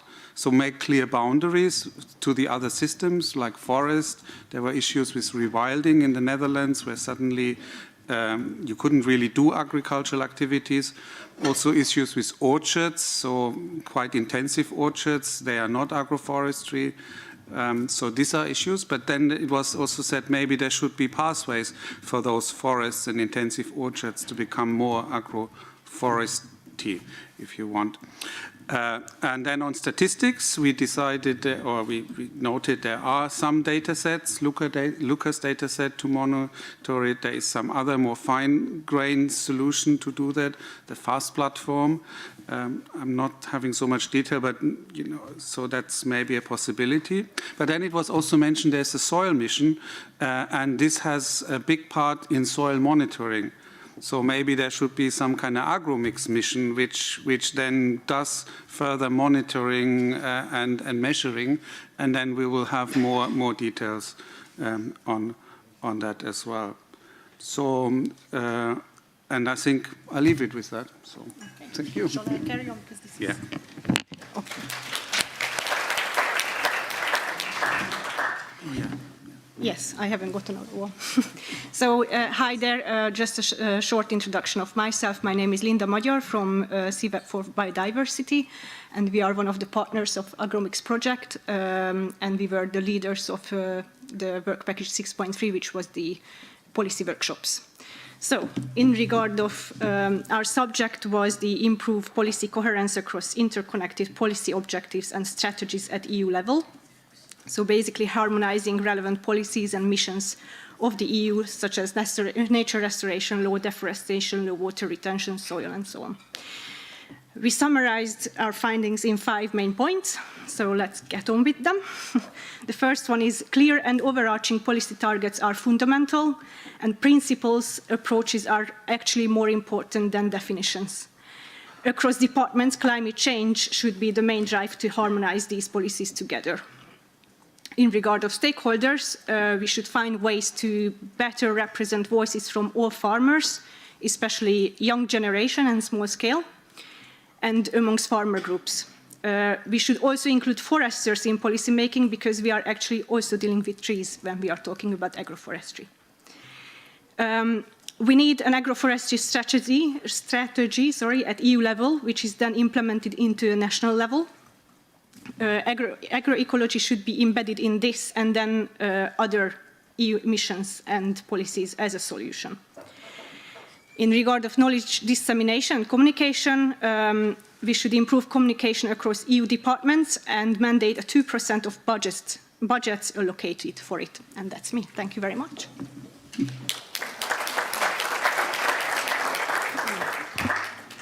Thank you. So I'm Julia Wright, and I work at Coventry University in the UK.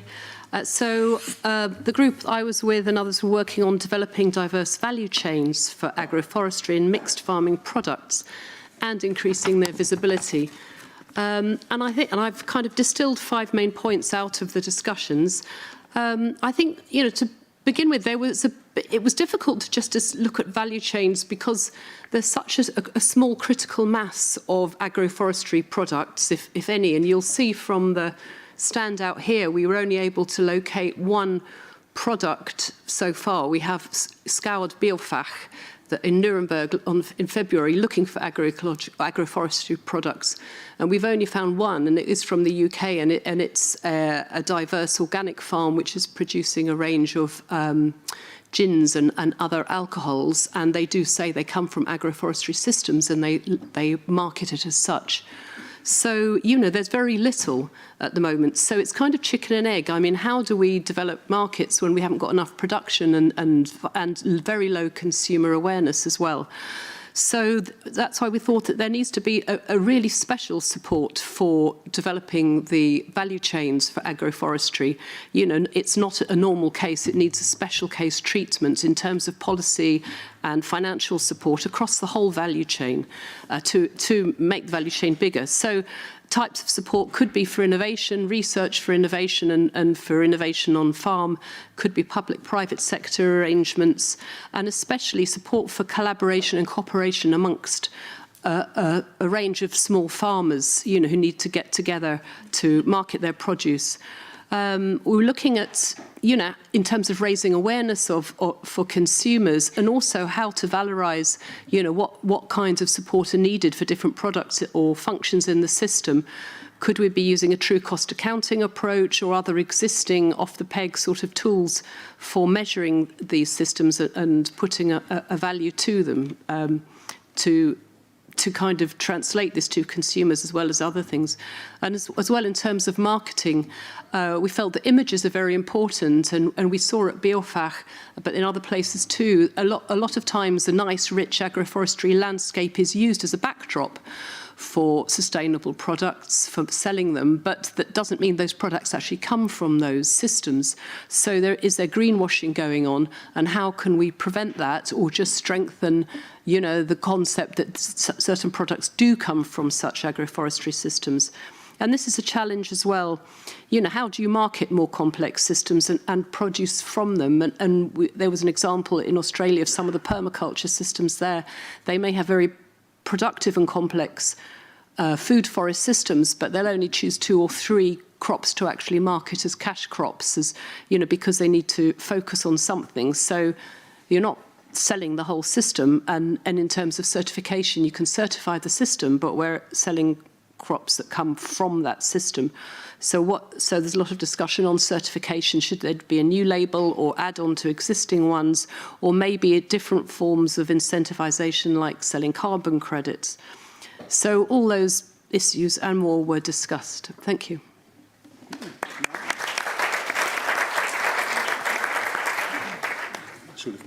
Thank you very much. We'll do our best to take everything that you shared with us and all the learnings and bundle them up into a white paper with actionable policy recommendations as an outcome of this summit.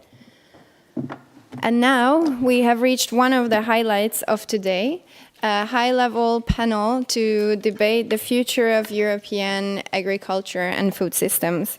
The discussion is led by the outstanding Natasha Foote, freelance journalist, podcaster, and moderator specializing in EU agri-food policy. She previously worked as an agri-food journalist with the EU media Euractiv, and before that spent several years working on farms around Europe to learn more about the realities of farmers on the ground. Natasha holds a master's degree in environment, development, and policy with distinction from the University of Sussex, where she worked on food issues and alternative approaches to food production. Natasha will introduce the speakers, moderate the debate, and welcome questions from the audience here in the room and also online under YouTube. Please take the floor.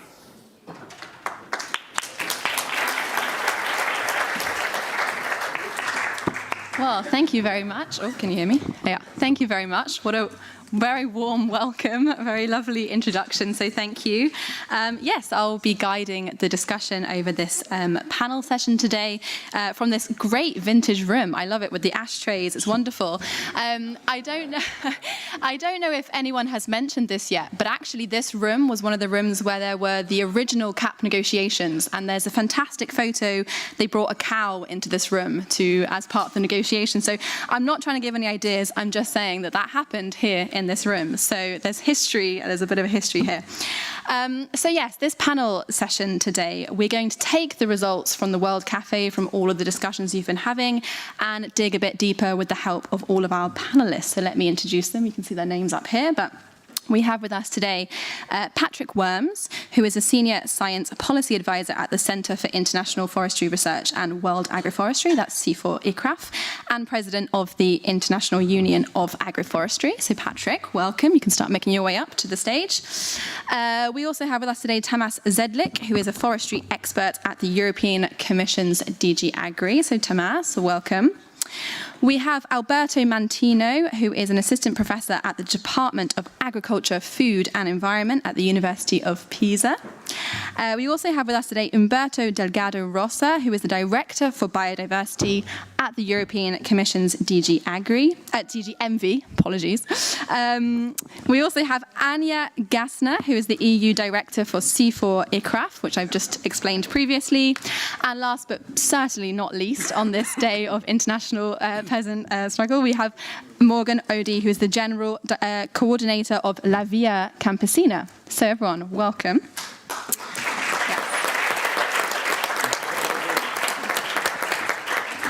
So we have a very a nice mix of panelists, an AGROMIX, you could say. No? Okay. Didn't like that joke. That's fine. The jokes don't get better. So we're going to be discussing how policy can help the uptake of mixed farming systems in the EU feed system. We have about an hour to dig into this topic, and I will leave plenty of space for your questions, so do keep that in mind as we're going along if you have any questions for our panelists. So I'm going to kick off, turning to you, Tamas. Yes. I had an idea of how I was going to start this, but I actually slightly threw it out the window once I heard Tisa's presentation right at the beginning. Very, very passionate intervention right at the start there from a farmer.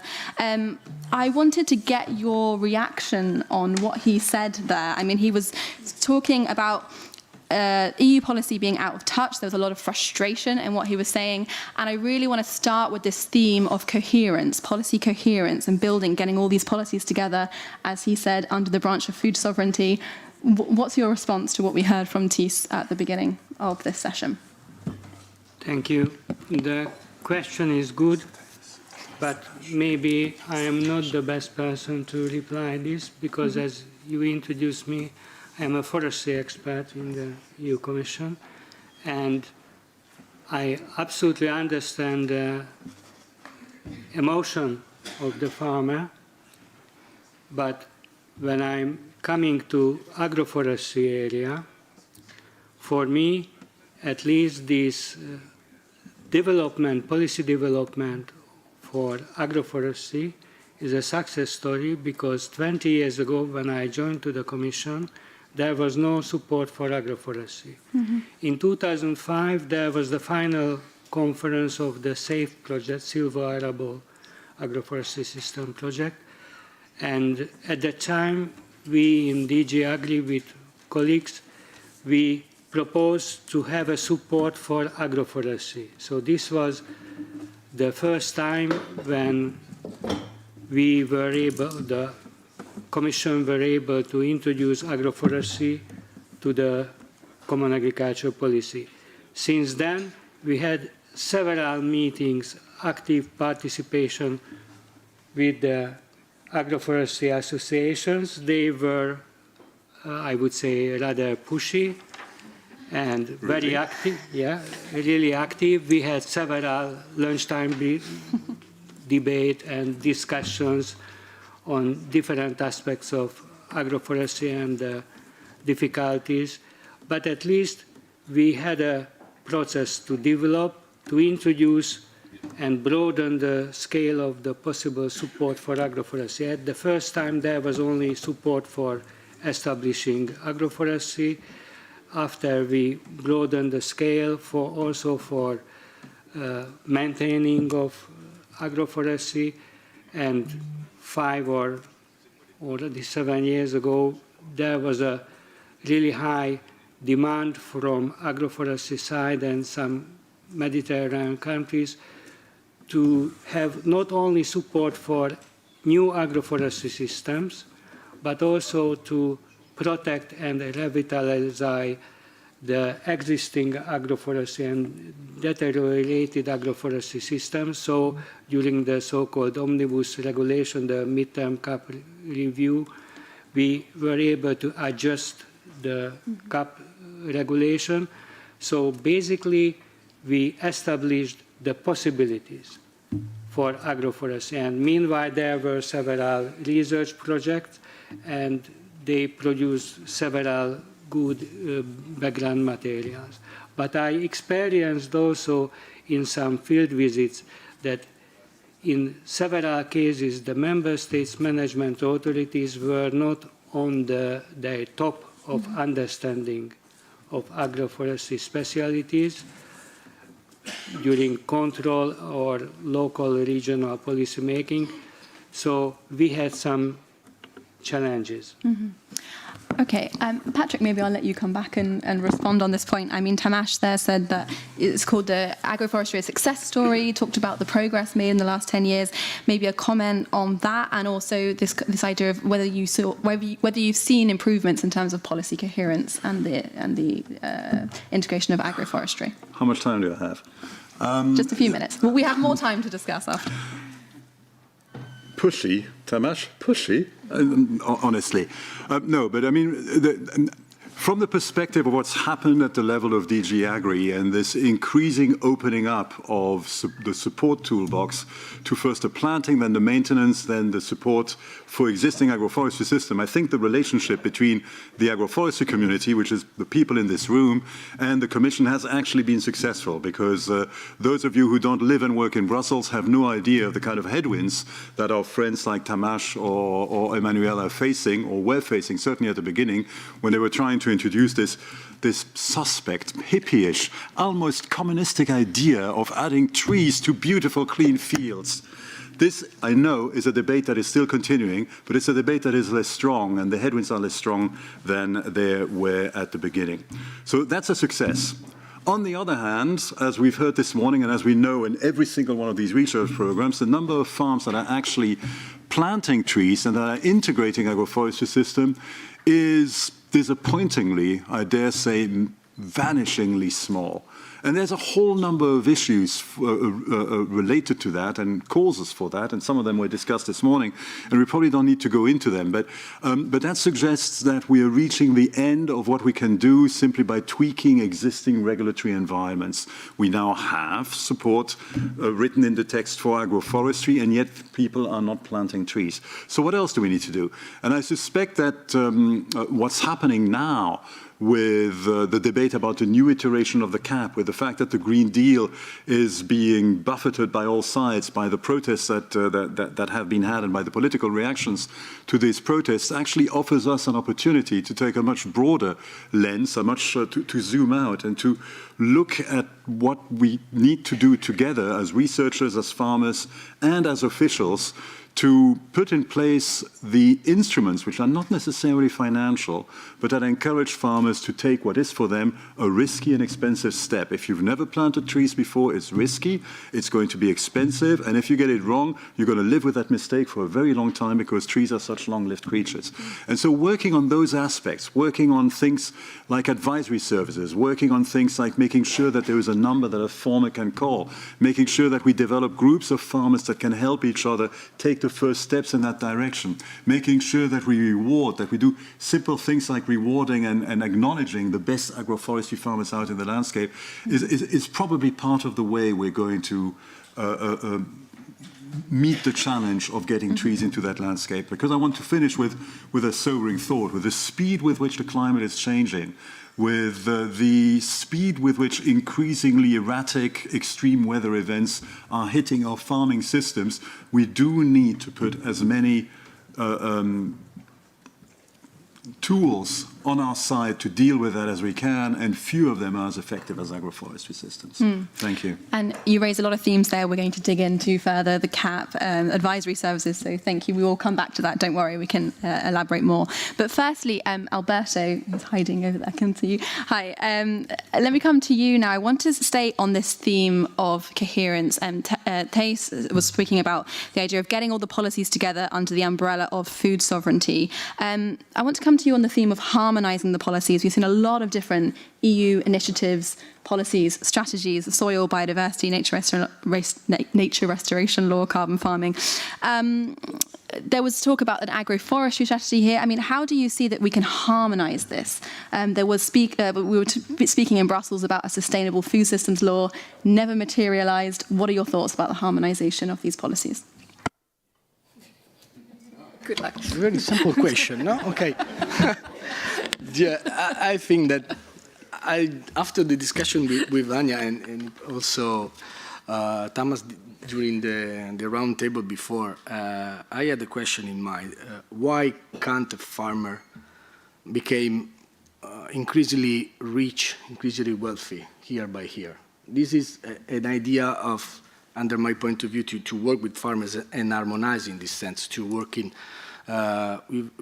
having in mind the profit of the farmer. We can help farmers to increase the benefits, in this sense to support the transition to mixed farming and agroforestry. We need to work with the idea that a farmer, it's people like us, they want a salary, want some holidays. In this sense, we have to harmonize this, taking into account the needs of the farmers. I think that It's not easy to harmonize policy because there are very site-specific conditions, a lot of different aspects related to different level of sites of the farmers, the market, value chains. Probably we have to work more on this to create, to increase the ability of the subsidies in general of policy to be tailored to the systems, and working more with farmers, starting from a bottom-up approach. We spend a lot of time during the roundtables using the idea to work with farmers as experts, not only like the last part of our work in general, in terms of support this transition. So it's not easy to harmonize 1,000. I think that the CAP, it's more than 400 pages. So it's very huge. But yes, as a researcher, as member of the academia, I think that we have to spend more time in farms and not with experimental plots, but working with a farming transition with a scientist idea. No? So supporting this transition with our point of view will not be the, like the one-man show of the scientist in a farm, and listen to the needs, starting from the vulnerability assessment and go step by step with the farmers. In this sense, support the policy, taking into account this variety, big farms, small farms, different scales, different aspects, and try to increase the profit of the farmers. Because I was just spend 1 minute for the situation in Tuscany, in my region. We have a huge land abandonment. We have no young farmers. It's not possible to, in a vision of young people, to see a future in farming. So how to cope with this problem, how to cope with an harmonization of this and better distribution. We have a huge problem about density of factory farming, problems related to environmental impacts, but at the same time we have hectares of abandonment. So we need to increase in this sense profits, we need in this sense to the welfare of the farmers, and work with farmers and all the other actors of the value chains to harmonize in this sense policy and subsidies. Okay, and Umberto, I'll come to you with the same question. I mean, there was this vision of a sustainable food systems law, which was supposed to provide the framework for sustainable policy going forward. It didn't materialize. I mean, how can we make sure that the EU is adopting legislation and moving in the direction which is not pushing in different directions and is not actually blocking the uptake of environmentally friendly farming? Well, thank you for having me to begin with. And let me say first, the formal reply is we do have these impact assessments before we do any piece of legislation that forces us to look at several aspects, including coherence. But let me step a bit, start a bit more far away. I think, to put it simply, I did not have the benefit of listening to the interventions during the day. But I think the more I look at it, what we have as humans is a problem of we are putting in cause biosphere integrity. So it's not really just climate change or pollution or biodiversity, as we have been expanding and changing the environment around us in a way that oversimplifies it. For instance, of course, we have the right to change ecosystems for our benefits, and for sure one of those benefits is food production, but we have done it in several ways as of simplification towards maximizing production, noticeably monocultures, pumping inputs, and we get more quantity. The problem is with time, productivity is at stake, and other benefits are at stake. So I'm getting to the coherence because I think now the perception that something is wrong and that we need to change is not usually disputed. We can sometimes dispute how to do it, under what rhythm, under with what support, but the need to change the way we do several things, including farming, is normally not really disputed. What I do like on agroforestry, and I think it does help serve as a connector, is that it increases diversity to begin with. It's another approach of having, yes, crops, of course, but also the animals and the trees. And this is normally virtuous in terms of productivity, production, and certainly biodiversity. And by the way, I'm kind of familiar with a certain kind of agroforestry landscape, which is the montado de heza in Spanish, where the cocoa trees, where you have perfect biodiversity and a really sustainable and economical viable system. Now, on coherence, I think the answer was indeed, or the effort to get an answer to that was the Green Deal. Because the Green Deal was not really around trade-offs, signaling, oh, now it's only climate, we forget about the rest. No, climate is there with more ambition, the rest of the environment also, together with just transition for the social element and using the Green Deal as an economic strategy itself. Notice the biodiversity strategy approved in 2020 in the same day as the Farm to Fork strategy, with some targets in common. So all the effort to linking these dots were there, with a lot of misunderstandings, a lot of current polarization for sure. Noticeably, you refer to the nature restoration law, which has come up as a threat to food. And I'll tell you, well, food is produced by nature.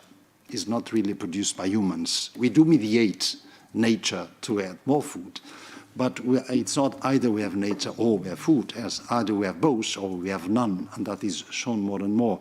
So I do hope when you get to, let's say, a kind of crisis moments, because changes are difficult, and I can fully have empathy by the difficulties that farmers do face on their incomes, on the complexity, or sometimes on a lack of recognition or a sense of their identity or traditions not being respected. I can understand all that, but I'm very much convinced that this linking environment, biodiversity, and farming is very much needed for farming to begin with. Agroforestry is a tool, including a tool for restoration.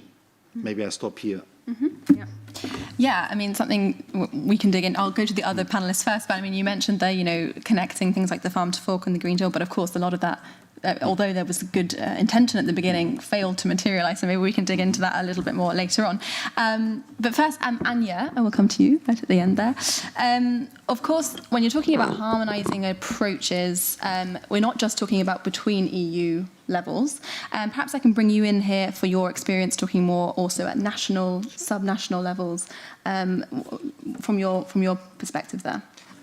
Well, I'm not sure I can answer that one, but I would like to actually pick up from what Umberto just said.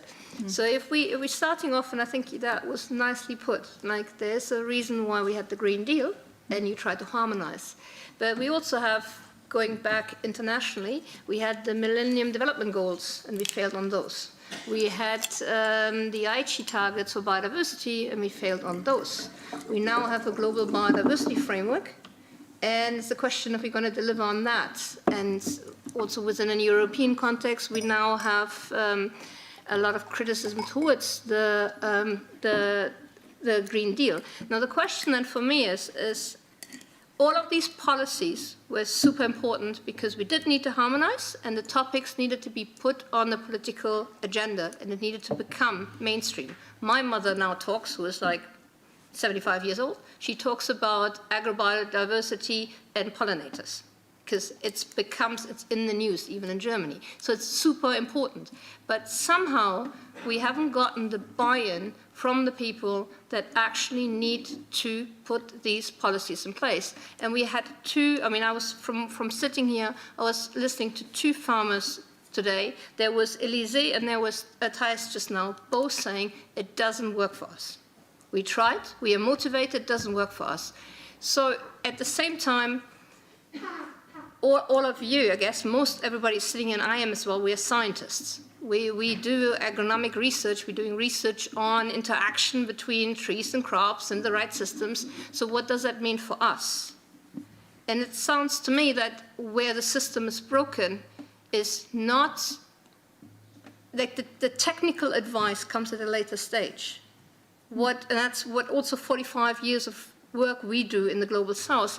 It's how do you translate this very well-meaning and extremely thought-through global policies, national policies, done by economists, by very smart people. There's a reason why it's there. But how do we translate it back to people that need to carry it and implement it? And so that was not the answer that you wanted, but that to me is really something that's coming out very clearly today. And on that point, I mean, you mentioned the farmer's perspective there. It's a nice link to Morgan. I mean, we've heard obviously from Thais this morning, at the beginning of this panel. I also visited this farmer yesterday, and I went to his farm, and really this idea of the policy, pushing policy in different directions, the different regulations, pushing farmers not adapted at all to mixed farming systems. I mean, can I bring you in your perspective here? I mean, this is clearly making a huge headache. He was talking about when there was twice the number of crops, there were twice the number of rules, trying to navigate this system. Have you got anything else to add on this point from what we've heard? Hello, everybody. Good afternoon. Well, maybe the main problem is that none of these policies is addressing the main problem. Europe needs more peasants. Europe needs more farmers. We need more people to take care of the land, to take care of the trees, to take care of the animals, to take care of this very important relation between our ecosystems and the human beings. And this is not dealt with any of the policy. It is not dealt with the policy about pesticides, about natural restoration. And it should be the core of the policies. How do we ensure that there are more peasants making a decent living out of this essential work, which is about providing food for the people and taking care of the nature? So what are the conditions to have more peasants in Europe? Access to land. How much costs the land here in Belgium? In the Netherlands? In Germany? If you are a young person with 20 years old and you are not from a very upper class, you will never get the land. Public services. In most of the rural areas in Europe, you should drive 30 kilometers or maybe far more to find a hospital. Forget about having children. It just doesn't work. There is no public services. And the third thing, if you are 18 years old, will you think, hey, yeah, I will become a peasant and I will make 500 euro a month? No, you're not thinking that, because we're not making a decent living. We're working very hard, and at the end of the month, we're not making a living. So that is the basic thing. And as long as we don't address this basic problem of the number of peasants, it doesn't work for us. Whoa, what a surprise. So it's not about agroforestry, it's not about agroecology, it's about ensuring that there are enough people to take care of the land, to take care of the nature. And here we have the huge contradiction. Well, you know, the coherency of European policy, what does it mean for farmers? For more than 30 years, the main goal that we have been repeatedly told about is be competitive. Produce as cheap as possible, because you are in competition with the whole world. So you need to export and be competitive to export, and on your own local market, you need to be in competition with products from all over the world. So if you want, and another fact that you should know, as farmers, and 65% of the farmers in Europe are on farms with less than 10 hectares. We don't live on subsidies. I don't live on subsidies. I receive 0 from CAP up to now. I'm trying to think if I could not maybe get 1,588. But it's not sure. And I've been a farmer for more than 10 years. So I live on selling my products. So what I need to make a living is fair prices. That is the key. And in order to get fair prices, I need market regulation. Because without market regulation, there are big monopolies, transnational companies, who try to always buy as cheap as possible and sell as expensive as possible to the consumers. And so in front of that, what most of the farmers, we are trying to deal with this situation of the neoliberal Europe. So we try to go to niche. Say, okay, maybe if I do organic, I can sell my products a little bit more expensive to the middle class or to upper class people who have enough money to pay a little bit more. But then after COVID, these people of the middle class, it collapsed. People were afraid and really were in big difficulties, and they had not enough money anymore to pay more price, because we are in a capitalist economy. So we can't let just the market work. If you build a new certification for agroforestry and you try to sell your products more expensive, first, is it the goal to feed with good products only the rich people? It's not my goal. I want to feed everybody. And for this, I need policies that ensure by law that the people who are buying my products cover the cost of my production, cover the cost of a sustainable production, of a socially sustainable production, cover the cost if I need to employ someone that I pay this person correctly. And so for this, we need market regulation, we need policies, we need to get out of this neoliberal Europe. Without that, there will be no Green Deal. And we say that we, in European coordination via competence, we are in favor of the Green Deal. We are in favor of the farm to fork strategy. But we said already 4 years ago, it won't happen without going away from this neoliberal Europe, because you can't be agroecological and produce as cheap as possible. It's just, it doesn't work. Thank you.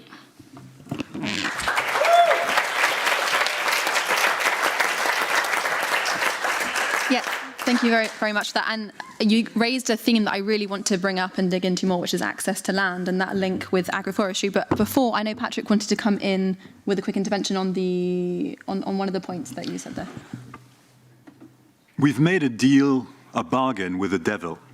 The bargain is we get agricultural efficiency.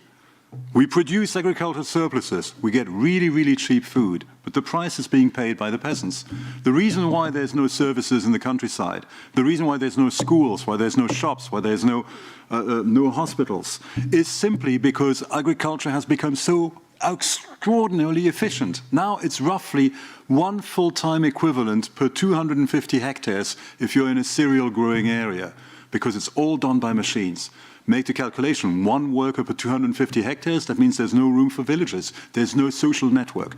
And that, in my mind, is the main reason why we need more peasants in Europe. Because we need to ensure that the people who grow our food have a life that is as socially rich as the life of those of us who live in cities. But it is a bargain we made with the devil. And it's a bargain that we're still prepared to pay. Because as you pointed out, Morgan, if you go to the supermarket, people are spending less on organic food, and yes, for some of them it's because they have less income, but for the vast majority it's because they choose to spend as little as possible on food in order to maximize the income that they spend on everything else in their life. That's their free choice as free human beings, but that means that they themselves are contributing to this bargain that they're making every single day. So the question then becomes for the regulators, what can we do to ensure that the price of that bargain for the landscape, for peasants, and for the soil is lessened, so that we get the benefits that people want, which is cheap food, without damaging so much in the process. And of course, if we're talking about having more peasants, of course, access to land is one of the key core issues there. Tamaj, I wanted to come to you on this point, because when I was speaking to the farmer yesterday, I said, I'm going to moderate this policy discussion. What is your core message you want to bring? And it was all about access to land and how difficult it was for him to access land. So a lot of farmers are renting land, and it becomes very complicated then to plant trees. So I want to come to you on this issue.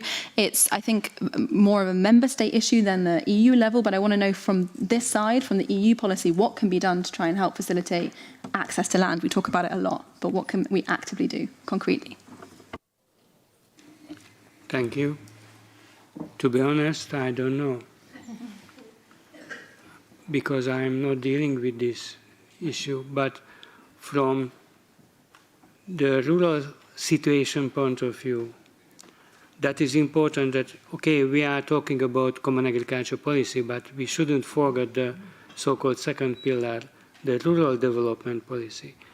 And I am in this part of the business since 20 years, and I see that under rural development policy, we are supporting not only agricultural or marginally forestry activities, but we are the CAP, rural development, supports also the rural countryside, the rural world. I mean, we have support for basic rural services and infrastructure and many aspects which are related to improving the conditions to be able to live in rural areas. And when we assessed or checked these rural development programs, when the member states or regions submitted, we examined and saw not only the agricultural or forestry related restricted information, but the whole picture. And so from our point of view, this is very important, and that we should see in a holistic way the rural world, which, by the way, produce for us the food and raw materials and so on. And directly or indirectly to help to reach the land. So there is a long-term support already for the land consolidation. So when there are some micro field ownership, so really unmanageable size of ownerships, there are several member states a program how to create a workable size of land which can be given to farmers. So I know from my country, from Hungary, that the government established a field bank or something, buying these fractions of land, creating a sizable land which can be managed, and to be able to give to farmers who can manage the land. So this is also very important for having a decent, hopefully decent livelihood and working conditions. Thanks. Yeah, and actually, Umberto, I wanted to bring you in on this issue of access to land too. It's not necessarily the most obvious link with the kind of environmental biodiversity, but again, yesterday I was really struck on this visit that, you know, this link between if you don't own your own land, you're so much less likely to invest in it into the long term, to put perennial crops, to put trees, to do this biodiversity. You know, it often is turning over seasonally, and it's a huge impact on biodiversity. And so I would like to know from your side, I mean, do you consider land access, and when you're talking about the environmental perspective, the biodiversity perspective, is this feature in your radar? It certainly does indirectly, and I do think there's a link between environmental policy or environmental goods and access to land. Let me try to explain. First, I would question that if the Green Deal did not materialize, because it did lead to a big legislative production that is not yet hitting the ground. So just wait for implementation, even if there is no Green Deal bis, it will materialize to a large extent. One thing I concede, it will not work in this link with agriculture is it doesn't work for farmers. That's very obvious. And we are now facing a situation where we hear that, well, we put what, 1/3 of the new budget is the cap and no one is happy. So there must be something here to have a better reflection. So if we think, what is agriculture about? Is it about producing food to feed the world, export a lot, and a very cheap food for everyone? Or is it also about managing the landscape, the land, having birds, butterflies, trees, and several ecosystem services from a well-managed land? This is also a question for farmers, because I think some are reluctant to see their activity as doing more than food and fiber. And I actually think it's food and fiber, that's very important, but there's more than that. But we normally don't pay them more than that. So that's where it gets difficult for the access to land if the intensive, extremely productive are the ones that can afford buying the land. So I just think now, if we are, let's say, and there, with many crises around, if we have farmers protesting, if we are now simplifying the rules also to allow them some breathing space, if we'll have probably accession countries with huge tracts of land coming in, maybe we need to think how do we apply that money. How do I say? Well, when their income support is needed, it should go to those that really need, which are normally the more extensive guys that do produce some ecosystem services that are now not paid. Theoretically, they can already be paid. Eco schemes, rural development. Options of member states not always go in that direction. Some do. That's one first avenue. But I do think this avenue of payment of ecosystem services linked with results-based payment schemes should be part of this angle. And actually, agroforestry and mixed farms will link very much on this wider view of agriculture than just let's pump monocultures and export. Okay. And you mentioned there the cap, which brings me nicely on to digging in a bit deeper into the cap. So perhaps, Alberto, I'll come to you on the cap funding. So there has been quite a lot of talk recently. I mean, I know the Agriculture Commissioner, after the recent meeting of EU agriculture ministers, was talking about the need for more support for mixed farming. So I think it is coming through to the policy agenda. But there are clearly so many issues with farmers working within the cap rules. I mean, how do you see there's a recognition of agroforestry, but there's still such complexity for the implementation? I mean, what do you see, what your tangible suggestions for looking into the future of the CAP to support agroforestry? Yeah, thank you for your question. Yeah, we had a 2 days meeting last week in Pisa with several farmers and researchers together talking about this problem, because now we have the first measure of the rural development plan for agroforestry plantation in Tuscany, but nobody wants to plant trees in Tuscany because the subsidies and the call of the region was unbelievable, with a lot of mistakes inside. There is only the investment cost and not the maintenance cost as subsidies, so nobody wants to plant trees. And nobody wants to diversify the system without a huge help of the European Commission. I think that for farmers are very, it's very difficult to think out of the box without a huge support from policy, but also the other kind of actors around the farmers, like advisors and so on. But if I can make a question to Morgan, I want to debate a little bit about a very interesting idea about, in this sense, about the fair prices. Because as you understand, also for me, it's very crucial to find, to create a profitable farming system for farmers. And I want to debate with you just a few minutes about your idea, your meaning about fair prices. It's very interesting for me. We will get on to fair prices. Yeah, come on. I'm just going to intervene here. So we can put the question maybe a bit later, but I want to stick on the cap, and then we'll move on to the remuneration, the market side afterwards. Yeah, don't worry, we'll get to it. But I did want to come to Morgana anyway, so actually that was a nice transition.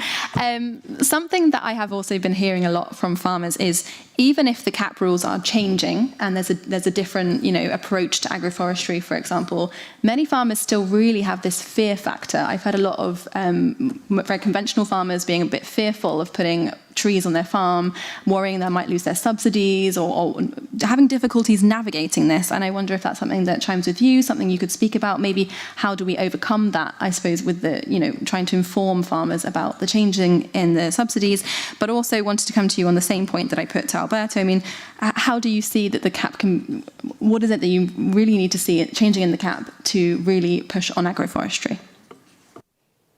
Thank you, Natasha.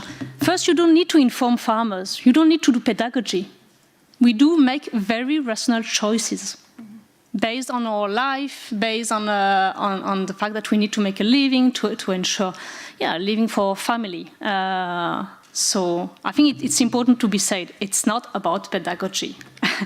And I would like to come also on the land issue, because actually in ECVC we have developed a proposal for an EU directive on agricultural land, because we need policies. And it's just like the question of prices. If you let the market decide, what you will have and what we have is speculation on land. Land has become a very lucrative asset. So if you just buy land and let it without doing nothing, the value of land will increase, and in a few years you will make more money without creating any good thing of this land. without producing food, without producing biodiversity, nothing. So we need to ensure that the use of land is regulated for the public interest, that it's not the market deciding, because the market decision will always be against people's interest and against the interest of the nature.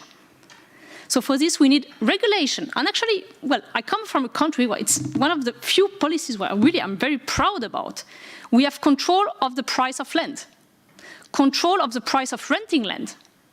And, well, just France is just a neighboring country from Belgium. In France, the average price for land is around 5,000 euro an hectare. In Belgium, it's 40,000 euro. So just because there is public regulation on land, I'm not telling you what it is in the Netherlands, it's much more. In France, if you want to use land, you need to ask for permission. And then there is a committee meeting and deciding who has the priority to use land. And if you are a young farmer wanting to start, you are more on the priority list than someone who has already 300 hectares. So it is bureaucracy, but it is very good bureaucracy. It is bureaucracy to ensure that it's not the market deciding, but it's public interest deciding. And we want this kind of policies, these are keys. So I encourage you to look at these proposals for a EU directive on agricultural land. Then now coming on, and CAP has a lot to do with land. Because actually, as you give subsidies linked to land, so if you have 1 hectare, you get 500 euro. If you have 2, you get 1,000. If you have 3, you get 1,500. It's a huge incentive to concentrate land. So CAP has a huge impact on land concentration. And the more you have land, if you are less farmers, the more you need to simplify. And so the less trees you will have, the less biodiversity you will have, and the more monoculture you will get. So actually, we want to support smaller farms instead of land concentration. So now, on the issue of fair prices, it's very simple. You calculate the cost of production. I think any economist can do this. On the top of this, you put the cost of work, so a decent income, including the social security, and well, just like other workers. And this gives you the cost, the price of food. That should be the way it would work. And this is what we are asking. We are asking that at the EU level, there is a new law, a new line in the Unfair Trading Practices Directive saying it's forbidden to pay farmers below the cost of production. And for this, we need an EU observatory so that economists look at what are the prices, what are the costs, and what are the margins on all those things. So it's a very simple demand. But here we have enemies. And these are the agro-industry and the retailing sector, which for more than 30 years, since the Blair House Agreement, they are buying agricultural commodities below the true cost of production. Because we receive subsidies in order to sell our products below the cost of production. And that's the divide in the system. And so these big companies, they don't want to end up with this system of huge subsidies for huge farms that allow them to buy below the cost of production. Because they buy for very cheap, much below the cost of production, but they sell very expensive. And here I don't agree with you at all. Consumers are paying their food very expensive. Because it's a system of monopoly. The less companies they are, the more they can just choose the price, and consumers have no choice. And what I see around me when I do the local market, it's a lot of people, workers, who come to my vegetable stall and say, I have €5.50. What can I get for my week? That is a reality. Workers in the EU don't make a living out of the wages anymore. And so we have a huge problem of social equality. We don't want cheap food. We want food at the real price of what it costs. And for this, we need all the workers. Workers in the food industry, farmers, wage workers, to be paid the real cost of work.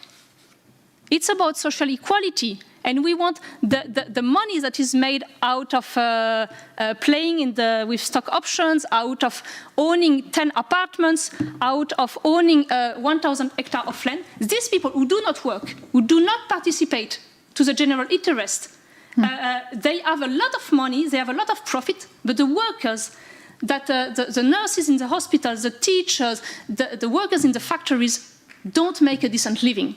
So this is really about social justice for everybody to get healthy food and for us all to get a healthy environment. Okay, let's dig into this issue of fair pricing then. I was putting it off till the end, but we're here now. I think we've already arrived. So let's dig into how to improve the value chain then of agroforestry products. It's all very well and good to stimulate production, but of course, if there's not a market for it, there's not somewhere for it to go, if the consumers can't afford it, etc., etc. So Anya, let me come to you on this point. I mean, how, specifically focusing on, agroforestry products, tree products, how do you see that we can add this value in the food chain and we can stimulate this food chain? I'm thinking specifically also of import of agroforestry products also into the EU, so within and also between. Sure. Thank you. From the discussion that we just had, to me, it started off with here that we're looking at how do we get, it sounds like we want mixed farming because of the ecosystem services that it provides. So the entry point today has been the trees need to be added for the ecosystem services. Morgan has been incredibly passionate about that the end goal needs to be a productive landscape that actually provides a fair and aspirational livelihood to the people that live in the land. So the end goal is not the mixed farming. The mixed farming is a way to go there, as a goal as a mean to an end, but not the end. So then that would mean, to me, 45 years of us doing that in the Global South is, yes, we can, Umberto, you said that, we can actually move farmers from being food producers to service providers of environmental services. We could do that. Then they would need to be paid for service provision. Is that what we want? No. So if we want them to actually run what they are, running their own businesses and being independent and be sovereign over their own land, then we also need to look into what products can we make out of the trees. So what additional value do the trees have to the profitability of the farm? And we've been talking about this quite a bit during the World Café. I think all of us that are designing agroforestry projects are guilty of starting off with sort of like the design of the planting stage. We sort of like starting off with the agronomy part of what does the system look like. What we should be doing is sitting with the farmers and saying, okay, in your community, what roles could tree products or trees could have for rural development? So if we start from that end, if I start off with saying, okay, maybe a furniture industry would be what we want, then the emphasis is on establishing an investment into that furniture industry. And then we talk to the landowners to say, are you going to now plant the trees that support the furniture industry? And then we can talk about planting distance. And then we can talk about like intercropping with crops. And it would be the same about like whatever it might be. Is it fruit trees? But so I think we need to be a bit more creative. So actually not creative. It's actually what Thai said earlier. It's about a different economic model. We are pushing trees because we think they're good. We're creating a lot of evidence of convincing. We think we need to convince farmers and other people of, oh, trees are good for you. But we don't. We hear, farmers know very well how to make a system productive and what is the value of trees. But where is the role of both policy to provide the enabling environment that we can have a thriving rural economy with trees? And what would then be the role of research in that? So not putting the cart before the horse, working from the other side of the food chain. Patrick, let me bring you in on this point. I'm curious to hear what your response would be to what Anya has just said, but also pushing a bit more on, increasing this value in the value chain. There was talk also, I think, in the World Cafes about maybe a certification scheme to add value on that end of the consumer end, and I'd be curious to hear your thoughts also on that, on how to develop something like this? Thank you. I fully agree with Anya. We tend to get over-enthusiastic about trees. It's what we do with our lives. I mean, we look at them, we study them, we love them. We got into this thing because we like trees. So obviously we want the rest of the world to like trees. And we go to a farmer and say, why on earth don't you have any trees? Let me put some trees on your land. It's stupid. She's absolutely right. We need to start from what the farmers want. And one of the advantages of being the president of something called the International Union of Agroforestry is that you have contacts with people dealing with that issue around the world. And I want to bring here an example from North America, a young company called Propagate Ventures. And what Propagate Ventures do, somebody knows them, and what Propagate Ventures do is they start with a conversation with a farmer. And it's a conversation about what the farmer wants. It's not only a conversation about money. It's a conversation about what the farmer is. Are you a lonely farmer? Are you just happy to be alone on your farm and to listen to your podcasts? Well, then do something simple, poplar lights. Do you like having lots of people around? Do you feel a bit lonely on your farm? Do you want youngsters to come in? Well, then start putting in lots of bushes with little red fruits that need a lot of management and harvesting. So you design the system once you understand what the farmer wants. And you obviously take into account what the market can bear. There is no point planting poplars if the nearest sawmill is 500 miles away. So you take these issues into account, and then you design a system that fulfills that farmer's needs. From that perspective, you are going to get the biodiversity services and the ecosystem services and the soil services and the water services and all these other good things, but you are going to get them as a cherry on the cake. The cake is what the farmer is getting from his farm. His farm is now working better. It is not just more productive in terms of money, but it is more productive in terms of the quality of life of the farmer, and the ecosystem services come at the end. And you can find examples of that in Europe as well. There was a project years ago in Wales. Paul Burgess, who many of you know, was involved in that one. And there it was very simply, the idea was to get some hedges back into these hillsides. It was all hill country, so sheep farming, and the erosion was ferocious, so you need the hedges back. But you don't go to the farmers saying, put the hedges back because the erosion is ferocious. No, what they did is they got the farmers to start talking together and to look together at what they could do to deal with a common problem, which they all had, which was erosion. And then they started figuring out that obviously hedges were going to be helpful there, but how to do them, how to plant them, how to share the cost of maintenance, etc., etc.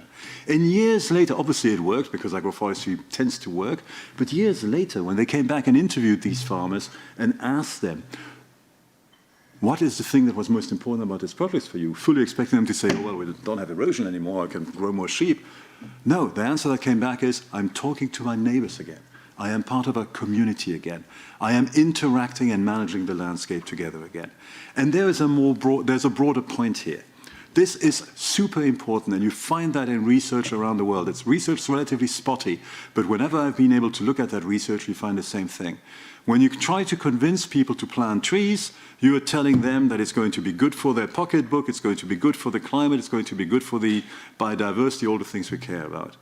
But when you ask them why they like their trees, they mention things like shade, beauty, birdsong, aesthetic characteristics, lifestyle characteristics, things that make their lives better. And that, Morgan, I think is the answer that we have to look at when we try to figure out how we can get farmers to stay and why we need to get farmers to stay in the landscape. Because right now, today, with our current farming system, the suicide rate in Europe, amongst European farmers is higher than the suicide rate amongst Indian farmers. We have made a bargain with the devil, and we need to recognize it for what it is. Yeah, that's a very good point. And perhaps I bring you in, Morgan, for your response on that. And also, I mean, I suppose, yeah, that also requires, this co-design requires quite a close relationship with the farmers, with the researchers, and also with people for advice, things like that. I mean, do farmers know where to go for this kind of information? Are these kind of infrastructures available for farmers? Yeah, maybe I will tell you a little bit more about my farm. So it's in Brittany, in western France, and actually it's a place where there are lots of edges. And the main goal why people take care of the edges is that all our houses are heated with wood. That is the main use. So it's not about a profitable activity. It's about our life, because if I don't make my wood in the winter, I will be very cold in 3 years. So that is something very important, and something sometimes we think about very long distant things, but the truth is that it's about getting the wood for heating our houses. And me, I decided, so I have 1.3 hectare, and it's in 2 plots. And in the main plot, which is a little bit less than 1 hectare, I decided 5 years ago to plant lines of trees every 24 meters. So I don't know how many I planted, but I have already a hedge that I planted 15 years ago, and now I planted something like 200 more trees. I looked in the internet. I found a nice example in the south of France. I went to visit that place, so I don't know how it works for other people. And the reason why I did it, it was not about creating a new product that I would sell. It was not about marketing better my farm, because I already have my consumers who are very local people, and that's okay. It was about thinking, okay, we have climate change arriving. I already feel it on my farm that there is a problem about big heat wave and the fact that I don't maintain the humidity in the soils. So and my plot is a little bit sleepy, you say this, and so that was a way to keep the water and to have a little bit more shade. And so it was to continue my production, which is about vegetables, but ensuring that within 10 years, 15 years, I have a kind of microclimate thanks to the trees to protect this. So, but in order to do this, I need to maintain my basic production, which is selling vegetables, and the whole economy which is around, because I don't make the minimum income of workers in France, but I still have a relatively nice life because I get the wood to heat my house, so I don't need to pay for electricity. So there are lots of other services linked to our work in the nature. So not everything we do on the farm is linked to selling products and get the money. A lot is also about self-consumption of the wood, of the vegetables. I have a few sheep which are hidden because it's not really allowed. So many things, actually, you never say what you do to the administration because it's not really allowed, but actually it's the nice part of it. It is what makes it biodiverse and all those things. It actually adds a lot of value, but you need to hide it because it's not really legal. And the only thing that the administration wants to know is how you make money to get the taxes about it. And the rest you need to hide. So when we think about why, as farmers, we plant trees, I don't think that we need to think about creating a new niche things. We understand very well. And last thing, because around me, a lot of farmers are actually destroying hedges. Why are they doing this? They are not stupid. Let's consider people are smart. The reason why is that they used to have dairy farms with 50 hectares. They are not making a living out of it anymore. So now if they want to make a living, they buy the farms of the neighbor and they have a farm of 120 hectares. They can't maintain a dairy farm because their wife is working outside to make a better living, and so they're alone on the farm and they don't have enough time, or it's crazy to have 120 cows, so they move to grain monoculture. And once, from the moment, if you are having cows, you need hedges. It's helpful for your cows. But if you move to grain monoculture, the hedges have no role anymore in your system. So you cut all the hedges to just get more land and more CAP subsidies and to produce more. So if you move from one system to another, and that's about land concentration, and that's about the fact that, in particular, there is no real support for mixed types of farmings, which are the best farming that you can do. The best thing that you can do is to mix vegetable production with grain, with some chicken, with some pigs, with some dairy farms. But in order to do this in your farm, you need to be a lot. Because if you are alone on your farm, it's too much work to do. So once again, it's about supporting the fact that many peasants can live in our diverse territories. Thank you. Okay, we'll just, none of us heard that about the sheep, don't worry, we'll pretend we didn't hear that. Thank you for that. I'm about to open the floor for questions. If you have any questions, be ready for that in a moment. But before I get to that, I'd like to put one question both to, it's very rare that I have both DG Agri and DG Envy on the same panel. And there was a lot of discussion, I had a lot of discussion with people here today throughout the World Cafe about, you know, working together and maybe the complexity on the field reflecting the complexity of the policy structures. And I wondered if you had a comment on whether the structure of the Commission as it stands when it approaches policy issues, whether the structure is up to reflecting the complexity of something like agroforestry, how you work together. And I know there are discussions ongoing about a potential, you know, European Vice President of Food that could help branch the different sides. Perhaps could you a comment, both of you, about how you work together, how you integrate environmental policies into DG Agri, into Agri, and vice versa. I don't know which one of you wants to take it first. Please to start. Yeah, go for it. Well, I actually don't think there's any specific problem in the Commission as such in the way it's organized, because if you look everywhere, we have the same problem. Nowadays, we are needing more and more system thinking, especially Earth system thinking for complex problems. But of course, we humans need to start somewhere, and we are organized also at national administrations in different silos. I do think the Commission has some advantages from that point of view, which is there's no single DG that can take decisions alone. Something called inter-service consultation, one negative opinion stops everything. So what do we do, Thomas? Well, we fight each other when we diverge, but finally we reach some sort of agreement at our level, if not at our level, upper level. And this is, in a way, virtuous. Now, is it enough? I think I heard here something very inspiring, which is we should start by pitching the policies different. From that point of view, what do the clients, in this case the farmers, want? And I do agree that if we would start there, including for environmental policy, we will get much better results. I'm deeply convinced, to give an example, that what the nature restoration law proposal wants or promotes for agroecosystems is favorable for farming and for farmers. And many farmers would say the contrary. And the issue is, if we would first start by what do you want in your farm, there will pop up some elements which are actually ecosystem services, some of which important for the farming itself, that the farmer would identify, and then we can dialogue. So I don't think it's us bureaucrats in DG Agri or DG Environment that can do all this, what do you want? I do have some trust. Now the polarization is high. There's also a chance after a conflict for having better avenues. I have some hope on this structural dialogue ongoing, and I think that this pitching our policies different from all sides can help us. Okay, so really starting with the farmer-led policy. Tomasz, maybe a reflection from you about integrating the environmental elements into DG Agri. Sorry.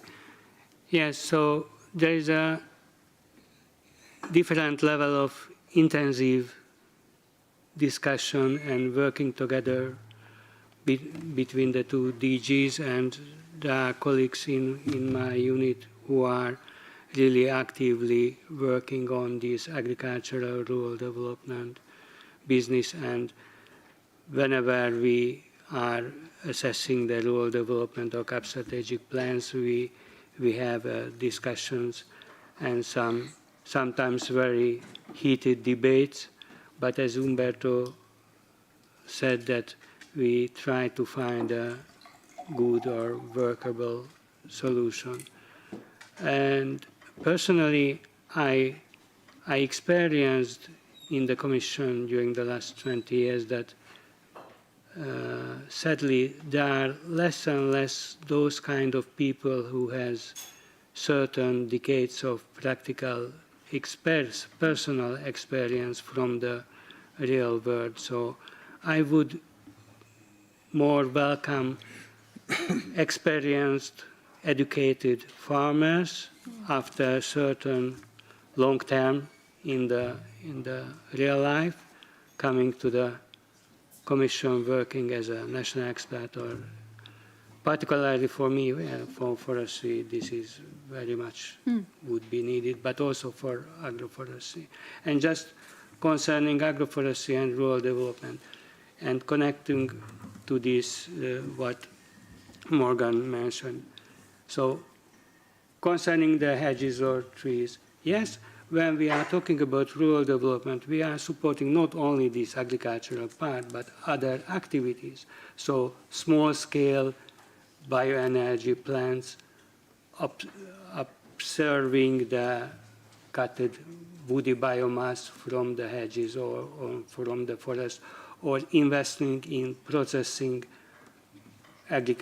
not only agriculture, but forestry or other products, so creating new activities to have a complex mixture of activities which could help you to live there in a decent way. Mm-hmm. So there are a lot of activities and possibilities offered by rural development. Okay, interesting point there about generational renewal in DG Agri as well as on the field. Okay, well, thank you very much to all of our panelists. I'd now like to open the floor to questions. So we have a question straight away there. If you could introduce yourself and say who your question is to, and also try and keep it nice and concise. Thank you. Robert Borek, Polish Agroforestry Association. I'm sorry I have to oppose a bit Western narrative. I'm for Eastern part of Europe. I think I would disagree with a thesis with a point that is too little farmers. In Poland, we have 1.3 million farmers. In Romania, there is more than 3 million farmers. Most of them are smallholders operating on poor soils, struggling with climate, global market power. And now is the issue of they actually, most of them do not care to collaborate. The support, agriculture support costs, transaction costs are huge. So my question is how to help them to implement agroforestry and agroecology. Thank you. Mm-hmm. Okay. Morgan, would you like to take this one? Well, that's in Romania, in Poland, there is still a peasantry. And so we consider that there is actually a great potential in these countries and also a great knowledge. And actually, this knowledge is very much linked to agroecology. And the members organization that we have in Eastern Europe really do have not only a knowledge, but a practice of agroecology, which is much bigger than what we have in Western Europe. So a lot of us actually go to Romania, go to Poland to just learn about these techniques. And as you say, it's right. They struggle with global market. And they also very much struggle with industrial standards. For example, a very few years ago, the Romanian government wanted to forbid peasants to have porks. Most of the families have 1 or 2 porks for self-consumption, and the government wanted to forbid that. Well, it's part of the culture, it's part of the agroecology of this place, but there was this idea that the porks needed to be in the big factory farms and not all over the countryside. And so we defended the Romanian peasants to have their family pork to make this very great food and feed them with the milk of the cows of the village on all this system. But they do, and there is a kind of there is an ideology behind this. There is a will to try to sometimes exterminate the peasants, but more often put it in a box so that it's clean, so that it's under control, so that it's dominated. Dominated by what? Dominated by the market or dominated by the state under the communist area. But it's more or less the same, and it's the same vision about a complete domination. Why? Because as peasants, we can't be completely dominated. Because we work with the nature, because we produce, because we produce the food that we and the families around us need to eat. We produce the wood that we need to for heating our houses. So there is a level of freedom in peasantry, in small-scale family farming, which neither the state nor the market can completely control. And this is a story about power relation, where both, most of the time, and in this capitalist Europe, both the state and the market are now working together, most of the time for transnational companies. And if you see the power relation in the EU, the power of lobby to just increase profit is huge. And this is the problem. This is the elephant in the room. The power of transnational companies who just want to make more money, and more money against the people, against the farmers, against the workers, and against the environment. That is the main point. And our democracy is at stake. Because if we don't take this problem seriously, then who is winning? The far right. It's not the solution, but we need to be serious about tackling this problem, about the power linked to transnational companies. Otherwise, we will get against the monsters around us. Okay, that answered your question. We have a question at the back. I'll take here first. Yes, thank you. I'm a student from the Graduate Institute in Geneva. So today we have a lot of great talks on agroforestry, mostly as agroforestry as the object of study. We had results about soil health, about the amount of birds. And yes, I think we really need this kind of quantitative data. And I think that in this room we all agree that agroforestry is great. Yet today we also witnessed a sharp contrast between the discourse from more the scientist perspective and the discourse of the farmers that came today to talk today. So I think when we speak of scaling up, of transition, we cannot study agroforestry in a vacuum. And maybe today there is a lack of a social sciences lens to look at food regimes, food sovereignty, social justice, access to land. So my question is, why is there maybe no social scientist or interdisciplinary scientist invited to talk about these kind of issues? Because we don't only talk about how great agroforestry is, but about also how to scale it up and how to operate a transition which maybe needs a system transition. Mm-hmm. I'm looking at the researcher end of the panel. Yes. And first of all, yeah, I do agree with the fact that we need to work more with these social aspects and in general to create some kind of transdisciplinary approach with agronomy, animal scientists, forestry, and then also the part of social science to understand more about human aspects in this sense, you know, evaluate also farmers as part of the systems, farmers and also other actors. Yeah, I'm not an organizer, I don't know why we are not, there is not a social scientist here now, but yeah, for sure, it's very ambitious sometimes to work together. You know, it's not easy to have the same terminology, the same idea, the same goals in this sense. But for sure, there are a lot of European calls like Horizon Europe that with a lot of requirements about integration about like agronomy, forestry, animal science, but also social aspects. So in this sense, I think that we can do more and better in the future. We know that the agroforestry are more related to social issues respect to technical issues. And also, yeah, during the activities of another project, the DigiTAF project, we make a huge assessment about the limitation of the adoption of agroforestry, and we understand that there are really a lot of problems related to perception of the farmers, more the technical things related to tree plantation, of tree choice, or other things. So we have to spend more time with farmers. Probably we're person more able to understand more about this social aspect. I do agree with you, and yeah, we will see. Anya, I bring you in on this one? Yeah, if I can just follow up from what you said. First of all, thanks for the intervention. I think that was a really, really important intervention. We have a shortcut at C4E whereby we say, and we've been part of that problem as well, that what, as agronomists are really good in doing, we are developing agricultural technologies which technically work. They double the yield on field on experimental sites. They're brilliant. That's what we do. We've been trained into that and get the interactions right. What we're not so good in is like finding technologies that are actually attractive to farmers.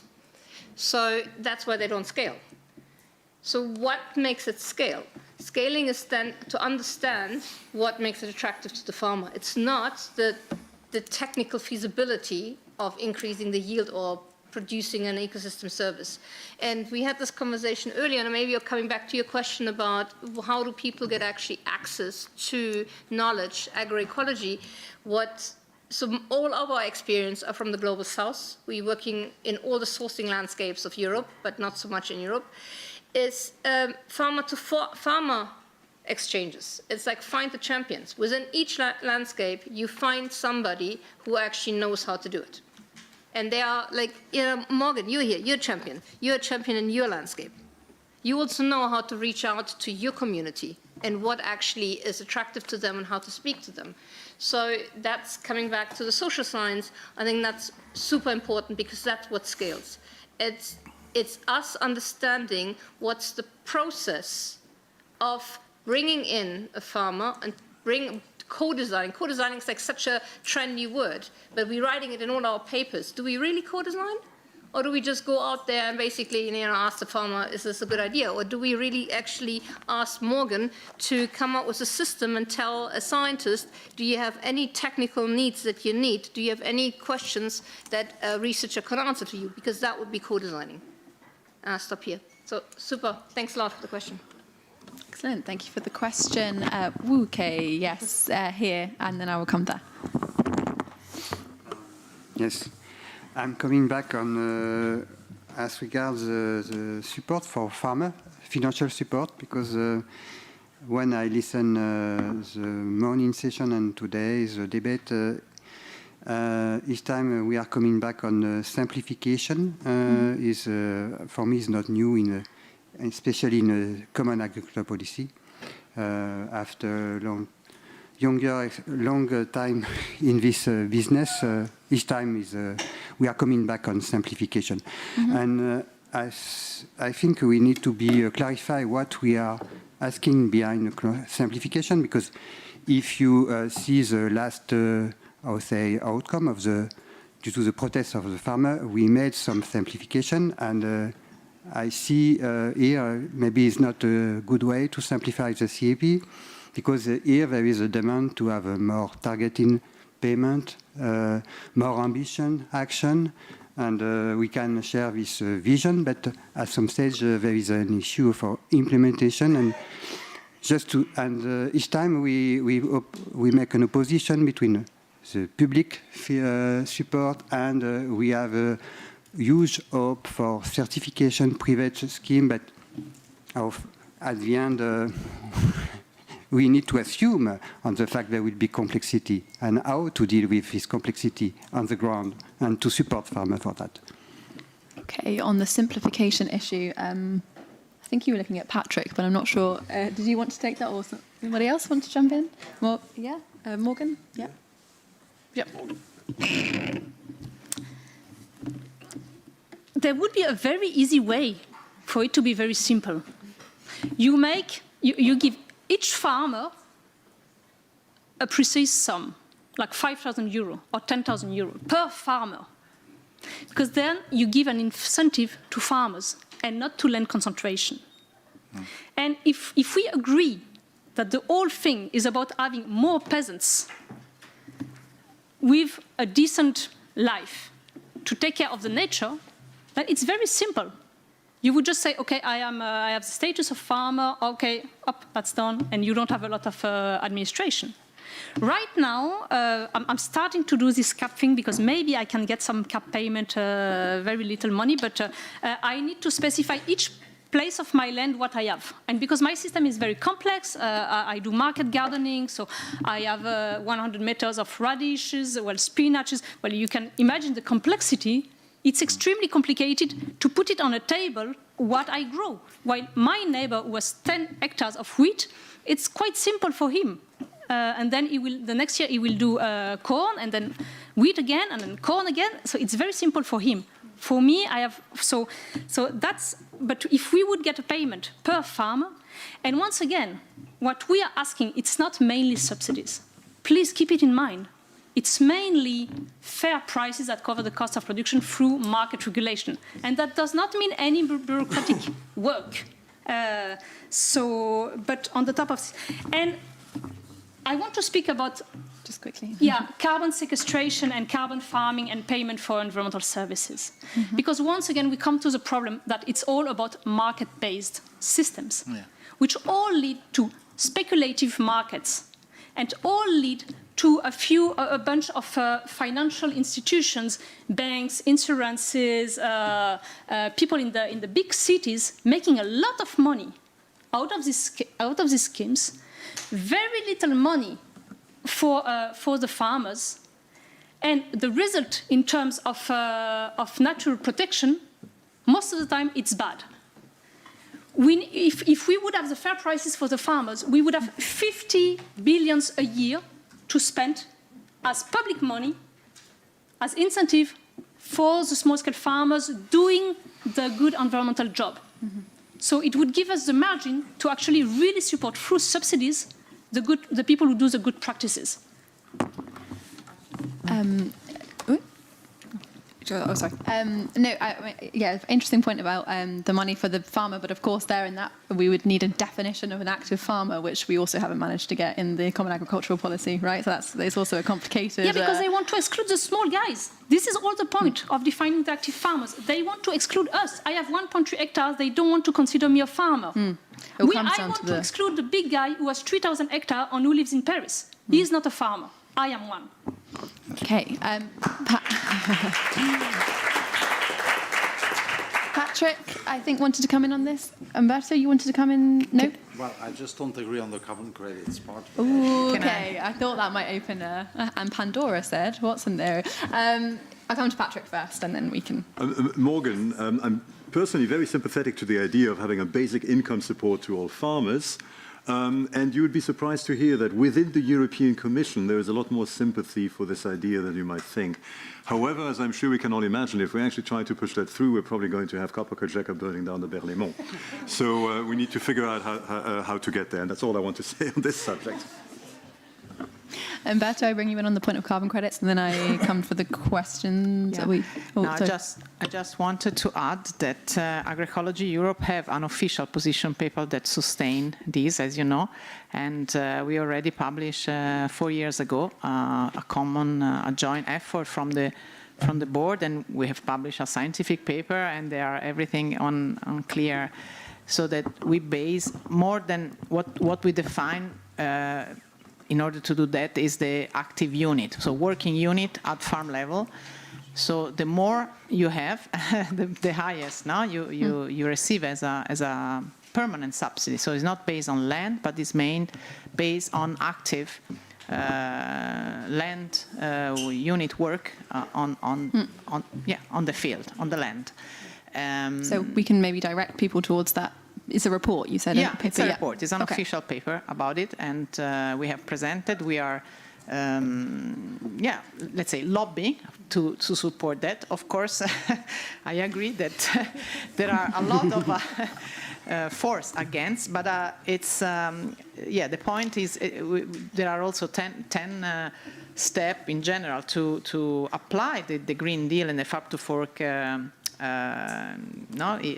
let's say, mission and goal, and so how to reach that, of course, more that percentage of land, and this is also my personal point of view also in general about, it depends, what are the trajectories, so what is the local situation, so it's not roughly just to put a number in terms of percentage of land, but exactly to understand the system, where the system will go, and how to support this transition toward diversification.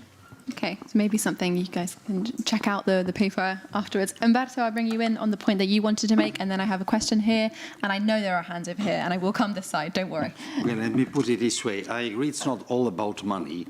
But we should never forget the CAP's money is not farmers' money, it's taxpayers' money. So if money is given for any purpose, it must be for something that most people find a good idea. And I do think that income support is a good idea when it goes to those that really need it and are doing a service that everyone likes. Now, if that will be only the food, the perception is, well, we already pay the food in the supermarket or the market. So this income support should go for other things that, in my view, are payment of ecosystem services, even if we are not paying them directly.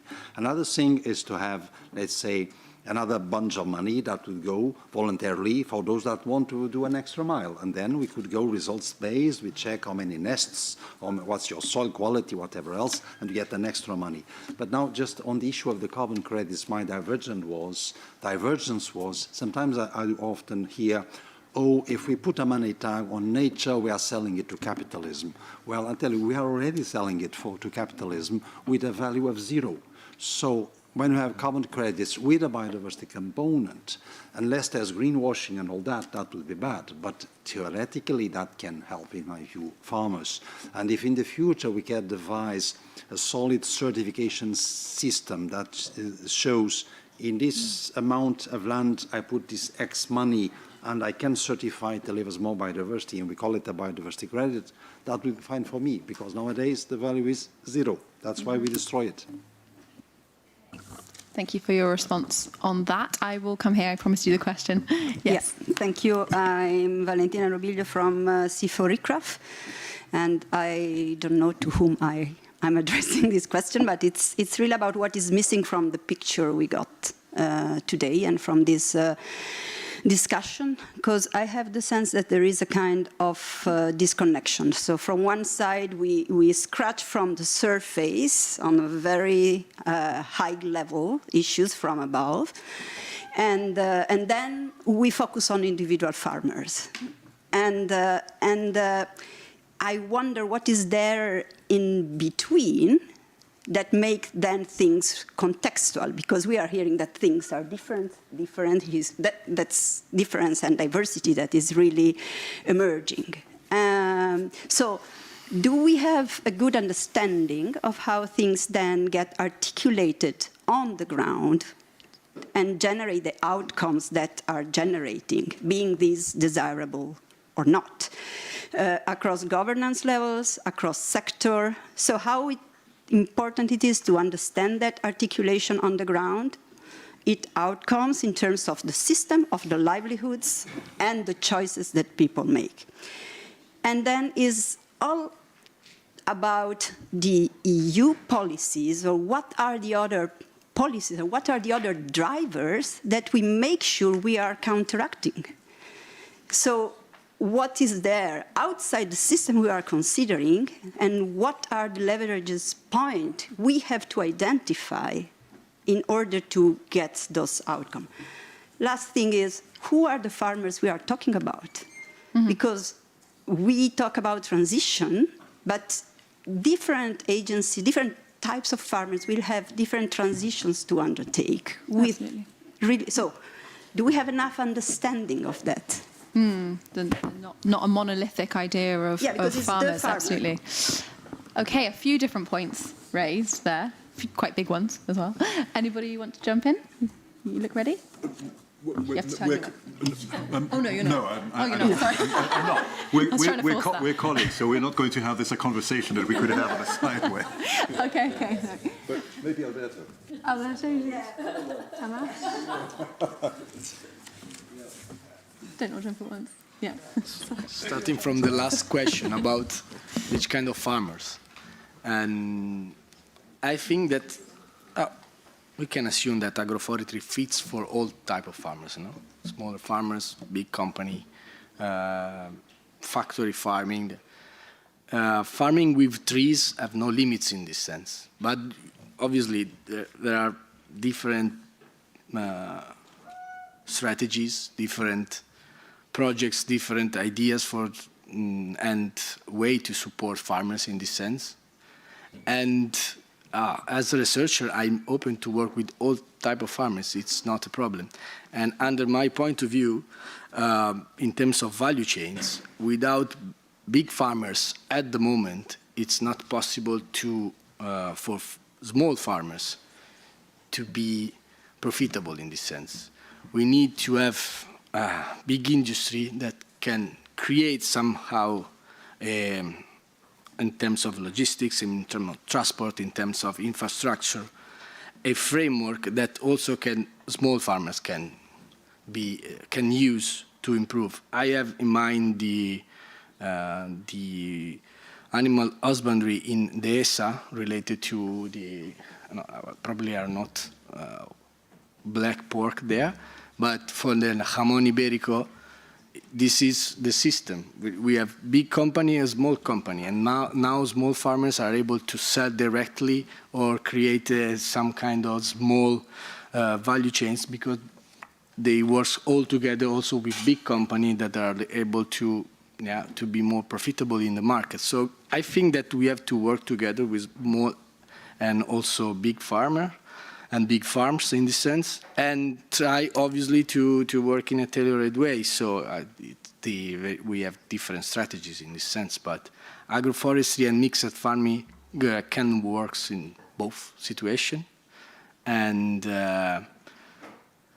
in terms of the system, in terms of what we missed in this discussion, I think that we have to restart from the education, from school with children, when talking about how to integrate food production and nature conservation in this sense. I think this will be very crucial in the future years to, if we want to have farmers out of the city, we need to have citizens able to recognize the value in this sense. And we're talking a lot about how to train farmers, how to train farmer association, how to train policymakers during the roundtable. Obviously, we have to work also with the future generation in this sense, and probably policy can support more in this sense, and to help us as part of the system to be sure that in the future we will be able to eat our food directly from the farmers and not probably, I don't want to talk about any other kind of insects or cultivated meat, but in this sense to maintain this connection between farmers, nature and foods, that it's a millenary history about this. Okay, hope that answered your question. I'm conscious the clock is ticking, but I'll take two more questions. I know there was a question here. If you can keep it as concise as you can, though, because we are running out of time. Thank you. Great, thank you. My name is Bridget Murphy, and I am a hill sheep farmer from Ireland. Ireland, unlike a number of the member states, as Morgan referred to, that get a flat payment per hectare, is still working on a convergence process from the historical snapshot back in 2004. Now, just to explain that, I used to get 26 euros a hectare for my EU payment. That was 1,360 euros for 51 hectares up on the mountain. I've come up a bit. I'm at 60% now, but I still have to pay 100% of all the GAIAC costs and everything else. So for a start, I'm actually dealing, and I have lived in structural poverty for the last 24 years. But the question I want to ask relates to what Morgan was talking about and Umberto there. And it's the fact that that role of land stewardship or land guardianship has been a hidden unpaid role that farmers have carried, no more than women carrying the role of being a mother in the home and being the carer. If you bring other people in to do it, it costs you a lot, but if you do it yourself, it's not quantified, it's not qualified, and it certainly isn't paid for. Now, the commodification, carrot and stick approach, which is how we get paid for doing it, it's fragmented. You can get a payment for pollination, you can get a bit of payment for water, you can get maybe a carbon payment. You carry the risks of all of this. Sorry, I'm getting to it. And even if we move in the right direction of results-based payments, it still doesn't help somebody who doesn't have the resources and the ability for their farms to deliver. All right. My farm is delivering. I was a 2019. Sorry, Bridget, I have to push you on the question. Farming for Nature Ambassador. Thank you. The question I want to ask is, can we not, instead of looking at just a blank check payment to a farmer, just giving them $5,000, can we not recognize that hidden unpaid role and give farmers who live on the land a payment for being a land guardian? Land guardian payment. You're making. I hear some noises from you. My point is, when I referred income support makes sense to those that are delivering a services besides this, in my view, that makes sense because they are acting as a guardian and not just as food producer. Yes, I agree perfectly, and I think that's the reason why we should consider all peasants as guardians of the land, and for this receive some public support. But I want to come back to something that you say, and I think it's related. It's about the idea that if something doesn't have a price, then we don't care for it. Think of your own life. Is it true of the most essential people that you have in your life, the people you love? Well, I hope not. And I think it's important to say, because this is a strong ideological problem, that we tend to consider that if it doesn't have a price, then it's worth nothing. But most of the time, things that don't have a price, it's because they are so sacred, so important, that you can't give them a price. And it's strongly, this is an ideological problem. You know, we still are in the era when people think of do you know this expression, the tragedy of the commons? This is one of the most stupid things that has ever been said in '68. It's a long time ago, but it's still very deeply in how a lot of the economists and some bureaucrats see the economy. While the reality is that the commons are what people share together and take care together. And this is a cement of community. Mm-hmm. So people take care of the commons because it has no price, because it is not the property of anybody. So we should think about it, and I agree very much. It's about social sciences, and we should have more people from social sciences being in these issues, and maybe some less economists. Okay, we are already a little bit over time, but I know Umberto wants to clarify what he meant there, and I know Patrick wants a comment, and then I think we'll have to wrap up, I'm afraid. There's one distinction I need to make. Yes, I don't think life needs a money tag to be respected. That's what I meant. But the distinction is between public funding and private funding. Where there is public funding, that should be for public goods, the commons, etc., protect the tragedy of the commons. That does happen, let's say, in fisheries, for instance, through regulation. All that I agree. But when we want a private company to bring money somehow to ensure ecosystem services, for instance. We don't want. Okay, maybe you don't want, but I personally feel that's a good idea of having some forms of certification and credits, bringing money to something now private agency normally considers or often considers a zero value. It has a lot of value, but it's normally considered a zero value, just to clarify this. Okay, thank you for that clarification. Quick word from Patrick, and I'm going to have to bring this to a close. I know there are still hands, but hopefully you can grab the panelists after this. I'm afraid we are over time. I'm sure we could organise a debate between Morgan and Umberto, which would last for days. But I'd happily moderate that. Three short points. Umberto's making a very good point. If something has a value of zero, people use it. Right now, the atmosphere has a value of zero, so you have a lot of companies that are simply polluting it. And that's just the way it is. You're not going to change that unless you make it expensive to pollute. More to the point, simplification is a problem for biodiversity, it's a problem for the climate, it's a problem for soil erosion, it's a problem for water function. But simplification is driven by a market. It's a lot easier if you're a buyer to buy from one guy who has 100 hectares of maize than to buy from 50 people like Morgan who each have 20 different products. So if we believe that complexity and diversity and mixed farming is important for a number of different reasons, then I think that has an intrinsic value that ought to be rewarded, and perhaps not only at the level of the farmer, but also at the level of the value chain to make it worth somebody's while to deal with this more complex purchasing process. I completely agree with Alberto that education is totally important. I was in Djibouti a couple of years ago. They wanted to settle down their nomadic herders in an environment where nomadic herding is the only thing that makes sense to educate the kids. The solution is obvious: put the teacher on a camel. Let the teacher be nomad along with everybody else. Finally, on income support, tying income support to a service that is being provided, Umberto, is risky because we don't necessarily agree what the service is. But there's a number of prominent people who think that hill farming is one of the most evil things you can do to the landscape because it should be a rainforest instead. How do you arbitrate between these things? So instead, I would advocate that we would, if we believe that having a high density of people in rural landscapes is important for social reasons, let's do it explicitly for social reasons. Income support, no ifs, no buts. I have to say, I didn't expect to hear the phrase "put the teacher on the camel" in this policy debate, but I enjoyed that. I'm very sorry. I'm really loath to bring this to a close, but unfortunately, we are out of time. In fact, over time. But I want to thank all of our panelists today for all of your contributions, all of you for your questions. So I will bring this to a close. Thank you very much.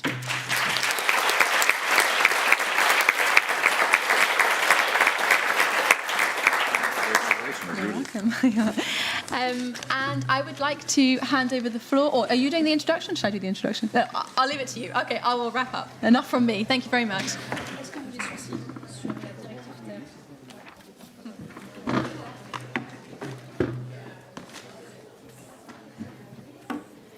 Thank you very much for this lively debate. I'm sure we could have gone on forever because there's so much to ask and discuss. And so to help us wrap our heads around the complexity of the whole European agricultural and food systems and all these questions that we've been asking all day, we have turned to art. And we are lucky to have here with us graphic facilitator Fanny Didou to harvest key takeaways from the whole summit visually. Fanny has worked with over 40 recognized organizations, including the United Nations, FAO, the French government, and the World Economic Forum. Her experience in graphic facilitation, combined with her expertise in environmental and social issues, enables her to offer us high-quality support through art. You can find her at fannydidou.com. Fanny, please tell us about the work you did throughout the day.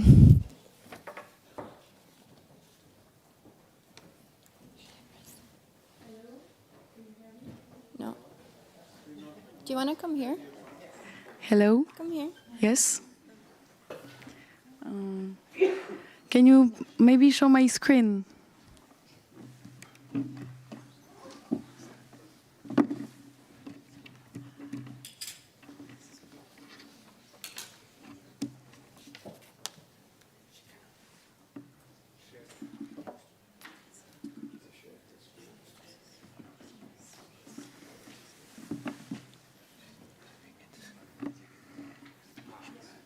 Yes.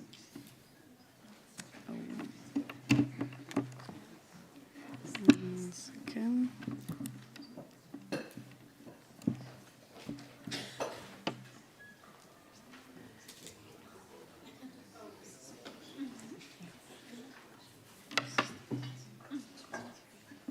Okay.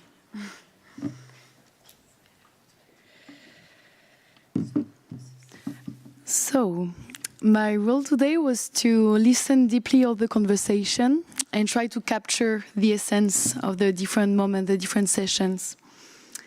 So now I see you looking at me and you're like, whoa, how is she going to sum up all of that? So I will try to do my best.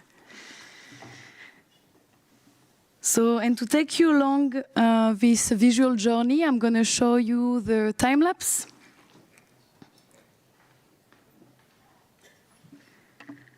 So I arrived this morning and actually struggled a bit to find the good meeting. I almost went to a circular economy meeting, but well.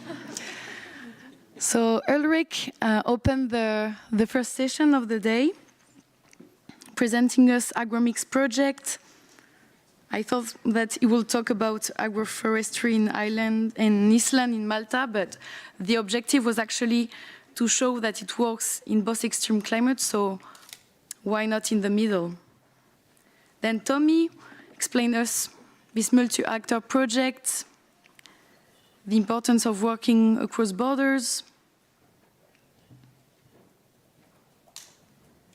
We had the chance to discover Ellie's project for the one who were not present yesterday, a 10 hectares mixed farm, driven by passion and beauty. We'll just come back a little bit.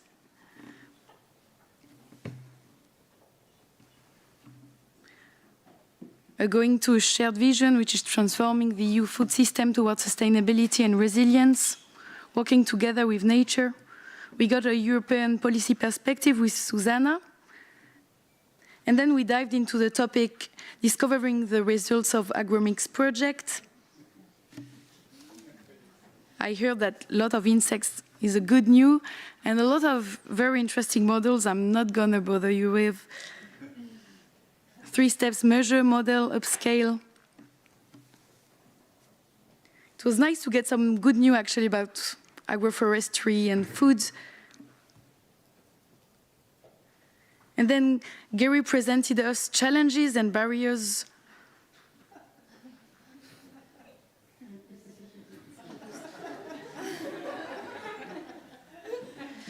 The question was one size fits all.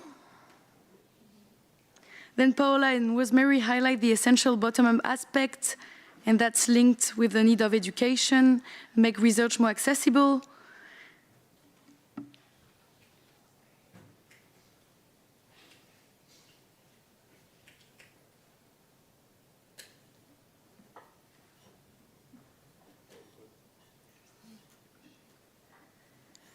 And then Paola explained us we're gonna travel, so I got very excited, a world tour, they told, drinking some coffees, a world cafe.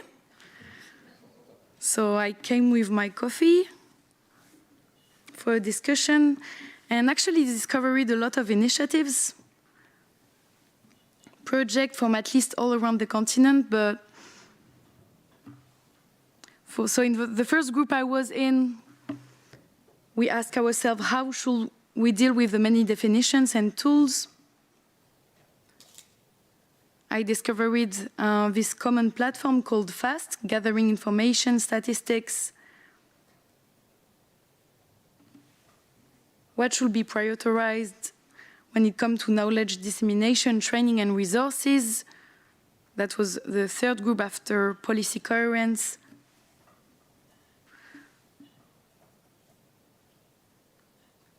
So it came to the question of who, more involvement of stakeholders, on which farmers partially rely and trust. Someone saying farmers can be saturated sometimes.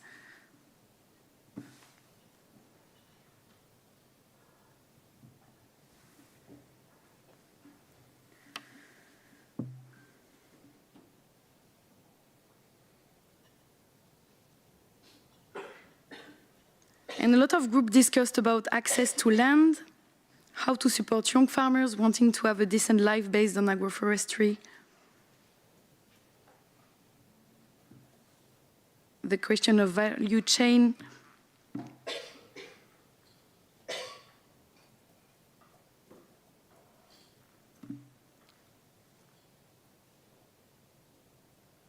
We talked about funding, about aging farmers.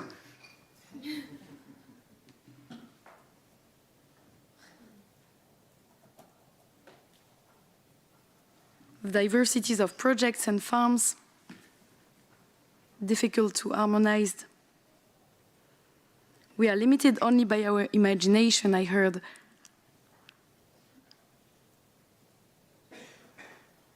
And that brings me to the powerful, I'm sure you remember, speech from Tij, sorry for the pronunciation, a farmer who came with not a very optimistic vision, I can say. This is an alarm call. I would prefer telling you about trees and our farms, what we grow.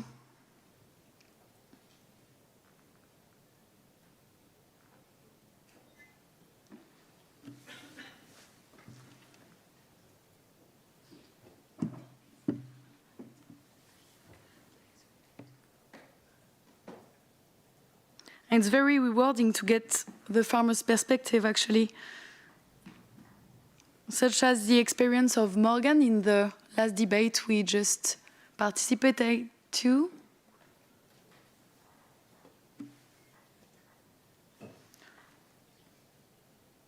Who was here raising the voice about access to land. What if we actually pay farmers for the real cost of their work? What if workers don't get wages below the cost of production? The debate today was the opportunity to connect policy issues with the reality of the ground, but what is in between, actually, the European level and farmers' projects. good points from the audience. We finished it with an interesting Q&A.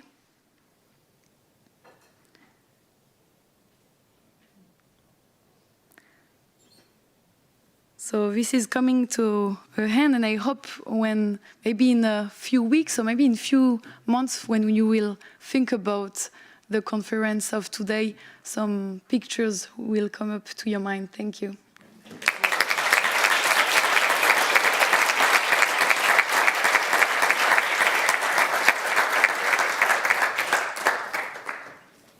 Thank you so much. Fascinating. Thank you. We hope to have the slides or the visuals and share it with everybody, and also the slides from the presentations that you saw today. And with that, we reach the end of our program. So before I invite all of you to a networking, free-flowing coffee outside, I'd like to welcome back Paola Migliorini and Vincent Dobby to provide closing remarks. Vincent is a researcher at Agroecology Europe, working on various Horizon projects in addition to AGROMIX. He has been around in the agroecology bubble for 10 years now, starting with his turn to local and social alternatives in his city of Liège, where he met peasants and activists and was introduced to agroecology and food sovereignty. After being part of various agroecological initiatives in Belgium and abroad, he started a master's in agroecology and then worked for a Belgian NGO as food sovereignty officer and coordinated the Belgian Coalition Against Hunger. He took part in international negotiations on climate and agroecology, finance for agroecology, and global food governance. Paola and Vincent, the floor is yours. I thank you for being present today and have a pleasant evening.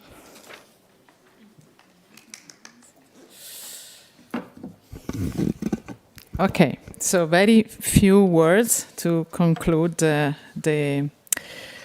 day. Yeah, I think the image was already a very good conclusion, but just really a few points. So I think today we have, we all saw what are the benefit of agroforestry, and because we start, let's say, from trees being not only a productive value, but for sure it brings community, resilience, social values, shades, beauty, comfort, pleasure, and many other things, also untangible. In addition to that, of course, it produces food, fiber, timber, ecosystem services, biodiversity, water regulation, pest and disease regulation, carbon sequestration. But despite of this obvious benefit, we are still having a lot of hurdles remain, because we have heard, and it's clear for all of us, that we still have a lot of problem to access to land, and many challenges for farmer and new rurals that want to enter into the system, especially for the youth. In particular, from the farm visit yesterday and also the other two farmer speech today, it's clear that we have a lot of policy incoherence, in particular in regulation that contradict each other. There are still many difficulties at economic level, in particular to make a real benefit from agroforestry production, to make it as evident, in order to have a value chain that is taste, nutrition, and with real criteria for environmental benefit. You want to continue? Yes, okay. So. First of all, I want to thank you, everyone, to be here. It was a pleasure to meet you and to gather all together for this summit. So, for me, what strikes me it's like during the work cafe and the debate, I have the confirmation that I'm an agroecologist, because I heard that we need to put a farmer at the center and we need to work with nature, not against nature. And so when we need to implement policy and agroforestry, I think we need to think outside of the box. We need to start with the farmers in the center and not with top-down approach. We should create policies and institutions that will help them develop what they need, and the peer-to-peer discussion, etc. So we need to strengthen our effort towards agroforestry, starting with reducing the barriers and implementing a co-design approach with context-specific solution.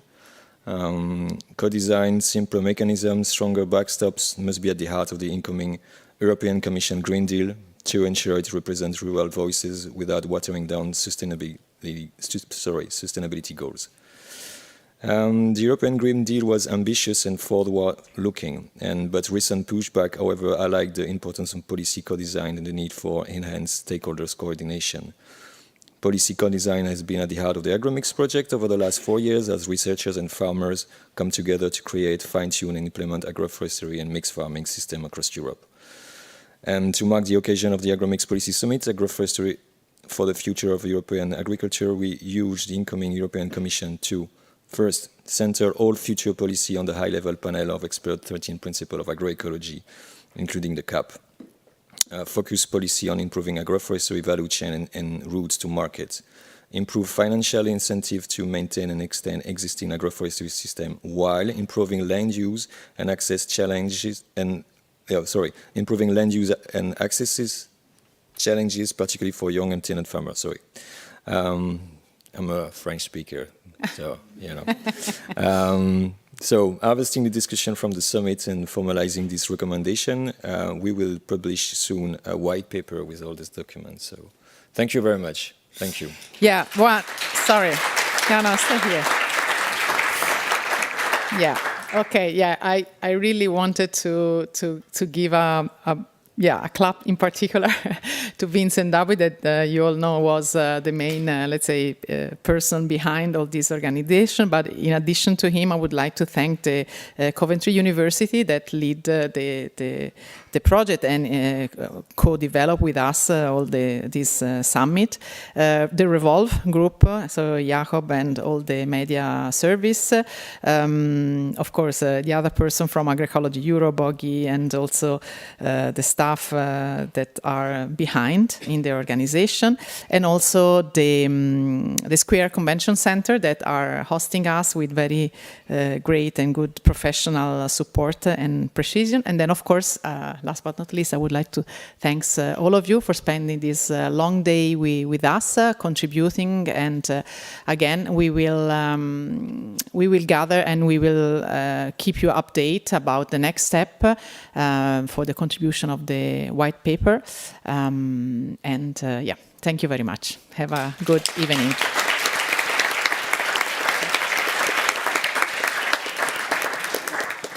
There's a little present for you.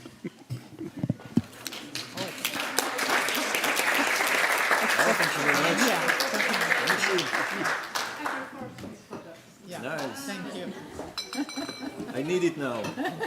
Yes, Jean. Yeah, Jean. Thank you so much.